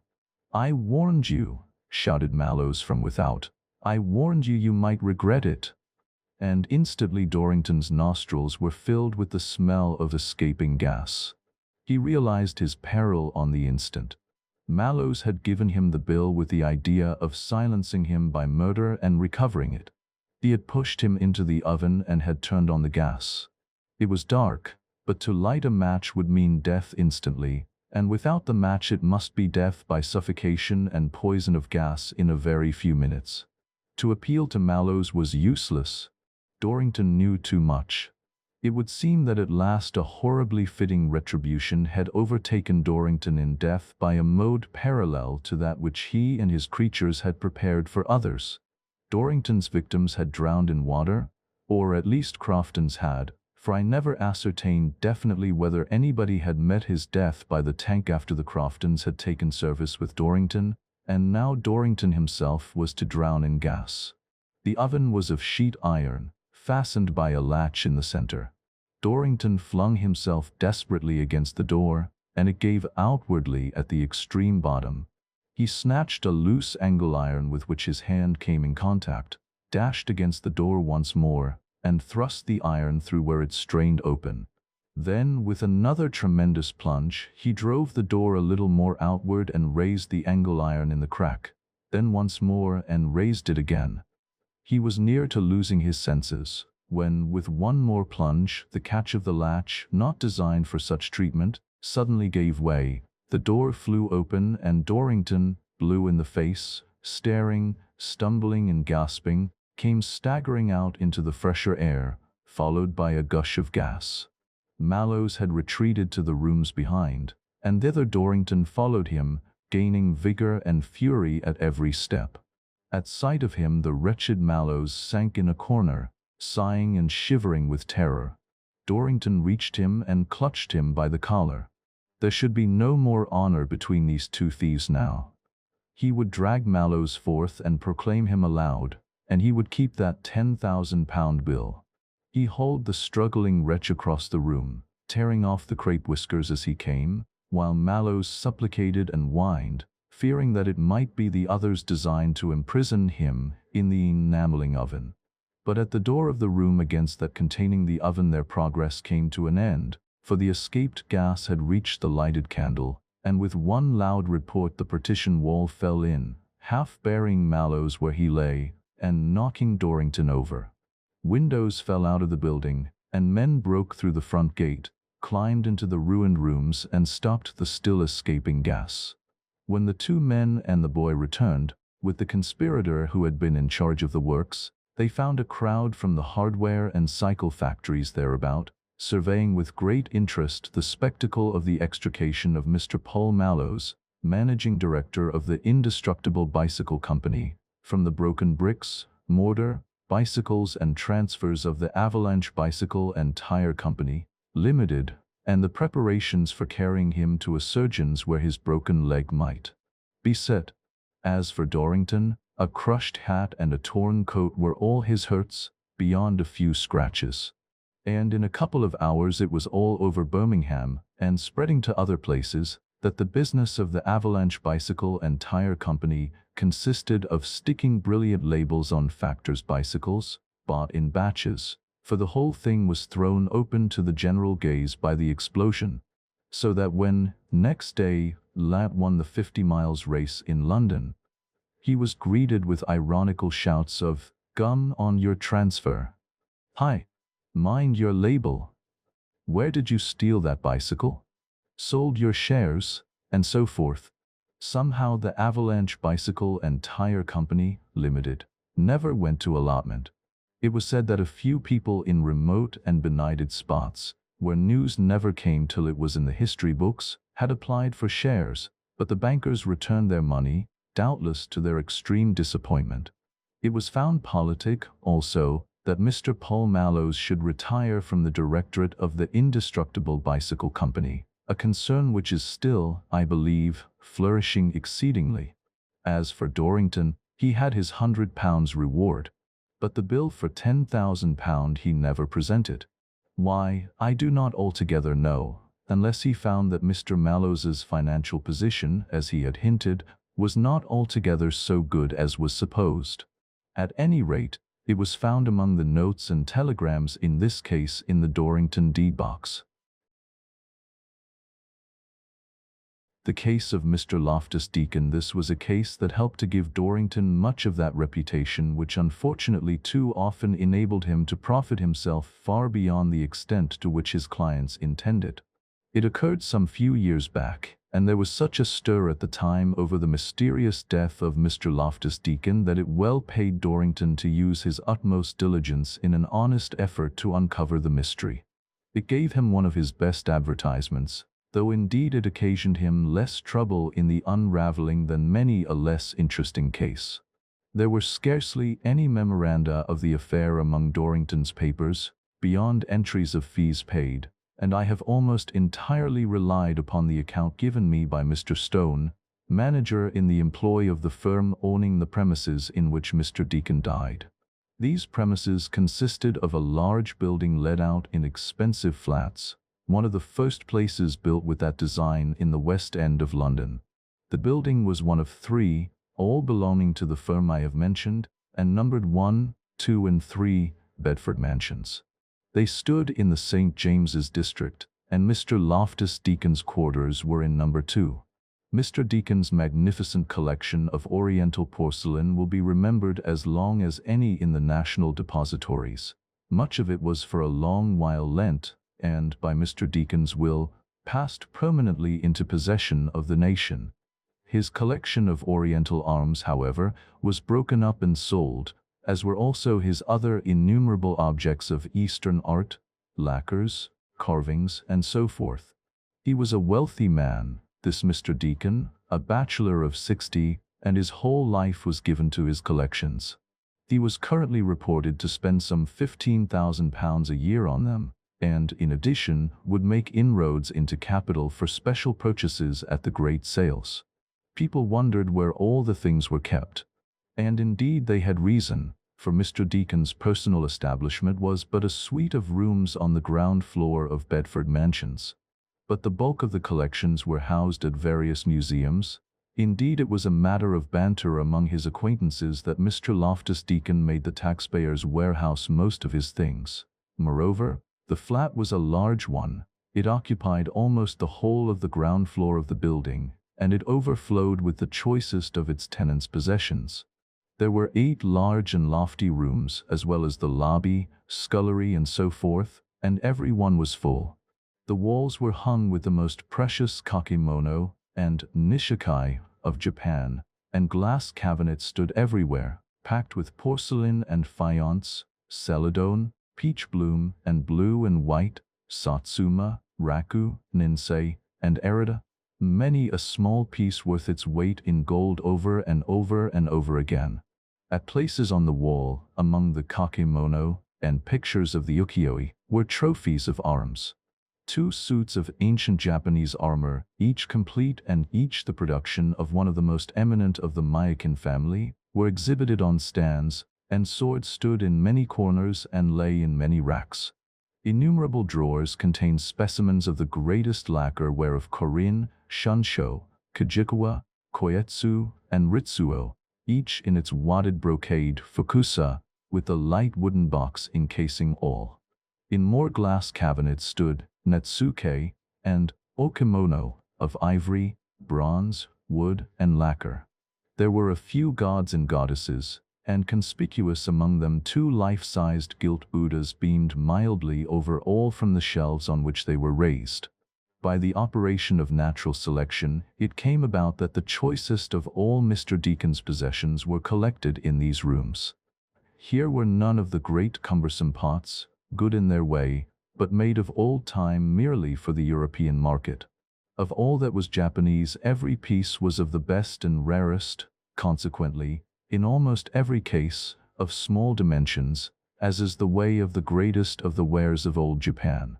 And of all the precious contents of these rooms, everything was Oriental in its origin except the contents of one case, which displayed specimens of the most magnificent goldsmiths' and silversmiths' work of medieval Europe. It stood in the room which Mr. Loftus Deacon used as his sitting room, and more than one of his visitors had wondered that such valuable property was not kept at a banker's. This view, however, always surprised and irritated Mr. Deacon. "Keep it at a banker's," he would say. "Why not melt it down at once? The things are works of art, things of beauty, and that's why I have them, not merely because they're gold and silver. To shut them up in a strong room would be the next thing to destroying them altogether. Why not lock the whole of my collections in safes, and never look at them? They are all valuable. But if they are not to be seen, I would rather have the money they cost." So the gold and silver stood in its case, to the blinking wonderment of messengers and porters whose errands took them into Mr. Loftus Deacon's sitting room. The contents of this case were the only occasion, however, of Mr. Deacon's straying from oriental paths in building up his collection. There they stood, but he made no attempt to add to them. He went about his daily hunting, bargaining, cataloguing, cleaning, and exhibiting to friends, but all his new treasures were from the East, and most were Japanese. His chief visitors were traveling buyers of curiosities, little Japanese who had come to England to study medicine and were paying their terms by the sale of heirlooms in pottery and lacquer, porters from Christie's and Foster's, and sometimes men from Copelston's, the odd emporium by the riverside where lions and monkeys, porcelain and savage weapons were bought and sold close by the ships that brought them home. The travelers were suspicious and cunning, the Japanese were bright, polite, and dignified, and the men from Copelston's were wiry, hairy, and amphibious. One was an enormously muscular little hunchback nicknamed Slackjaw, a quaint and rather repulsive compound of showman, sailor, and half-caste rough, and all were like mermen more or less. These curious people came and went, and Mr. Deacon went on buying, cataloguing, and enjoying in his possessions. It was the happiest possible life for a lonely old man with his tastes and his means of gratifying them, and it went placidly on till one Wednesday midday. Then Mr. Deacon was found dead in his rooms in most extraordinary and, it seemed, altogether unaccountable circumstances. There was but one door leading into Mr. Deacon's rooms from the open corridor of the building, and this was immediately opposite the large street door. When one entered from the street, one ascended 3 or 4 broad marble steps, pushed open one of a pair of glazed swing doors, and found oneself facing the door by which Mr. Deacon entered and left his quarters. There had originally been other doors into the corridor from some of the rooms, but those Mr. Deacon had blocked up, so making the flat entirely self-contained. Just by the glazed swing doors which I have spoken of, and in full view of the old gentleman's door, the hall porter's box stood. It was glazed on all sides, and the porter sat so that Mr. Deacon's door was always before his eyes, and so long as he was there, it was very unlikely that anybody or anything could leave or enter by that door unobserved by him. It is important to remember this, in view of what happened on the occasion I am writing of.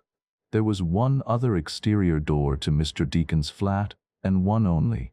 It gave upon the back spiral staircase, and was usually kept locked. This staircase had no outlet to the corridors, but merely extended from the housekeeper's rooms at the top of the building to the basement. It was little used, and then only by servants, for it gave access only to the rooms on its own side. There was no way from the staircase to the outer street except through the private rooms of the tenants, or through those of the housekeeper. That Wednesday morning things had happened precisely in the ordinary way. Mr. Deacon had risen and breakfasted as usual. He was alone, with his newspaper and his morning letters, when his breakfast was taken in and when it was removed. He had remained in his rooms till between 12 and 1 o'clock. Goods had arrived for him. This was an almost daily occurrence, and 1 or 2 ordinary visitors had called and gone away again. It was Mr. Deacon's habit to lunch at his club, and at about 1:45, or thereabout, he had come out, locked his door, and leaving his usual message that he should be at the club for an hour or 2, in case anybody called, he had left the building. At about 1, however, he had returned hurriedly, having forgotten some letters. "I didn't give you any letters for the post, did I, Beard, before I went out?" he asked the porter. And the porter replied that he had not. Mr. Deacon thereupon crossed the corridor, entered his door, and shut it behind him. He had been gone but a few seconds, when there arose an outcry from within the rooms, a shout followed in a breath by a loud cry of pain, and then silence. Beard, the porter, ran to the door and knocked, but there was no reply. "Did you call, sir?" he shouted, and knocked again, but still without response. The door was shut, and it had a latch lock with no exterior handle. Beard, who had had an uncle die of apoplexy, was now thoroughly alarmed, and shouted up the speaking tube for the housekeeper's keys. In course of a few minutes they were brought, and Beard and the housekeeper entered. The lobby was as usual, and the sitting room was in perfect order. But in the room beyond, Mr. Loftus Deacon lay in a pool of blood, with 2 large and fearful gashes in his head. Not a soul was in any of the rooms, though the 2 men, first shutting the outer door, searched diligently. All windows and doors were shut, and the rooms were tenantless and undisturbed, except that on the floor lay Mr. Deacon in his blood at the foot of a pedestal whereupon there squatted, with serenely fierce grin, the god Hatchiman, gilt and painted, carrying in one of his 4 hands a snake, in another a mace, in a third a small human figure, and in the fourth a heavy, straight, guardless sword, and all around furniture, cabinets, porcelain, lacquer, and everything else lay undisturbed. At first sight of the tragedy, the porter had sent the liftman for the police, and soon they arrived, and a surgeon with them. For the surgeon there was very little to do. Mr. Deacon was dead. Neither of the 2 frightful gashes in the head would have been fatal, and they had obviously both been delivered with the same instrument, something heavy and exceedingly sharp. The police now set themselves to close investigation. The porter was certain that nobody had entered the rooms that morning who had not afterwards left. He was sure that nobody had entered unobserved, and he was sure that Mr. Deacon had re-entered his chambers unaccompanied. Working, therefore, on the assumption that the murderer could not have entered by the front door, the police turned their attention to the back door and the windows. The door to the back staircase was locked, and the key was in the lock and inside. Therefore they considered the windows. There were but 3 of these that looked upon the street, 2 in one room and 1 in another, but these were shut and fastened within. Other rooms were lighted by windows looking upon lighting wells, some being supplied with reflectors. All these windows were found to be quite undisturbed and fastened within, except one. This window was in the bedroom, and though it was shut, the catch was not fastened. The porter declared that it was Mr. Deacon's practice invariably to fasten every shut window, a thing he was always very careful about. Moreover, the window now found unfastened and shut was always left open a foot or so all day, to air the bedroom. More, a housemaid was brought who had that morning made the bed and dusted the room. The window was opened, she said, when she had entered the room, and she had left it so, as she always did. Therefore, shut as it was, but not fastened, it seemed plain that this window must have given exit to the murderer, since no other way appeared possible. Also, to shut the window behind him would be the fugitive's natural policy. The lower panes were of ground glass, and at least pursuit would be delayed. The window looked upon a lighting well, and the concreted floor of the basement was but 15 or 20 feet below. Careful inquiries disclosed the fact that a man had been at work painting the joinery about this well bottom. He was a man of very indifferent character, had in fact done time, and he was employed for odd jobs by way of charity, being some sort of connection of a member of the firm owning the buildings. He had, indeed, received a good education, fitted to place him in a very different position from that in which he now found himself, but he was a black sheep. He drank, he gambled, and finally he stole. His relatives helped him again and again, but their efforts were useless, and now he was indebted to one of them for his present occupation at £1 a week. The police, of course, knew something of him and postponed questioning him directly until they had investigated a little further. It might be that Mr. Deacon's death was the work of a conspiracy wherein more than one had participated.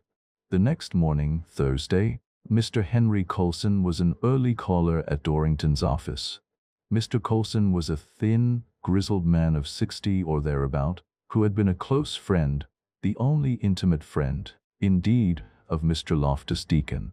He was a widower, and he lived in rooms scarce 200 yards distant from Bedford Mansions, where his friend had died.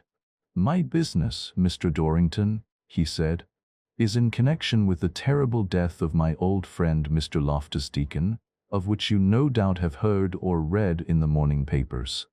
"Yes," Dorrington assented, "both in this morning's papers and the evening papers of yesterday." "Very good. I may tell you that I am sole executor under Mr. Deacon's will. The will indeed is in my possession. I am a retired solicitor, and there happens to be a sum set apart in that will out of which I am to defray any expenses that may arise in connection with his death. It really seems to me that I should be quite justified in using some part of that sum in paying for inquiries to be conducted by such an experienced man as yourself into the cause of my poor friend's death. At any rate, I wish you to make such inquiries, even if I have to pay the fees myself. I am convinced that there is something very extraordinary, something very deep in the tragedy. The police are pottering about, of course, and keeping very mysterious as to the matter, but I expect that's simply because they know nothing. They have made no arrest, and perhaps every minute of delay is making the thing more difficult. As executor, of course, I have access to the rooms. Can you come and look at them now?" "Oh yes," Dorrington answered, reaching for his hat. "I suppose there's no doubt of the case being one of murder? Suicide is not likely, I take it?" "Oh no, certainly not. He was scarcely the sort of man to commit suicide, I should say. And he was as cheerful as he could be the afternoon before, when I last saw him. Besides, the surgeon says it's nothing of the kind. A man committing suicide doesn't gash himself twice over the head, or even once. And in this case the first blow would have made him incapable of another." "I have heard nothing about the weapon," Dorrington remarked as they entered a cab. "Has it been found?" "That's a difficulty," Mr. Coulson answered. "It would seem not. Of course there are numbers of weapons about the place, Japanese swords and whatnot, any one of which might have caused such injuries. But there are no bloodstains on any of them. Is any article of value missing?" "I believe not. Everything seemed to be in its place, so far as I noticed yesterday. But then I was not there long, and was too much agitated to notice very particularly. At any rate, the old gold and silver plate had not been disturbed. He kept that in a large case in his sitting room, and it would certainly be the plate that the murderer would have made for first, if robbery had been his object." Mr. Coulson gave Dorrington the other details of the case, already set forth in this account, and presently the cab stopped before number 2, Bedford Mansions. The body, of course, had been removed, but otherwise the rooms had not been disturbed. The porter let them into the chambers by aid of the housekeeper's key.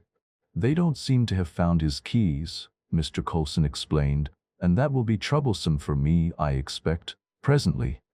He usually carried them with him, but they were not on the body when found." "That may be important," Dorrington said. "But let us look at the rooms." They walked through the large apartments one after the other, and Dorrington glanced casually about him as he went. Presently Mr. Coulson stopped, struck with an idea. "Ah," he said, more to himself than to Dorrington, "I will just see." He turned quickly back into the room they had just quitted, and made for the broad shelf that ran the length of the wall at about the height of an ordinary table. "Yes," he cried, "it is. It's gone." "What is gone?" "The sword, the masamune." The whole surface of the shelf, covered with a silk cloth, was occupied by Japanese swords and dirks with rich mountings. Most lay on their sides in rows, but 2 or 3 were placed in the lacquered racks. Mr. Coulson stood and pointed at a rack which was standing alone and swordless. "That is where it was," he said. "I saw it, was talking about it, in fact, the afternoon before." "No, it's nowhere about." It's not like any of the others. Let me see." And Mr. Coulson, much excited, hurried from room to room wherever swords were kept, searching for the missing specimen. "No," he said at last, looking strangely startled, "it's gone, and I think we are near the soul of the mystery." He spoke in hushed, uneasy tones, and his eyes gave token of strange apprehension. "What is it?" Dorrington asked. "What about this sword? Come into the sitting room." Mr. Coulson led Dorrington away from the scene of Mr. Deacon's end, away from the empty sword rack and from under the shadow of the grinning god with its 4 arms, its snake, and its threatening sword. "I don't think I'm very superstitious," Mr. Coulson proceeded, "but I really feel that I can talk more freely about the matter in here." They sat at the table, over against the case of plate, and Mr. Coulson went on. "The sword I speak of," he said, "was much prized by my poor friend, who brought it with him from Japan nearly 20 years back, not many years after the Civil War there, in fact. It was a very ancient specimen, of the 14th century, I think, and the work of the famous swordsmith Massimilian. Massimilian's work is very rarely met with, it seems, and Mr. Deacon felt himself especially fortunate in securing this example. It is the only piece of Massimilian's work in the collection. I may tell you that a sword by one of the great old masters is one of the rarest of all the rarities that come from Japan. The possessors of the best keep them rather than sell them at any price. Such swords were handed down from father to son from many generations, and a Japanese of the old school would have been disgraced had he parted with his father's blade even under the most pressing necessity. The mounts he might possibly sell, if he were in very bad circumstances, but the blade never. Of course, such a thing has occurred, and it occurred in this very case, as you shall hear. But as an almost invariable rule, the Japanese samurai would part with his life by starvation rather than with his father's sword by sale. Such swords would never be stolen either, for there was a firm belief that a faithful spirit resided in each, which would bring terrible disaster on any wrongful possessor. Each sword had its own name, just as the legendary sword of King Arthur had, and a man's social standing was judged not by his house nor by his dress, but by the 2 swords in his girdle.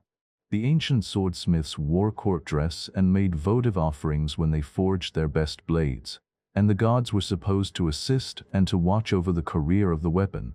Thus you will understand that such an article was apt to become an object almost of worship among this samurai or warrior class in old Japan.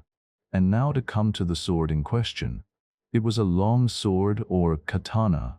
The swords, as you know, were worn in pairs, and the smaller was called the wakizashi, and it was mounted very handsomely with fittings by a great metal worker of the Goto family. The signature of the great Massimilian himself was engraved in the usual place, on the iron tang within the hilt. Mr. Deacon bought the weapon of its possessor, a man of some distinction before the overthrow of the shogun in 1868, but who was reduced to deep poverty by the change in affairs. Mr. Deacon came across him in his direst straits, when his children were near to starvation, and the man sold the sword for a sum that was a little fortune to him, though it only represented some 4 or 5 pounds of our money. Mr. Deacon was always very proud of his treasure. Indeed, it was said to be the only blade by Massimilian in Europe, and the 2 Japanese things that he had always most longed for, I have heard him say, were a Massimilian sword and a piece of violet lacquer, that precious lacquer the secret of making which died long ago. The Massimilian he acquired, as I have been telling you, but the violet lacquer he never once encountered. 6 months or so back, Deacon received a visit from a Japanese, taller than usual for a Japanese. I have seen him myself, and with the refined type of face characteristic of some of the higher class of his country. His name was Kigo Kanemaru, his card said, and he introduced himself as the son of Kigo Kiyotaki, the man who had sold Deacon his sword. He had come to England and had found my friend after much inquiry, he said, expressly to take back his father's katana. His father was dead, and he desired to place the sword in his tomb, that the soul of the old man might rest in peace, undisturbed by the disgrace that had fallen upon him by the sale of the sword that had been his and his ancestors for hundreds of years back. The father had vowed when he had received the sword in his turn from Connemara's grandfather never to part with it, but had broken his vow under pressure of want. He, the son, had earned money as a merchant, an immeasurable descent for a samurai with the feelings of the old school, and he was prepared to buy back the Masamune blade with the go-to mountings for a much higher price than his father had received for it. "And I suppose Deacon wouldn't sell it?" Dorrington asked. "No," Mr. Coulson replied. "He wouldn't have sold it at any price, I'm sure." "Well," Connemara pressed him very urgently, and called again and again.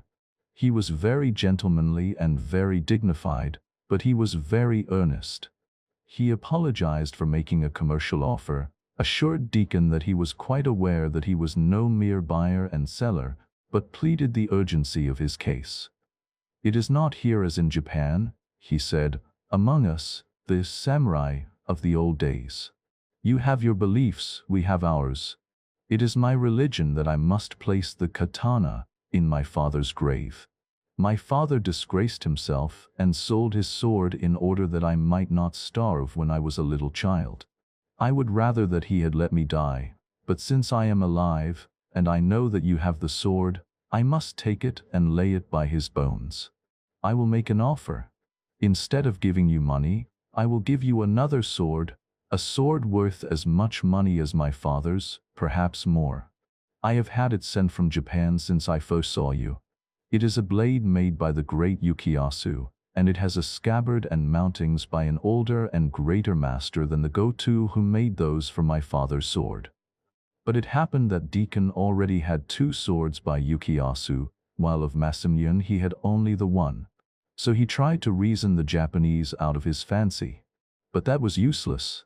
Connemara called again and got to be quite a nuisance. He left off for a month or 2, but about a fortnight ago he appeared again. He grew angry and forgot his oriental politeness. "The English have the English ways," he said, "and we have ours, yes, though many of my foolish countrymen are in haste to be the same as the English are. We have our beliefs, and we have our knowledge, and I tell you that there are things which you would call superstition, but which are very real. Our old gods are not all dead yet, I tell you.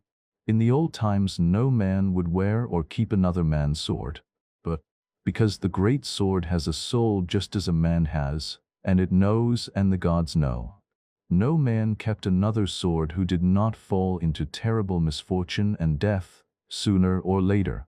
Give me my father's katana, and save yourself. My father weeps in my ears at night, and I must bring him his katana. I was talking to poor Deacon, as I told you, only on Tuesday afternoon, and he told me that Connemara had been there again the day before, in a frantic state, so bad, indeed, that Deacon thought of applying to the Japanese legation to have him taken care of, for he seemed quite mad. "Mind, you foolish man," he said. "My gods still live and they are strong. My father wanders on the dark path and cannot go to his gods without the swords in his girdle. His father asks of his vow. Between here and Japan there is a great sea, but my father may walk even here, looking for his katana, and he is angry. I go away for a little, but my gods know, and my father knows." And then he took himself off. And now, Mr. Coulson nodded towards the next room and dropped his voice. "Now poor Deacon is dead and the sword is gone. Connemara has not been seen about the place, I suppose, since the visit you speak of on Monday?" Dorrington asked. "No. And I particularly asked as to yesterday morning. The hall porter swears that no Japanese came to the place. As to the letters, no.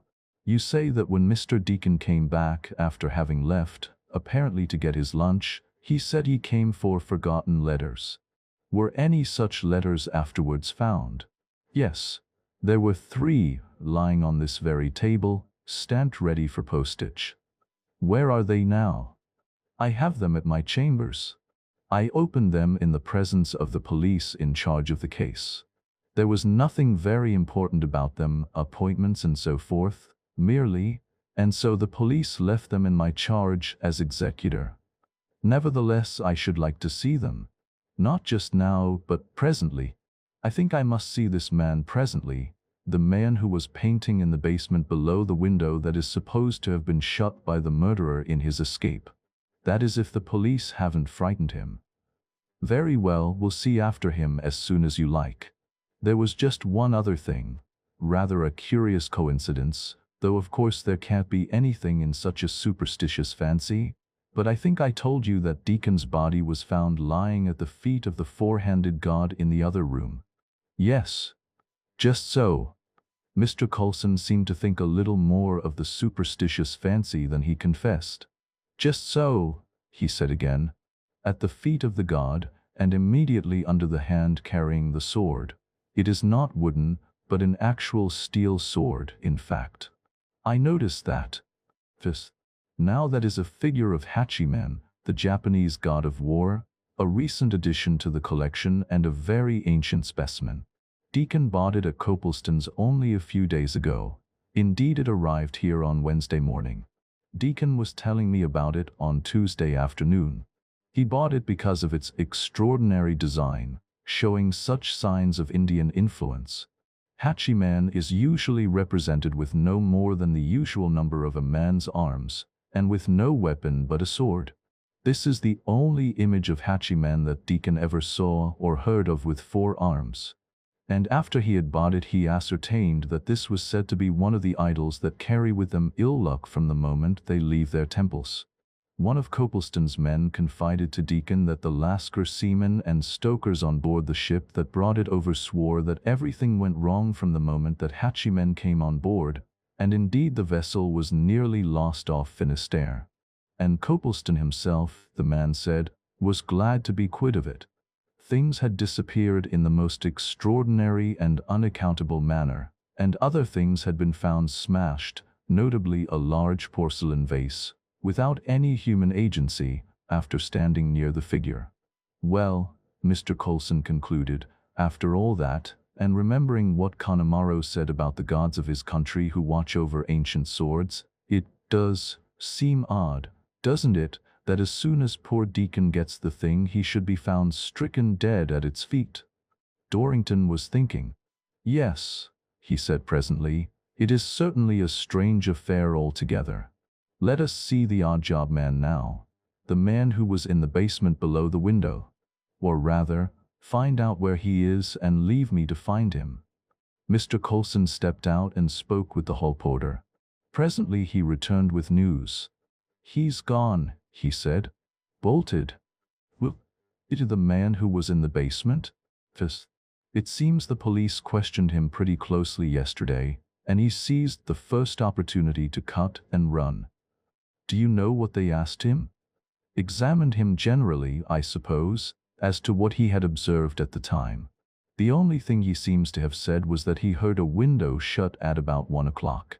Questioned further, he got into confusion and equivocation, more especially when they mentioned a ladder which is kept in a passage close by where he was painting.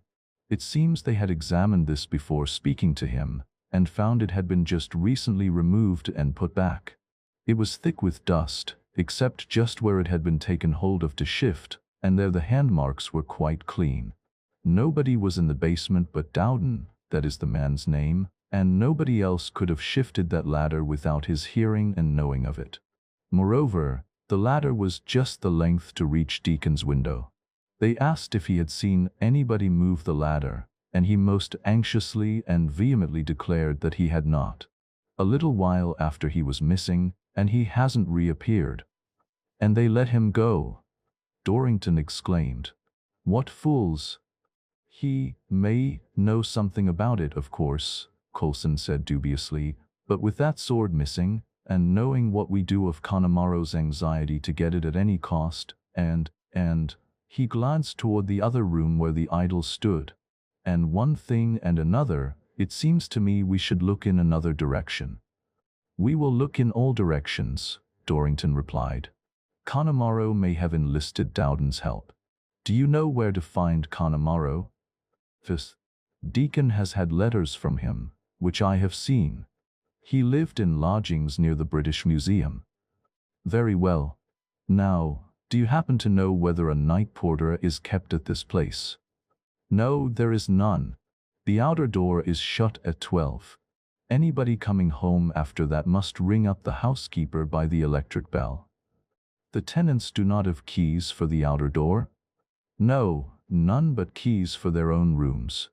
But now, Mr. Coulson, I want to think things over a little. Would you care to go at once and ascertain whether or not Connemara is still at the address you speak of? Certainly I will. Perhaps I should have told you that, though he knows me slightly, he has never spoken of his father's sword to me, and does not know that I know anything about it. He seems, indeed, to have spoken about it to nobody but Deacon himself. He was very proud and reticent in the matter, and now that Deacon is dead, he probably thinks nobody alive knows of the matter of the sword but himself. If he is at home, what shall I do? In that case, keep him in sight and communicate with me, or with the police. I shall stay here for a little while. Then I shall get the hall porter, if you will instruct him before you go, to show me the ladder and the vicinity of Dowden's operations. Also, I think I shall look at the back staircase. But that was found locked with the key inside. Well, there are ways of managing that, as you would know if you knew as much about housebreaking as I do. But we'll see.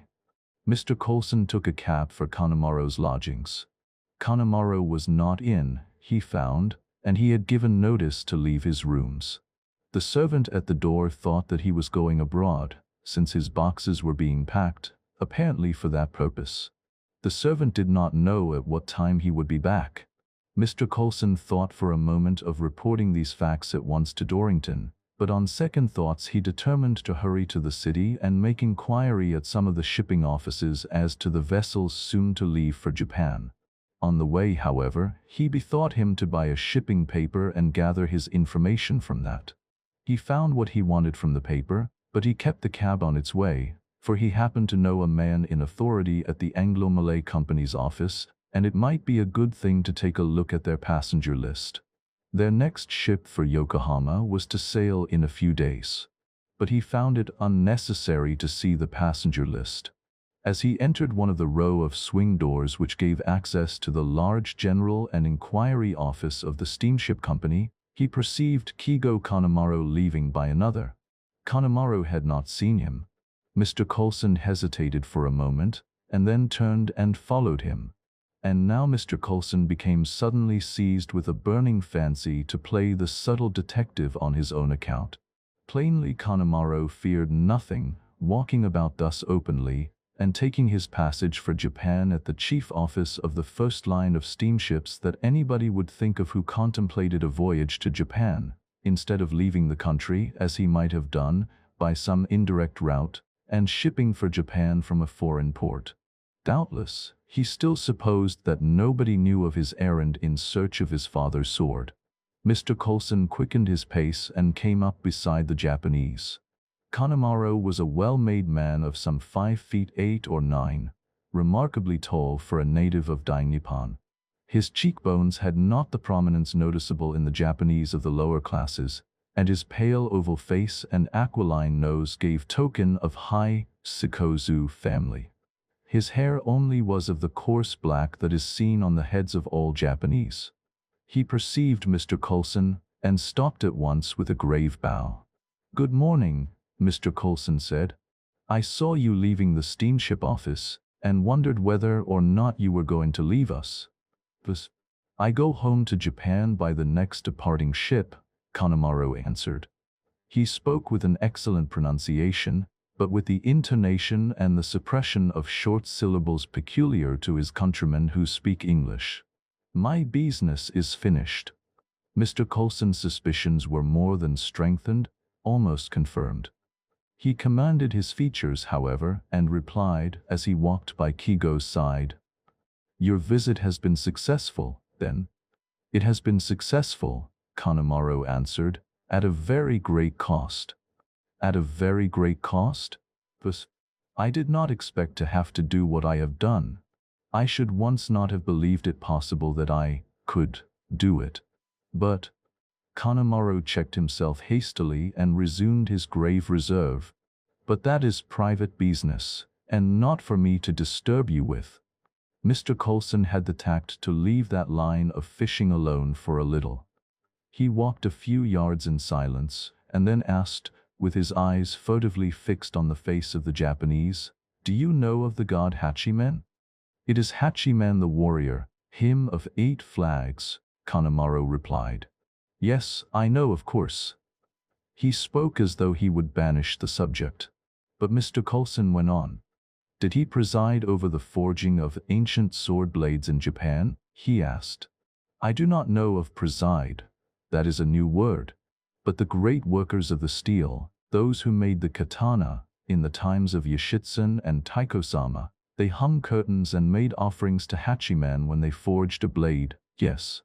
The great Muramasa and the great Masamune and Sananori, they forged their blades at the foot of Hachiman. And it is believed that the god Inari came unseen with his hammer and forged the steel too. Though Hachiman is Buddhist and Inari is Shinto.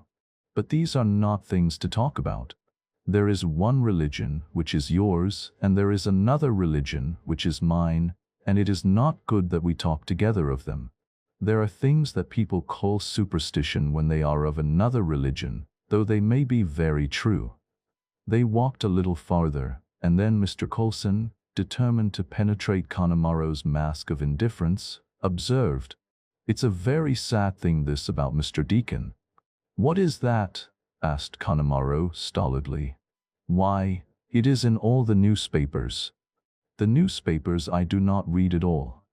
Mr. Deacon has been killed, murdered in his rooms. He was found lying dead at the feet of Hachiman the god." "Indeed?" Connemara answered politely, but with something rather like stolid indifference. "That is very sad. I am sorry. I did not know he had a Hachiman. And they say," Mr. Coulson pursued, "that something has been taken." "Ah, yes," Connemara answered just as coolly. "There were many things of much value in the rooms." And after a little while he added, "I see it is a little late. You will excuse me, for I must go to lunch at my lodgings. Good day." He bowed, shook hands, and hailed a cab. Mr. Coulson heard him direct the cabman to his lodgings, and then, in another cab, Mr. Coulson made for Dorrington's office. Connemara's stolidity, the lack of anything like surprise at the news of Mr. Deacon's death, his admission that he had finished his business in England successfully, these things placed the matter beyond all doubt in Mr. Coulson's mind. Plainly, he felt so confident that none knew of his errand in England that he took things with perfect coolness, and even ventured so far as to speak of the murder in very near terms, to say that he did not expect to have to do what he had done, and would not have believed it possible that he could do it, though, to be sure, he checked himself at once before going farther. Certainly Dorrington must be told at once. That would be better than going to the police, perhaps, for possibly the police might not consider the evidence sufficient to justify an arrest, and Dorrington may have ascertained something in the meantime. Dorrington had not been heard of at his office since leaving there early in the morning. So Mr. Coulson saw Hicks, and arranged that a man should be put on to watch Connemara, and should be sent instantly, before he could leave his lodgings again. Then Mr. Coulson hurried to Bedford Mansions. There he saw the housekeeper. From him he learned that Dorrington had left some time since, promising either to be back or to telegraph during the afternoon. Also, he learned that Beard, the hall porter, was in a great state of indignation and anxiety as a consequence of the discovery that he was being watched by the police. He had got a couple of days' leave of absence to go and see his mother, who was ill, and he found his intentions and destination a matter of pressing inquiry. Mr. Coulson assured the housekeeper that he might promise Beard a speedy respite from the attentions of the police, and went to his lunch. After his lunch Mr. Coulson called and called again at Bedford Mansions, but neither Dorrington nor his telegram had been heard of. At something near 5 o'clock, however, when he had made up his mind to wait, restless as he was, Dorrington appeared, fresh and complacent. "Hope you haven't been waiting long?" he asked.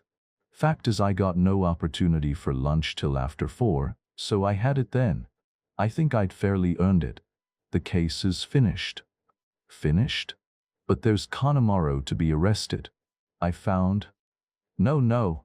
I don't think anybody will be arrested at all. You'll read about it in the evening papers in an hour, I expect.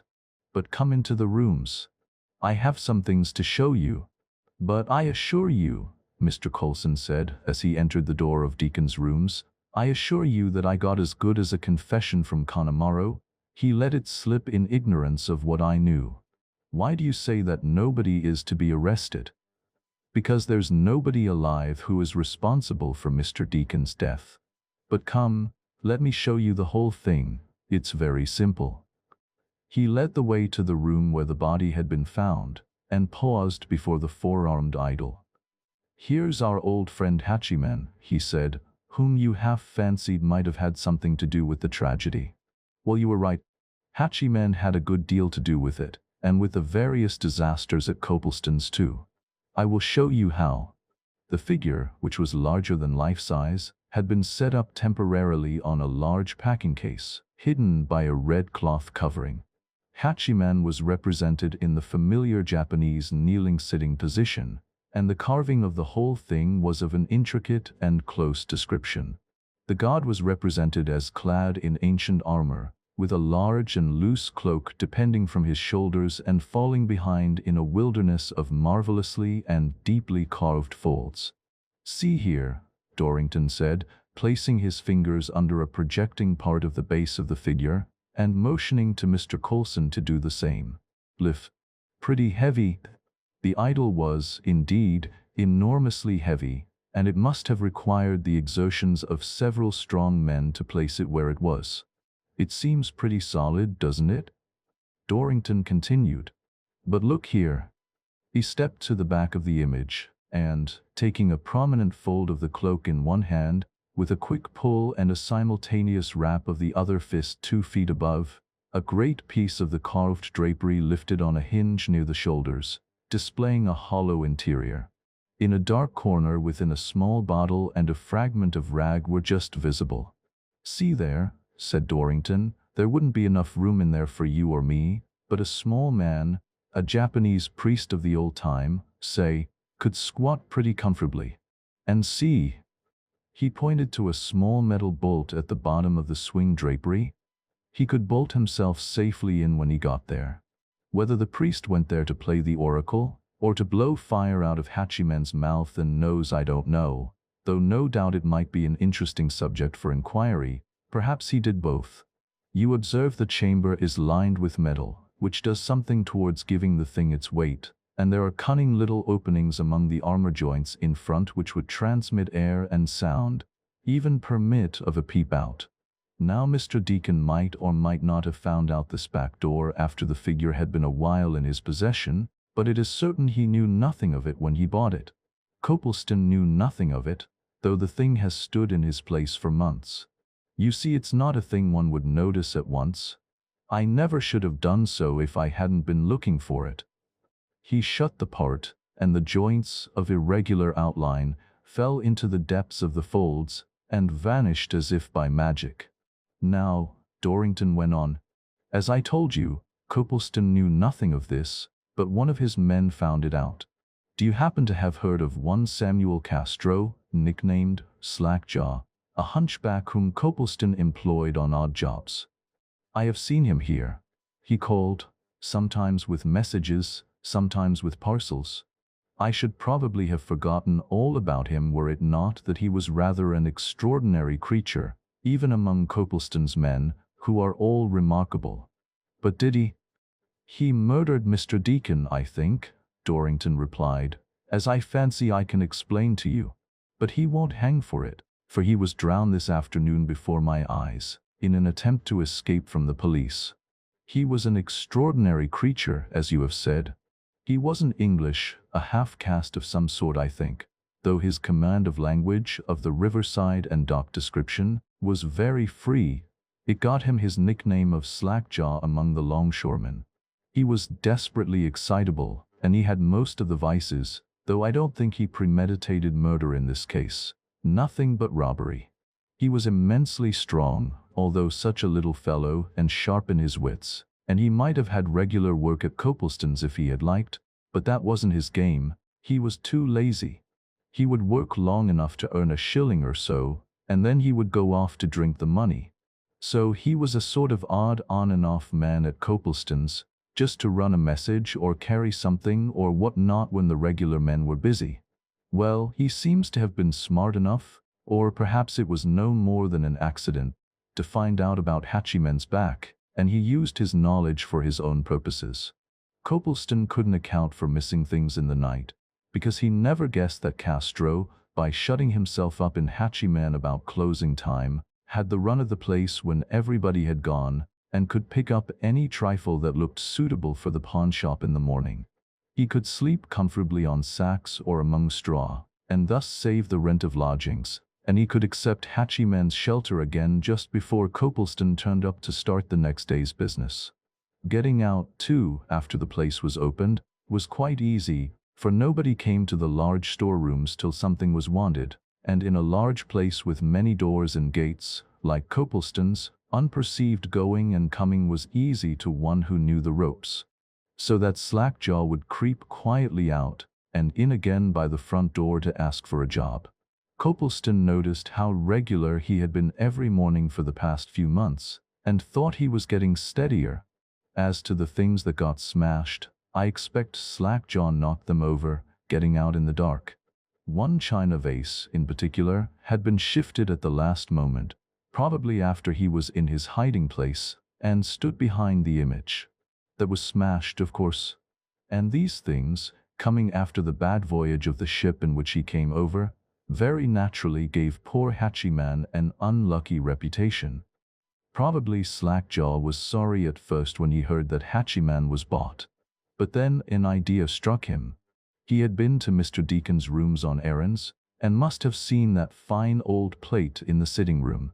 He had picked up unconsidered trifles at Copleston's by aid of Hatchieman. Why not acquire something handsome at Deacon's in the same way? The figure was to be carried to Bedford Mansions as soon as work began on Wednesday morning. Very well. All he had to do was to manage his customary sojourn at Copleston's over Tuesday night, and keep to his hiding place in the morning. He did it. Perhaps the men swore a bit at the weight of Hatchieman, but as the idol weighed several hundredweights by itself, and had not been shifted since it first arrived, they most likely perceived no difference. Hatchieman, with Slackjaw comfortably bolted inside him, though even he must have found the quarters narrow, jolted away in the wagon, and in course of time was deposited where it now stands. Of course, all I have told you, and all I am about to tell you, is no more than conjecture, but I think you will say I have reasons. From within the idol Slackjaw could hear Mr. Deacon's movements, and no doubt when he heard him take his hat and stick and shut the outer door behind him, Hatchieman's tenant was glad to get out. He had never had so long and trying a sojourn in the idol before, though he had provided himself this time with something to keep his spirits up in that little flat bottle he left behind. Probably, however, he waited some little time before emerging, for safety's sake. I judge this because I found no signs of his having started work, except a single small knife mark on the plate case. He must have no more than begun when Mr. Deacon came back for his letters. First, however, he went and shut the bedroom window, lest his movements might be heard in some adjacent rooms. The man who was painting said he heard that, you remember. Well, hearing Mr. Deacon's key in the lock, of course he made a rush for his hiding place, but there was no time to get in and close up before Mr. Deacon could hear the noise. Mr. Deacon, as he entered, heard the footsteps in the next room, and went to see. The result you know. Castro, perhaps, crouched behind the idol, and hearing Mr. Deacon approaching, and knowing discovery inevitable, in his mad fear and excitement, snatched the nearest weapon and struck wildly at his pursuer. Here are half a dozen heavy, short Japanese swords at hand, any one of which might have been used. The thing done, Castro had to think of escape. The door was impossible. The hall porter was already knocking there. But the man had no key. He could be heard moving about and calling for one. There was yet a little time. He wiped the blade of the weapon, put it back in its place, took the keys from the dead man's pocket, and regained his concealment in the idol. Whether or not he took the keys with the idea of again attempting theft when the room was left empty, I don't know. Most likely he thought they would aid him in escape. Anyway, he didn't attempt theft, but lay in his concealment, and a pretty bad time he must have had of it, till night. Probably his nerve was not good enough for anything more than simple flight. When all was quiet, he left the rooms and shut the door behind him. Then he lurked about corridors and basements till morning, and when the doors were opened, slipped out unobserved. But it's pretty obvious, once you know about Hachiman's interior. And how did you find out? When you left me here, I considered the thing. I put aside all suspicions of motive, the Japanese and his sword and the rest of it, and addressed myself to the bare facts. Somebody had been in these rooms when Mr. Deacon came back, and that somebody had murdered him. The first thing was to find how this person came and where he came from. At first, of course, one thought of the bedroom window, as the police had done. But reflection proved this unlikely. Mr. Deacon had entered his front door, was inside a few seconds, and then was murdered close by the figure of Hachiman.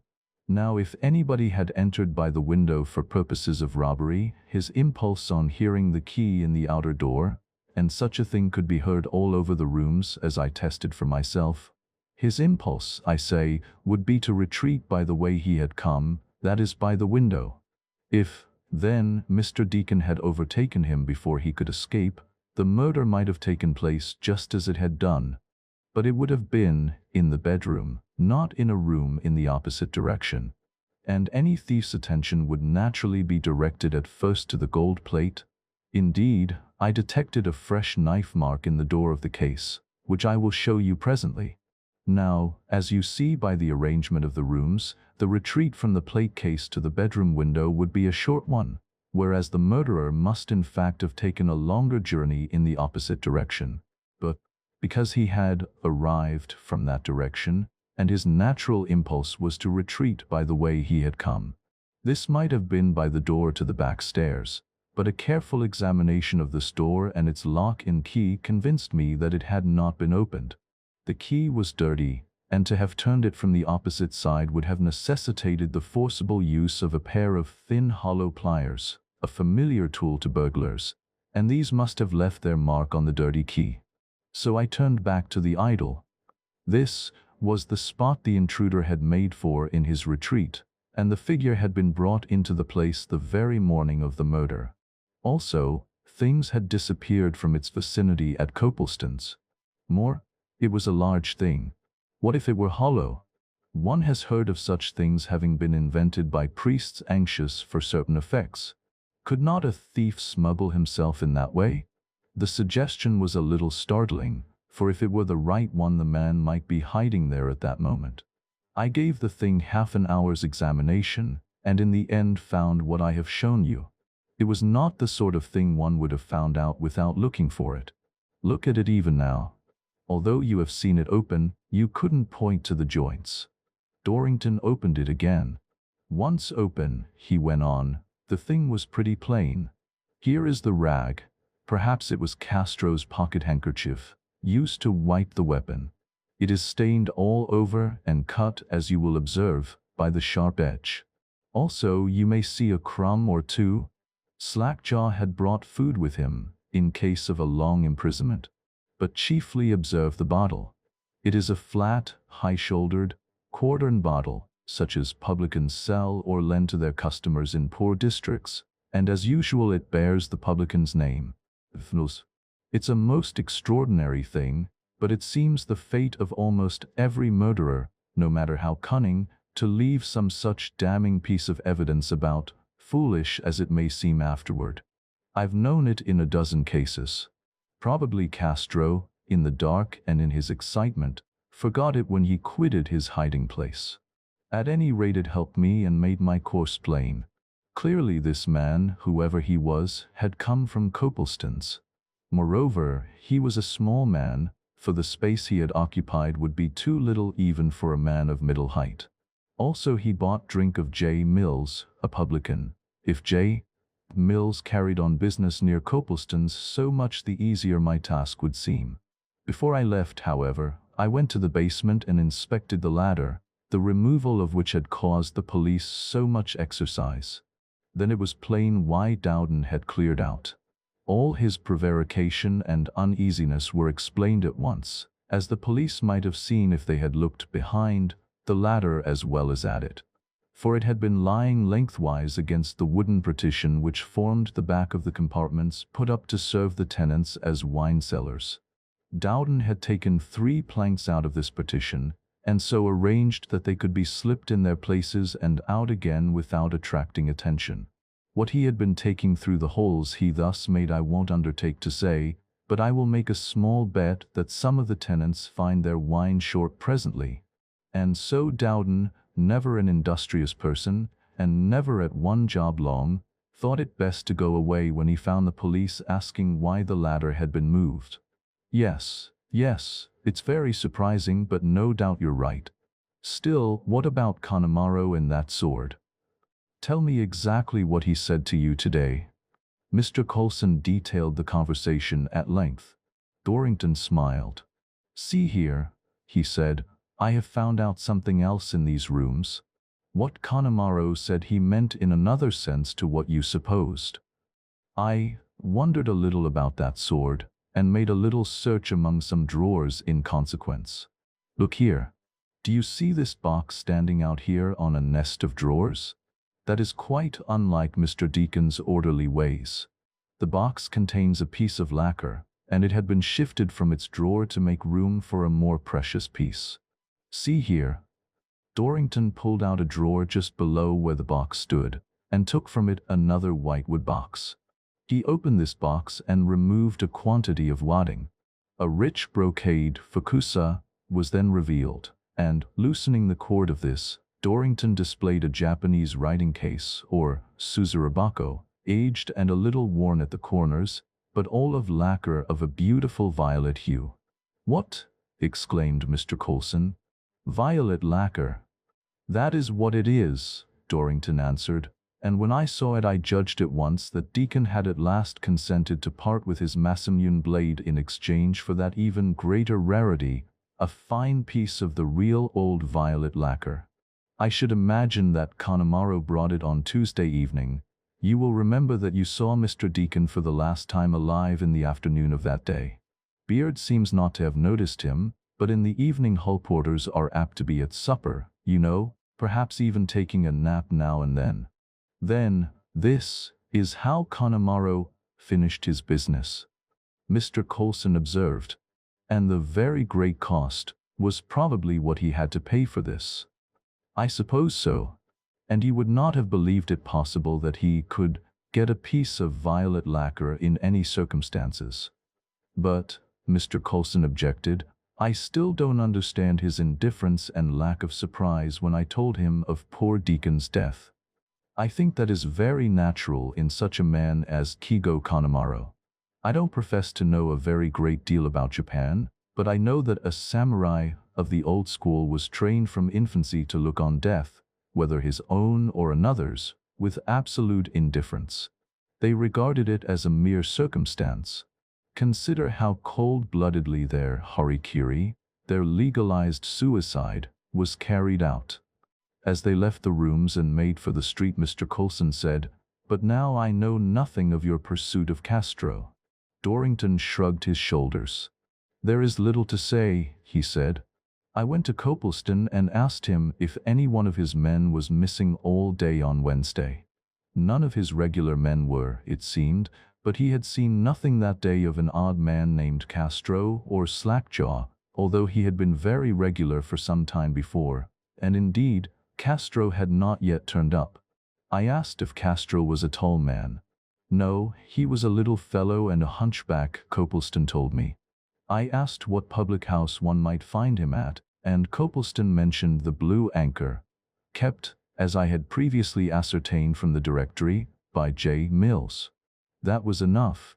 With everything standing as it was, a few minutes' talk with the inspector in charge at the nearest police station was all that was necessary. 2 men were sent to make the arrest, and the people at the Blue Anchor directed us to Martin's Wharf, where we found Castro.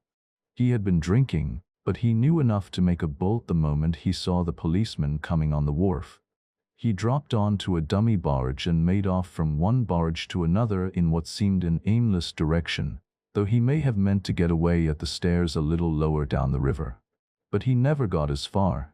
He muddled one jump and fell between the barges. You know what a suck under there is when a man falls among barges like that.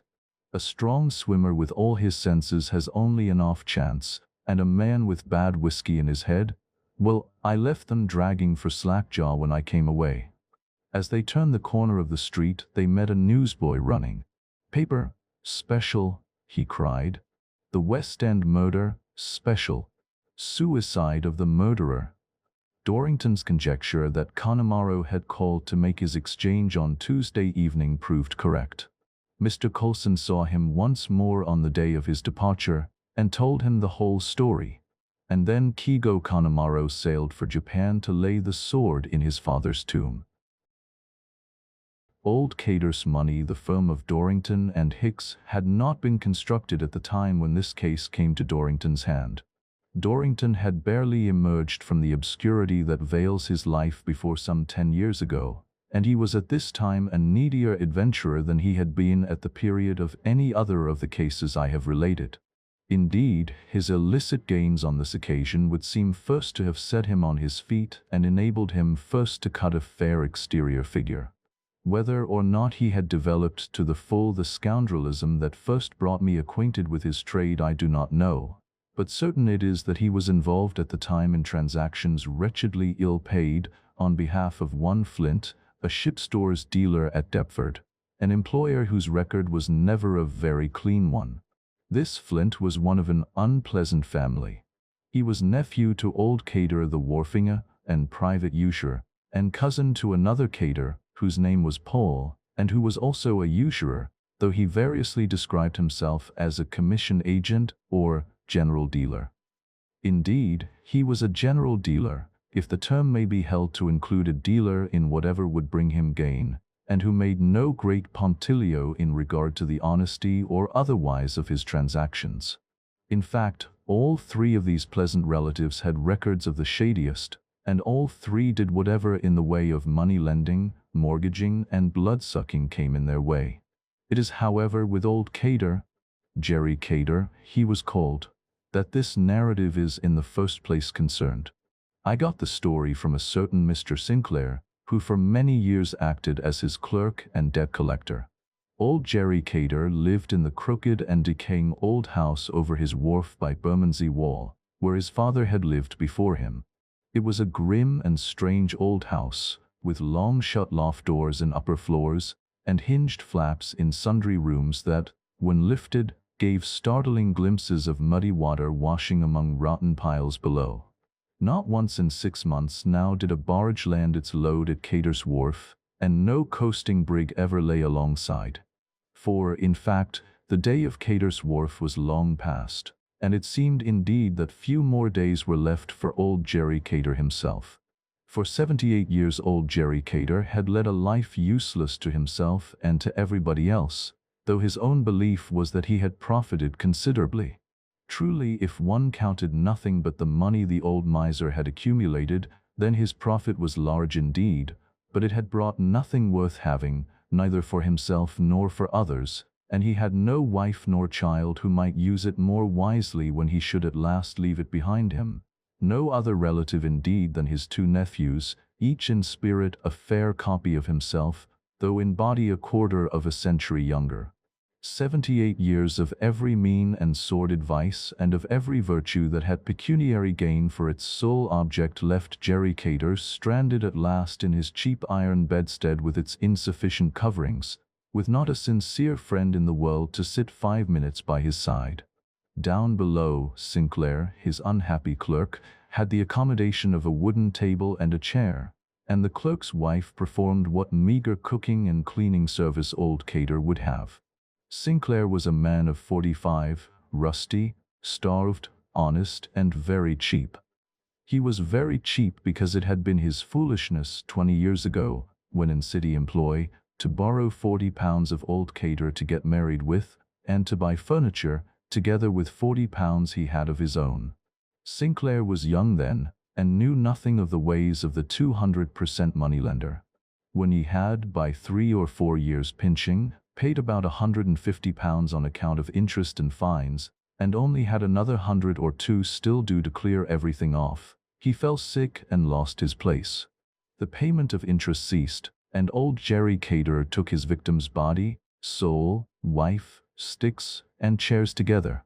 Jerry Cater discharged his own clerk, and took Sinclair, with a saving of 5 shillings a week on the nominal salary, and out of the remainder he deducted, on account of the debt and ever-accumulating interest, enough to keep his man thin and broken-spirited, without absolutely incapacitating him from work, which would have been bad finance. But the rest of the debt, capital and interest, was made into a capital debt, with usury on the whole. So that for 16 years or more Sinclair had been paying something every week off the eternally increasing sum, and might have kept on for 16 centuries at the same rate without getting much nearer freedom.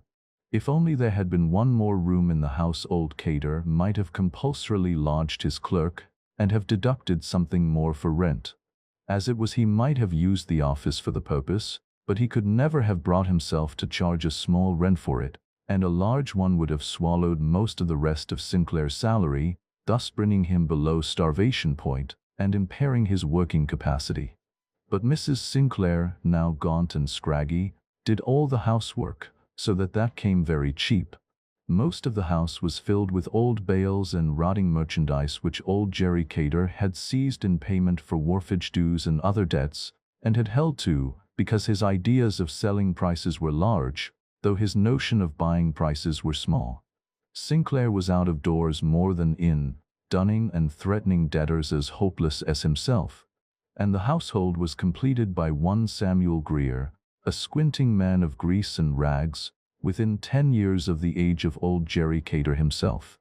Greer was wharf hand, messenger, and personal attendant on his employer, and, with less opportunity, was thought to be near as bad a scoundrel as Cater. He lived and slept in the house, and was popularly supposed to be paid nothing at all, though his patronage of the Ship and Anchor, hard by, was as frequent as might be. Old Jerry Cater was plainly not long for this world. Ailing for months, he at length gave in and took to his bed. Greer watched him anxiously and greedily, for it was his design, when his master went at last, to get what he could for himself. More than once during his illness old Cater had sent Greer to fetch his nephews. Greer had departed on these errands, but never got farther than the next street. He hung about a reasonable time, perhaps in the Ship and Anchor, if funds permitted, and then returned to say that the nephews could not come just yet. Old Cater had quarrelled with his nephews, as he had with everybody else, some time before, and Greer was resolved, if he could, to prevent any meeting now, for that would mean that the nephews would take possession of the place, and he would lose his chance of convenient larceny when the end came. So it was that neither nephew knew of old Jerry Cater's shaky condition. Before long, finding that the old miser could not leave his bed, indeed he could scarcely turn in it, Greer took courage, in Sinclair's absence, to poke about the place in search of concealed sovereigns. He had no great time for this, because Jerry Cater seemed to have taken a great desire for his company, whether for the sake of his attendance or to keep him out of mischief was not clear. At any rate, Greer found no concealed sovereigns, nor anything better than might be sold for a few pence at the rag shop, until one day, when old Cater was taking alternate fits of restlessness and sleep, Greer ventured to take down a dusty old pickle jar from the top shelf in the cupboard of his master's bedroom. Cater was dozing at the moment, and Greer, tilting the jar toward the light, saw within a few doubled papers, very dusty. He snatched the papers out, stuffed them into his pocket, replaced the jar, and closed the cupboard door hastily. The door made some little noise, and old Cater turned and woke, and presently he made a shift to sit up in bed, while Greer scratched his head as innocently as he could, and directed his divergent eyes to parts of the room as distant from the cupboard as possible. "Samuel Greer," said old Cater in a feeble voice, while his lower jaw waggled and twitched, "Samuel Greer, I think I'll have some beef tea." He groped tremulously under his pillow, turning his back to Greer, who tiptoed and glared variously over his master's shoulders. He saw nothing, however, though he heard the chink of money. Old Cater turned, with a shilling in his shaking hand. "Get Alf a pound o' shin o' beef," he said, "and go to Green's for it at the other end, Grange Road, d'ye hear? It's a penny a pound cheaper there than it is anywhere nearer, and I ain't in so much of a hurry for it, so the distance don't matter. Go long." And old Jerry Cater subsided in a fit of coughing. Greer needed no second bidding. He was anxious to take a peep at the papers he had secreted. Sinclair was out collecting, or trying to collect, but Greer did not stop to examine his prize before he had banged the street door behind him, lest Cater, listening above, should wonder what detained him. But in a convenient courtyard 100 yards away, he drew out the papers and inspected them eagerly. First, there was the policy of insurance of the house and premises. Then there was a bundle of receipts for the yearly insurance premiums. And then there was old Jerry Cater's will. There were 2 foolscap sheets, written all in Jerry Cater's own straggling handwriting. Greer hastily scanned the sheets, and his dirty face grew longer and his squint intensified as he turned over the second sheet, found nothing behind it, and stuffed the papers back in his pocket. For it was plain that not a penny of old Jerry Cater's money was for his faithful servant, Samuel Greer. "Ungrateful old wagabone," mused the faithful servant as he went his way. "Not a blessed penny, not a penny, and them as don't want it gets it, o' course. That's always the way. It's like a greasing of a fat pig. I shall have to get what I can while I can, that's all." And so ruminating he pursued his way to the butcher's in Grange Road. Once more on his way there, and twice on his way back, Samuel Greer stepped into retired places to look at those papers again, and at each inspection he grew more thoughtful. There might be money in it yet. Come, he must think it over. The front door being shut, and Sinclair probably not yet returned, he entered the house by a way familiar to the inmates, a latched door giving on to the wharf. The clock told him that he had been gone nearly an hour, but Sinclair was still absent. When he entered old Cater's room upstairs, he found a great change. The old man lay in a state of collapse, choking with a cough that exhausted him, and for this there seemed little wonder, for the window was open, and the room was full of the cold air from the river. "What you been opening the winder for?" asked Greer in astonishment. "It's enough to give you your death." He shut it and returned to the bedside. But though he offered his master the change from the shilling, the old man seemed not to see it nor to hear his voice. "Well, if you won't, don't," observed Greer with some alacrity, pocketing the coppers. "But I'll bet he'll remember right enough presently. Die 'ere," he added, bending over the bed. "I've got the beef. Shall I bile it now?" But old Jerry Cater's eyes still saw nothing, and he heard not, though his shrunken chest and shoulders heaved with the last shudders of the cough that had exhausted him. So Greer stepped lightly to the cupboard and restored the fire policy and the receipts to the pickle jar. He kept the will. Greer made preparations for cooking the beef, and as he did so he encountered another phenomenon. "Well, he have been a-goin' of it," said Greer. "Blow me if he ain't been readin' the Bible now." A large, ancient, worn old Bible, in a rough calfskin cover, lay on a chair by old Cater's hand. It had probably been the family Bible of the Caters for generations back, for certainly old Jerry Cater would never have bought such a thing. For many years it had accumulated dust on a distant shelf among certain out-of-date account books, but Greer had never heard of its being noticed before. Feels he goin', that's about it, Greer mused as he pitched the Bible back on the shelf to make room for his utensils. But I shouldn't have thought take it sentimental like that, readin' the Bible and lettin' in the free air of even to make him cough hisself blind. The beef tea was set simmering, and still old Cater lay impotent. The fit of prostration was longer than any that had preceded it, and presently Greer thought it might be well to call the doctor. Call him he did accordingly. The surgery was hard by, and the doctor came. Jerry Cater revived a little, sufficiently to recognize the doctor, but it was his last effort. He lived another hour and a half. Greer kept the change and had the beef tea as well. The doctor gave his opinion that the old man had risen in delirium and had expended his last strength in moving about the room and opening the window. Samuel Greer found somewhere near £2 in silver in the small canvas bag under the dead man's pillow. No more money, however, rewarded his hasty search about the bedroom, and when Sinclair returned, Greer set off to carry the news to Paul Cater, the dead man's nephew. The respectable Greer had considered well the matter of the will, and saw his way, he fancied, at least to a few pounds by way of compensation for his loss of employment and the ungrateful forgetfulness of his late employer. The 2 sheets comprised, in fact, not a simple will merely, but a will and a codicil, each on one of the sheets, the codicil being a year or 2 more recent than the will. Nobody apparently knew anything of these papers, and it struck Greer that it was now in his power to prevent anybody learning, unless an interested party were disposed to pay for the disclosure. That was why he now took his way toward the establishment of Paul Cater, for the will made Paul Cater not only sole executor, but practically sole legatee. Wherefore Greer carefully separated the will from the codicil, intending the will alone for sale to Paul Cater. Because, indeed, the codicil very considerably modified it, and might form the subject of independent commerce. Paul Cater made a less miserly show than had been the wont of his uncle.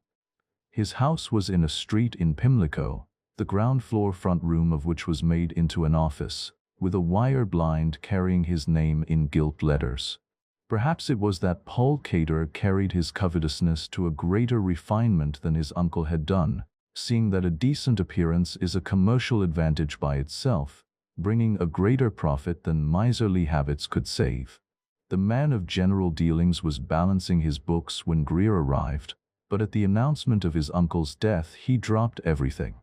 He was not noticeably stricken with grief, unless a sudden seizure of his hat and a roaring aloud for a cab might be considered as indications of affliction, for in truth Paul Cater knew well that it was a case in which much might depend on being first at Bermondsey Wall.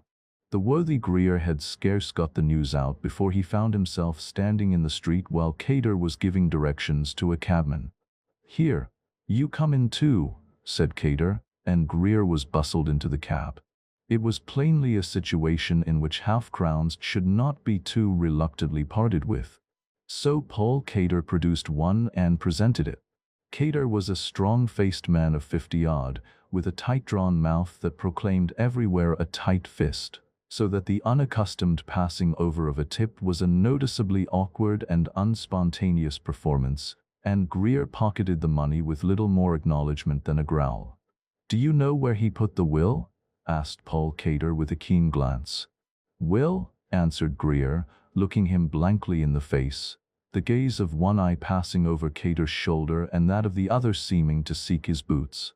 "Well, p'raps he never made one." "Didn't he?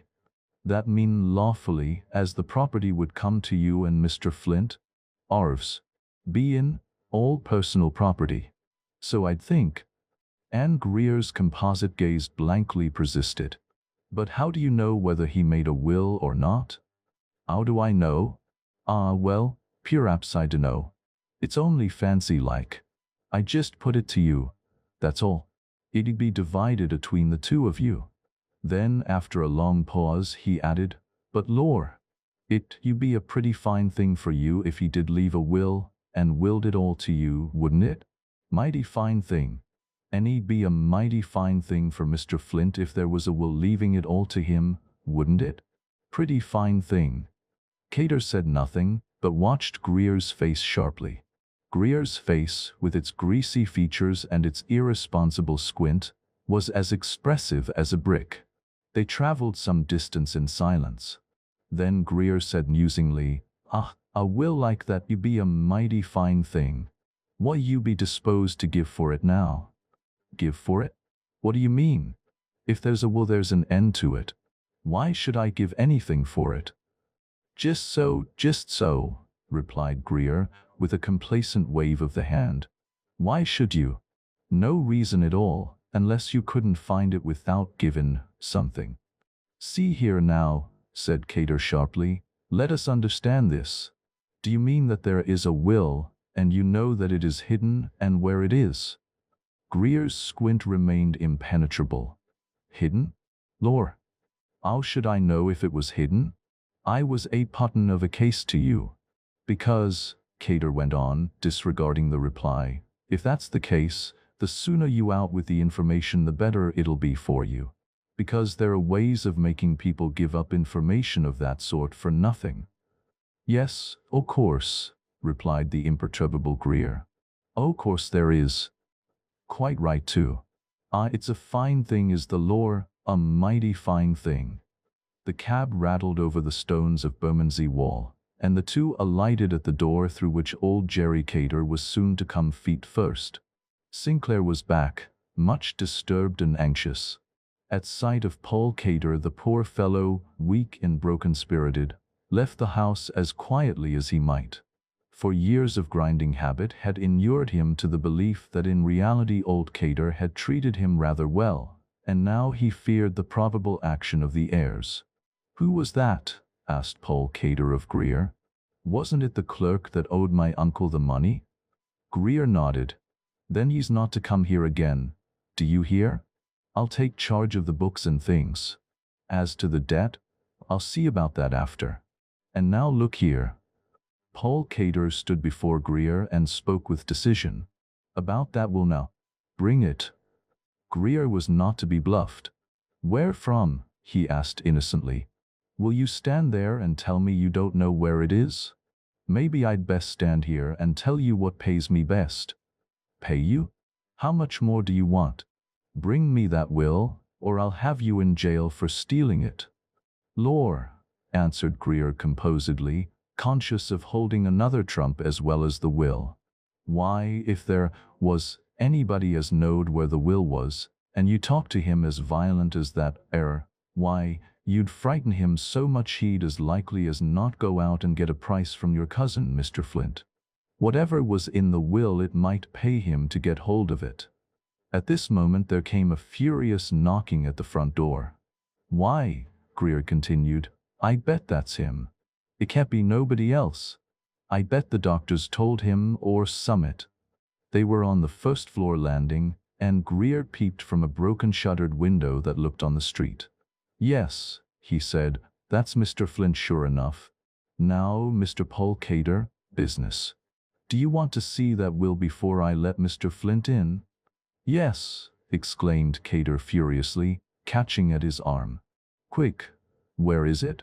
I want £20. £20? You're mad.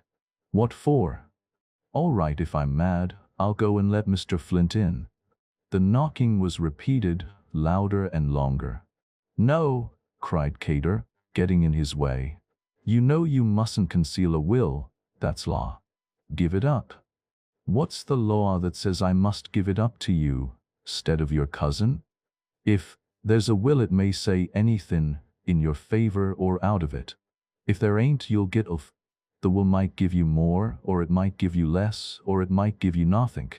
£20 for first look at it, for Flint comes in, and do what you like with it, for he knows anything about it." Again the knocking came at the door, this time supplemented by kicks. "But I don't carry £20 about with me," protested Cater, waving his fists. "Give me the will and come to my office for the money tomorrow." "No tick for this sort of job," answered Greer decisively.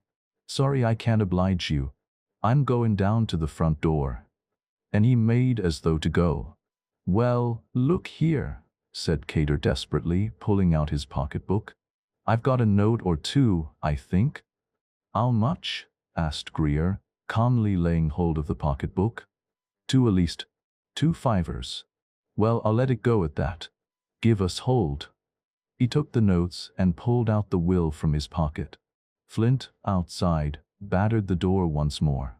Why, exclaimed Cater as he glanced over the sheet, I'm sole executor and I get the lot. Who are these witnesses? Oh, they're all right. Longshore hands just hereabout.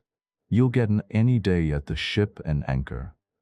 Cater put the will in his breast pocket. You'd best get out of this, my man, he said. You've had me for £10, and the further you get from me the safer you'll be.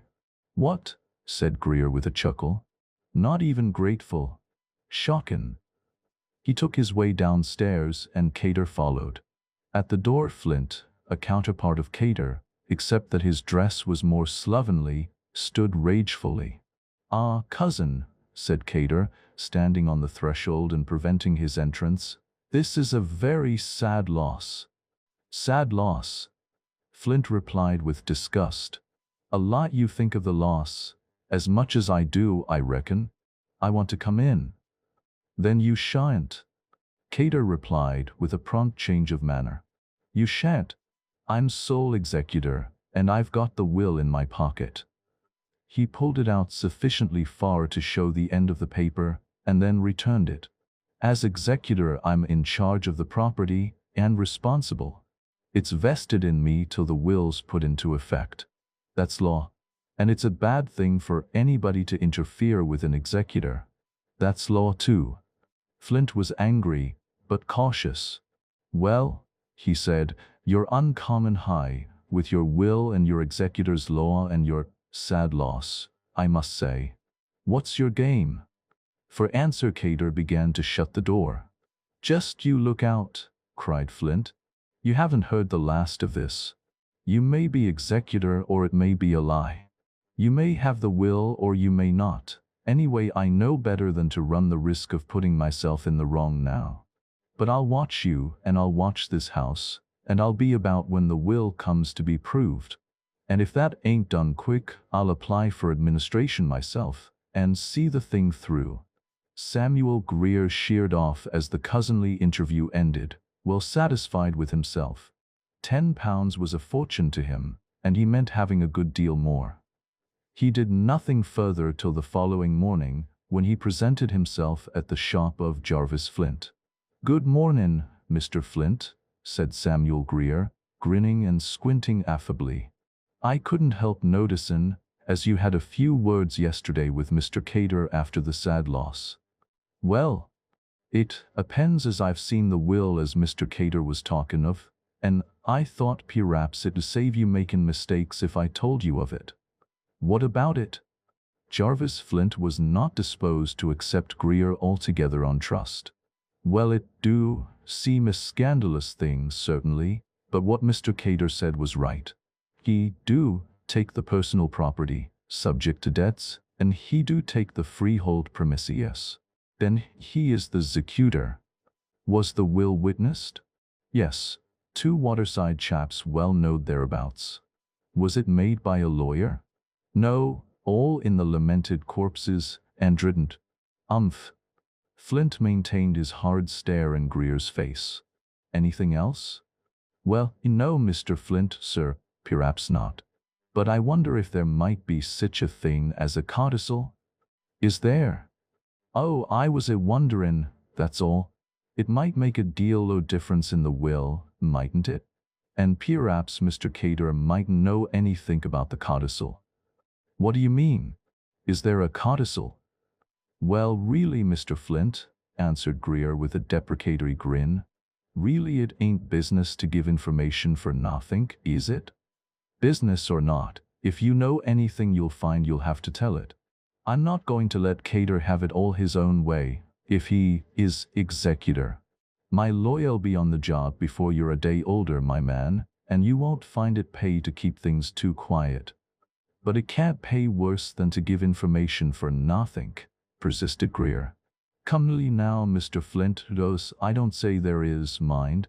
I only say, suppose there was a codicil, and suppose that codicil meant a matter of a few £1,000 in your pocket.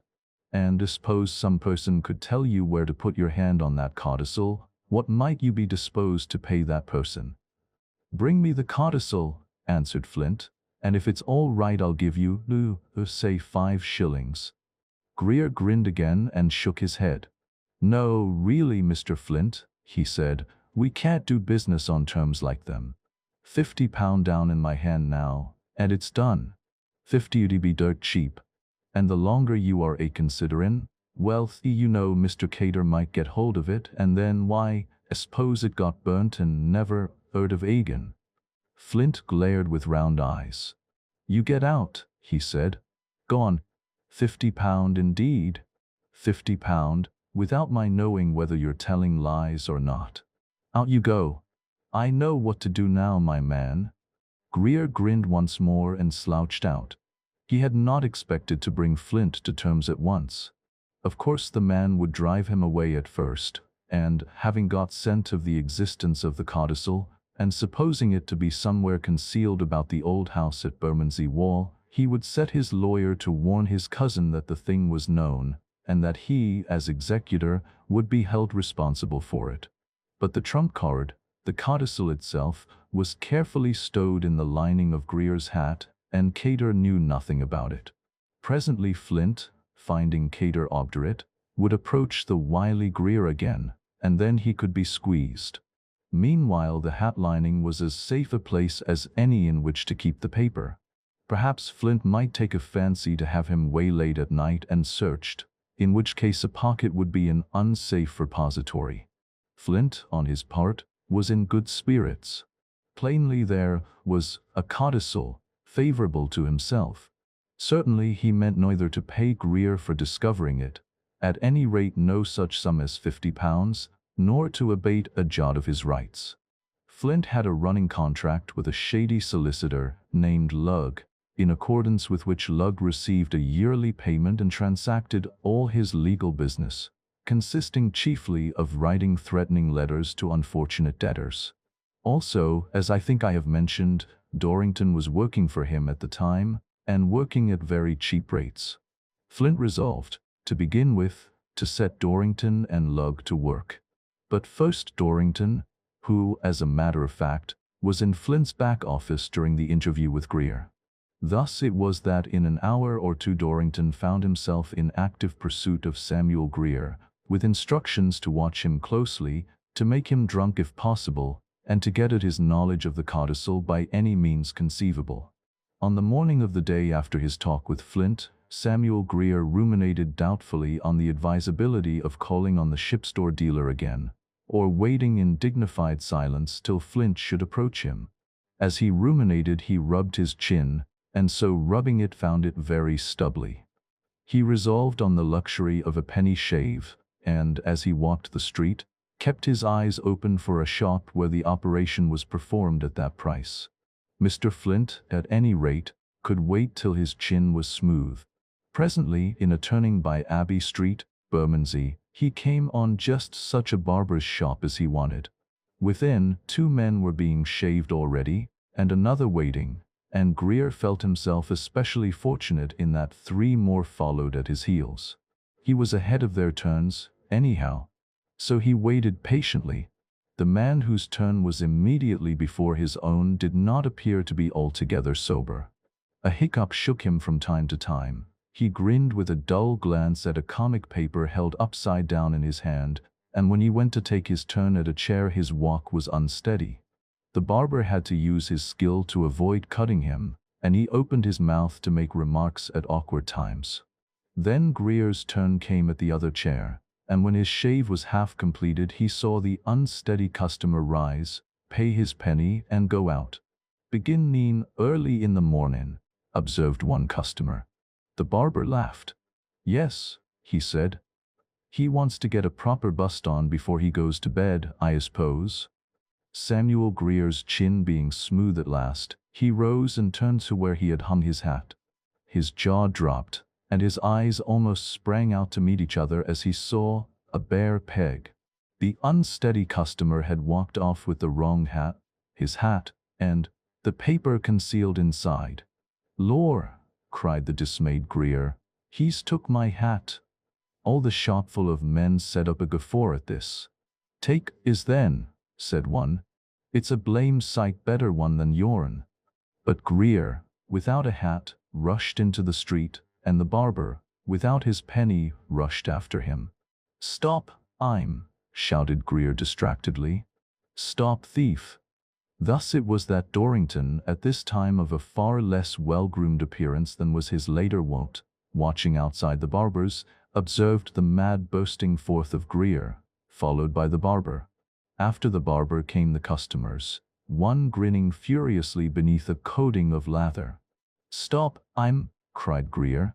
"He's got my fit." "Stop 'em. You pay me my money," said the barber, catching his arm. "Never mind your thinies, but just you pay me first. Leave go. You're responsible for lettin' him take it, I tell you. It's a special, valuable, leave go." Dorrington stayed to hear no more. 3 minutes before he had observed a slightly elevated navvy emerge from the shop and walk solemnly across the street under a hat manifestly a size or two too small for him. Now Dorrington darted down the turning which the man had taken. The hat was a wretched thing, and there must be some special reason for Greer's wild anxiety to recover it, especially as the navvy must have left another, probably better, behind him. Already Dorrington had conjectured that Greer was carrying the codicil about with him, for he had no place else to hide it, and he would scarcely have offered so confidently to negotiate over it if it had been in the Bermondsey Wall House, well in reach of Paul Cater. So he followed the elevated navvy with all haste. He might never have seen him again were it not that the unconscious bearer of the fortunes of Flint, and indeed Dorrington, hesitated for a little while whether or not to enter the door of a public house near St. Saviour's Dock. In the end he decided to go on, and it was just as he had started that Dorrington sighted him again. The navvy walked slowly and gravely on, now and again with a swerve to the wall or the curb, but generally with a careful and labored directness. Presently he arrived at a dock bridge, with a low iron rail. An incoming barge attracted his eye, and he stopped and solemnly inspected it. He leaned on the low rail for this purpose, and as he did so the hat, all too small, fell off. Had he been standing 2 yards nearer the center of the bridge it would have dropped into the water. As it was it fell on the quay, a few feet from the edge, and a dockman, coming toward the steps by the bridge side, picked it up and brought it with him. "Here, wire, mate," said the dockman, offering the hat. The navvy took it in lofty silence, and inspected it narrowly. Then he said, "What's this?" "Thising my fillet." And he glared suspiciously at the dockman. "Ain't it?" answered the dockman carelessly. "All right then, keep it for the bloke it belongs to." "I don't want it." "No," returned the navvy with rising indignation, "but I want mine, though." "What you're done with it?" "It ain't a rotten old, unlike this air. None Alflarks. Just you and it over. Come on." "And what over?"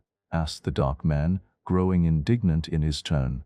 "You drops your head over the bridge like some kid as can't take care of it, and I brings it up for ye. That is think ye, like a man. Blast me for another vote. Go and bile your face." And he turned on his heel. "No, ye don't," bawled the navvy, dropping the battered hat and making a complicated rush at the other's retreating form. "Not much. You gimme my fet." And he grabbed the dockman anywhere, with both hands. The dockman was as big as the navvy, and no more patient. He immediately punched his assailant's nose, and in 3 seconds a mingled bunch of dockman and navvy was floundering about the street. Dorrington saw no more. He had the despised hat in his hand, and, general attention being directed to the action in progress, he hurried quietly up the nearest court. Samuel Greer, having got clear of the barber by paying his penny, was in much perplexity, and this notwithstanding his acquisition of the navvy's hat, a very decent bowler, which covered his head generously and rested on his ears. What should be the move now? His hat was clean gone, and the codicil with it. To find it again would be a hopeless task, unless by chance the navvy should discover his mistake and return to the barber's to make a rectification of hats.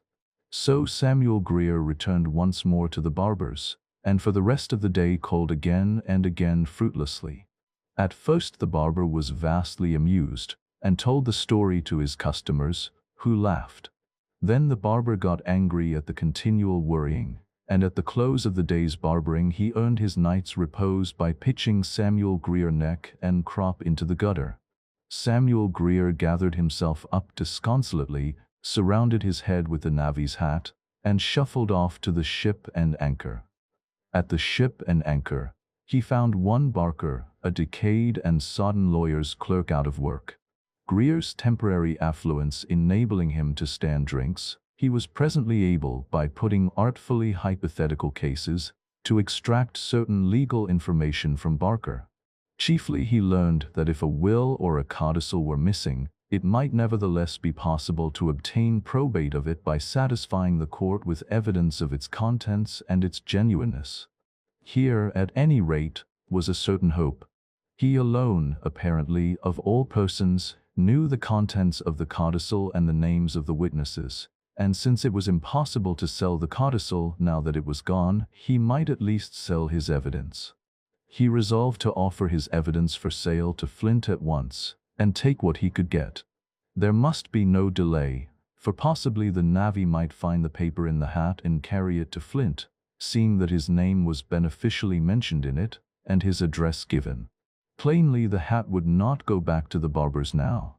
If the drunken navvy had found out his mistake, he probably had not the least notion where he had been nor where the hat had come from, else he would have returned it during the day, and recovered his own superior property. So Samuel Grier went at once, late as it was, and knocked up Mr. Flint. Flint congratulated himself, feeling sure that Grier had thought better of his business and had come to give his information for anything he could get. Grier, on his part, was careful to conceal the fact that the codicil had been in his possession and had been lost. All he said was that he had seen the codicil, that its date was 9 months later than that of the will, and that it benefited Jarvis Flint to the extent of some £10,000, leaving Flint to suppose, if he pleased, that Cater, the executor, had the codicil, but would probably suppress it. Indeed, this was the conclusion that Flint immediately jumped at. And the result of the interview was this. Flint, with much grudging and reluctance, handed over as a preliminary fee the sum of £1, the most he could be screwed up to. Then it was settled that Grier should come on the morrow and consult with Flint and his solicitor Lug, the object of the consultation being the construction of a consistent tale and a satisfactory, soi-disant copy of the codicil, which Grier was to swear to if necessary, and armed with which Paul Cater might be confronted and brought to terms. It may be wondered why, ere this, Flint had not received the genuine codicil itself, recovered by Dorrington from Grier's hat. The fact was that Dorrington, as was his wont, was playing a little game of his own.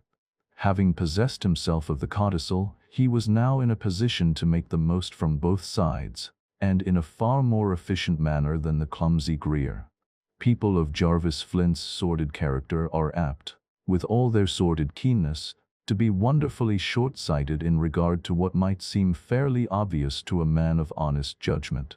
Thus it never occurred to Flint that a man like Dorrington, willing, for a miserable wage, to apply his exceptional subtlety to the furtherance of his employer's rascally designs, would be at least as ready to swindle that master on his own account when the opportunity offered, would be, in fact, the more ready, in proportion to the stinginess wherewith his master had treated him. Having found the codicil, Dorrington's procedure was not to hand it over forthwith to Flint. It was this: first he made a careful and exact copy of the codicil. Then he procured 2 men of his acquaintance, men of good credit, to read over the copy, word for word, and certify it as being an exact copy of the original by way of a signed declaration written on the back of the copy.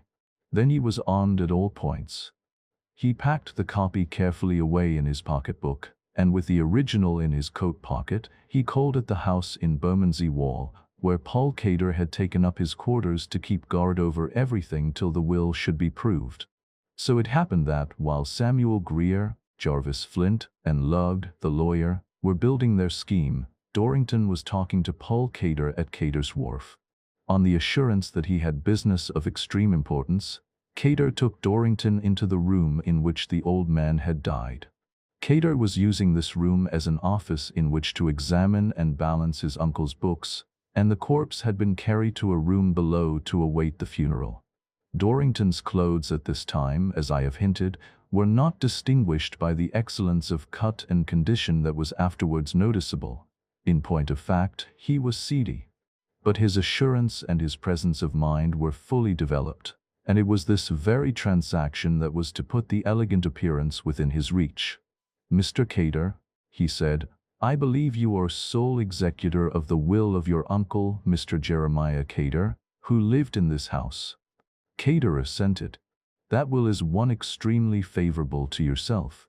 In fact, by you become not only sole executor, but practically sole legatee. Well, I am here as a man of business and as a man of the world to give you certain information. There is a codicil to that will." Cater started. Then he shrugged his shoulders and shook his head as though he knew better. "There is a codicil," Dorrington went on imperturbably, "executed in strict form, all in the handwriting of the testator, and dated 9 months later than the will. That codicil benefits your cousin, Mr. Jarvis Flint, to the extent of £10,000. To put it in another way, it deprives you of £10,000. Cater felt uneasy, but he did his best to maintain a contemptuous appearance. "You're rushing ahead pretty fast," he said, "talking about the terms of this codicil, as you call it. What I want to know is, where is it?" "That," replied Dorrington, smilingly, "is a question very easily answered. The codicil is in my pocket." He tapped his coat as he spoke. Paul Cater started again, and now he was plainly discomposed. "Very well," he said with some bravado. "If you've got it you can show it to me, I suppose." "Nothing easier," Dorrington responded affably. He stepped to the fireplace and took the poker. "You won't mind my holding the poker while you inspect the paper, will you?" he asked politely. "The fact is, the codicil is of such a nature that I fear a man of your sharp business instincts might be tempted to destroy it, there being no other witness present, unless you had the assurance, which I now give you, that if you as much as touch it I shall stun you with the poker. There is the codicil, which you may read with your hands behind you." He spread the paper out on the table, and Cater bent eagerly and read it, growing paler as his eye traveled down the sheet. Before raising his eyes, however, he collected himself, and as he stood up he said, with affected contempt, "I don't care a brass farthing for this thing. It's a forgery on the face of it."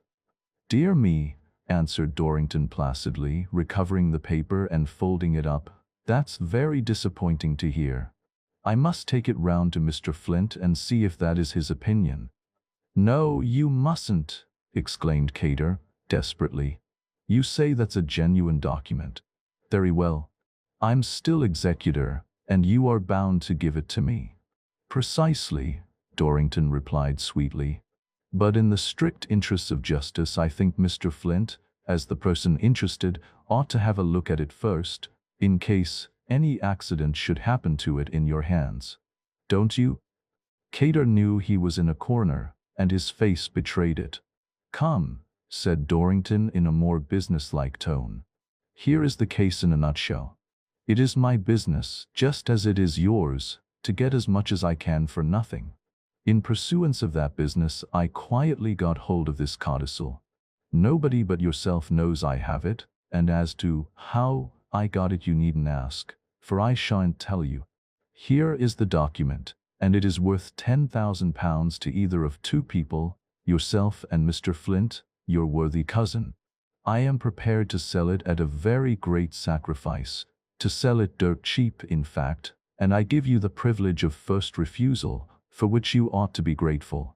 £1,000 is the price, and that gives you a profit of £9,000 when you have destroyed the codicil, a noble profit of 900% at a stroke. Come, is it a bargain?" "What?" ejaculated Cater, astounded. £1,000? £1,000 exactly, replied Dorrington complacently, "and a penny for the receipt stamp, if you want a receipt." "Oh," said Cater, "you're mad. The £1,000? Why, it's absurd." "Think so?" remarked Dorrington, reaching for his hat.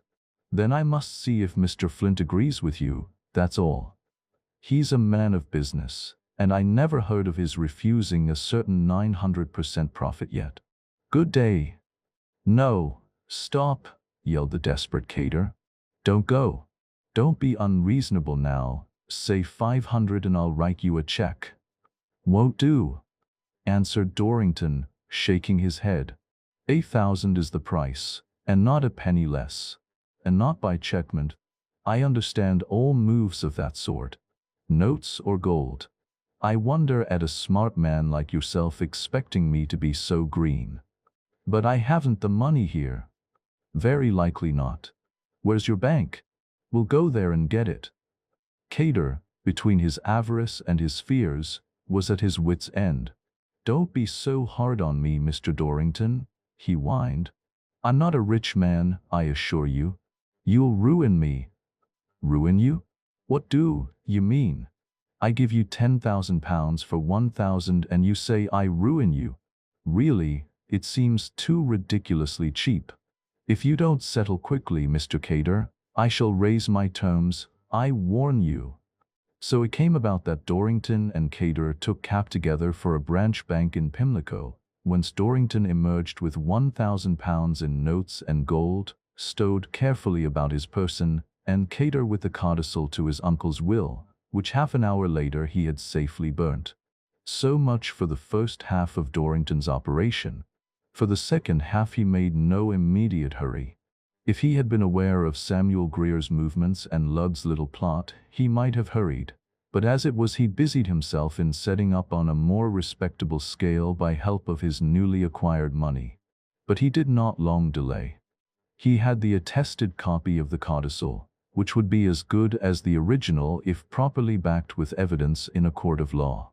The astute Cater, wise in his own conceit, just as was his equally astute cousin Flint, had clean overlooked the possibility of such a trick as this. And now all Dorrington had to do was to sell the copy for one more £1,000 to Jarvis Flint. It was on the morning of old Jerry Cater's funeral that he made his way to Deptford to do this, and he chuckled as he reflected on the probable surprise of Flint, who doubtless wondered what had become of his sweated inquiry agent when confronted with his offer. But when he arrived at the ship-store shop he found that Flint was out, so he resolved to call again in the evening. At that moment Jarvis Flint, Samuel Greer, and Lugg the lawyer were at the house in Bermondsey Wall attacking Paul Cater. Greer, foreseeing probable defiance by Cater from a window, had let the party in by the wharf door and so had taken Cater by surprise.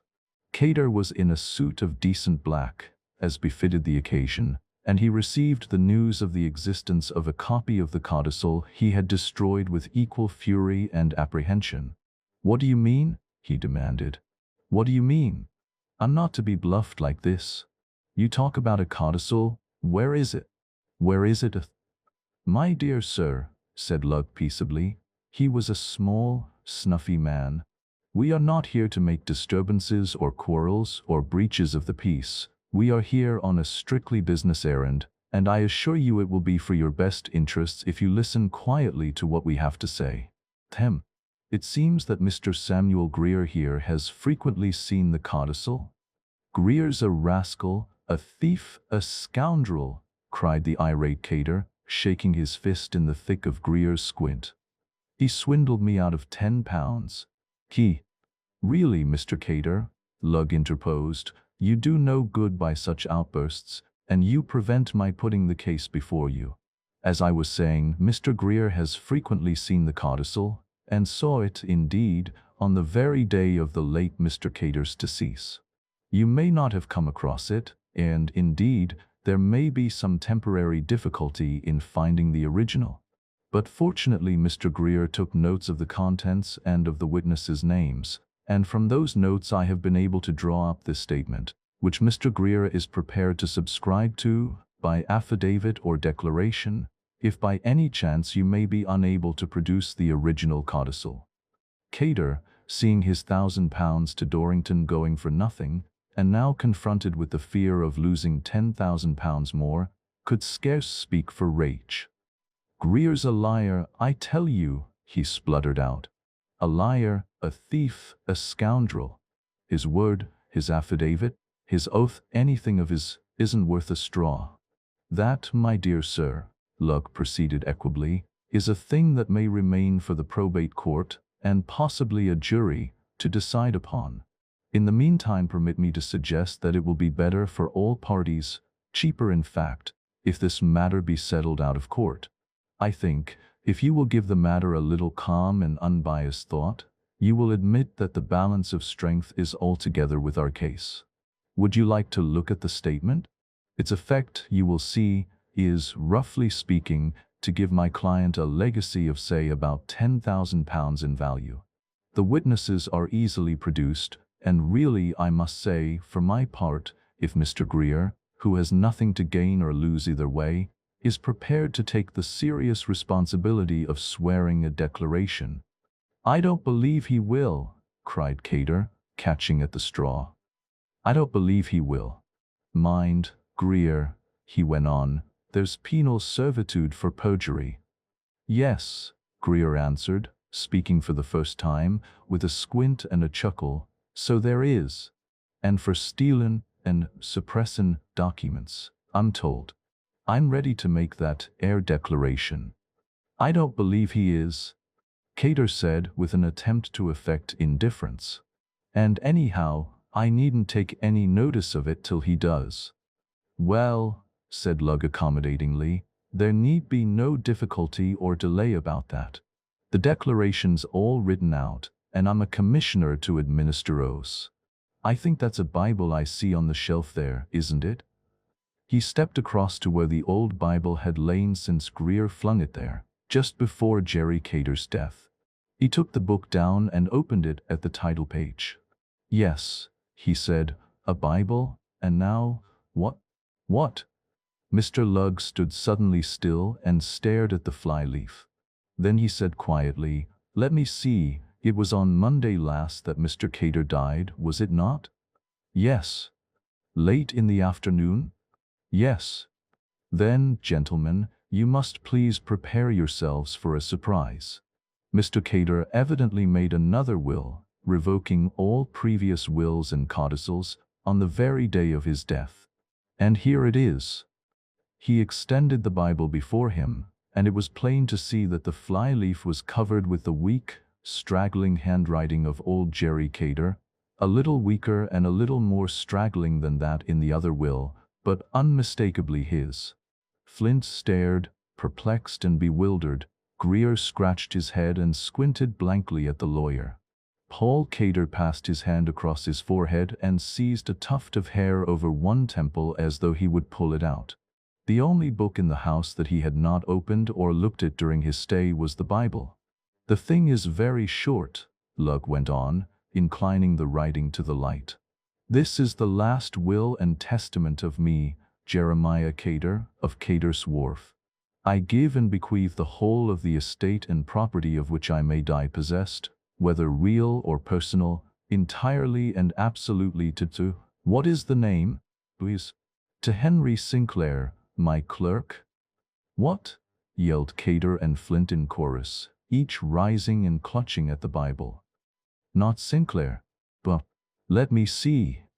"I think, gentlemen," said the solicitor, putting their hands aside, "that you will get the information quickest by listening while I read.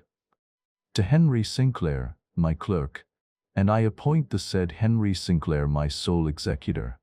And I wish it to be known that I do this, not only by way of reward to an honest servant, and to recompense him for his loss in loan transactions with me, but also to mark my sense of the neglect of my two nephews. And I revoke all former wills and codicils." Then follows date and signature and the signatures of witnesses, both apparently men of imperfect education. "But you're mad, it's impossible," exclaimed Cater, the first to find his tongue. "He couldn't have made a will then, he was too weak." Greer knows he couldn't. Greer, who understood better than anybody else present the allusion in the will to the nephew's neglect, coughed dubiously and said, "Well, he did get up while I was out. And when I got back he had the Bible beside him, and he seemed pretty well knocked up with something. The winder was wide open. I expect he opened it to holler out as well as he could to some chaps on the wharf or somewhere to come up by the wharf door and do the witnessing. And now I think of it, I expect he sent me out a purpose in case, well, in case if I knowed I might get up to summit with the will. He told me not to hurry. And I expect he about used himself up with the writin' to the holler yeen, the cold air and whatnot." Cater and Flint, greatly abashed, exchanged a rapid glance.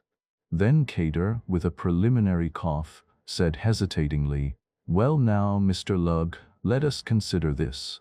It seems quite evident to me, and no doubt it will to you as my cousin's solicitor, it seems quite evident to me that my poor uncle could not have been in a sound state of mind when he made this very ridiculous will. Quite apart from all questions of genuineness, I've no doubt that a court would set it aside. And in view of that, it would be very cruel to allow this poor man Sinclair to suppose himself to be entitled to a great deal of money, only to find himself disappointed and ruined after all. You'll agree with that, I'm sure.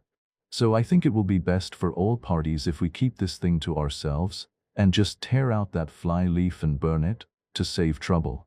And on my part one shall be glad to admit the copy of the codicil you have produced, and no doubt my cousin and I will be prepared to pay you a fee which will compensate you for any loss of business in actions, eh?" Mr. Lubb was tempted, but he was no fool. Here was Samuel Greer at his elbow knowing everything, and without a doubt, no matter how well bribed, always ready to make more money by betraying the arrangement to Sinclair. And that would mean inevitable ruin to Lugg himself, and probably a dose of jail. So he shook his head virtuously and said, "I couldn't think of anything of the sort, Mr. Cater, not for an instant. I am a solicitor, and I have my strict duties. It is my duty immediately to place this will in the hands of Mr. Henry Sinclair, as sole executor. I wish you a good day, gentlemen." And so it was that old Jerry Cater's money came at last to Sinclair. And the result was a joyful one, not only for Sinclair and his wife, but also for a number of poor debtors whose paper was part of the property. For Sinclair knew the plight of these wretches by personal experience, and was merciful, as neither Flint nor Paul Cater would have been. The two witnesses to the Bible will turned out to be bargemen. They had been mightily surprised to be hailed from Jerry Cater's window by the old man himself, already looking like a corpse. They had come up, however, at his request, and had witnessed the will, though neither knew anything of its contents.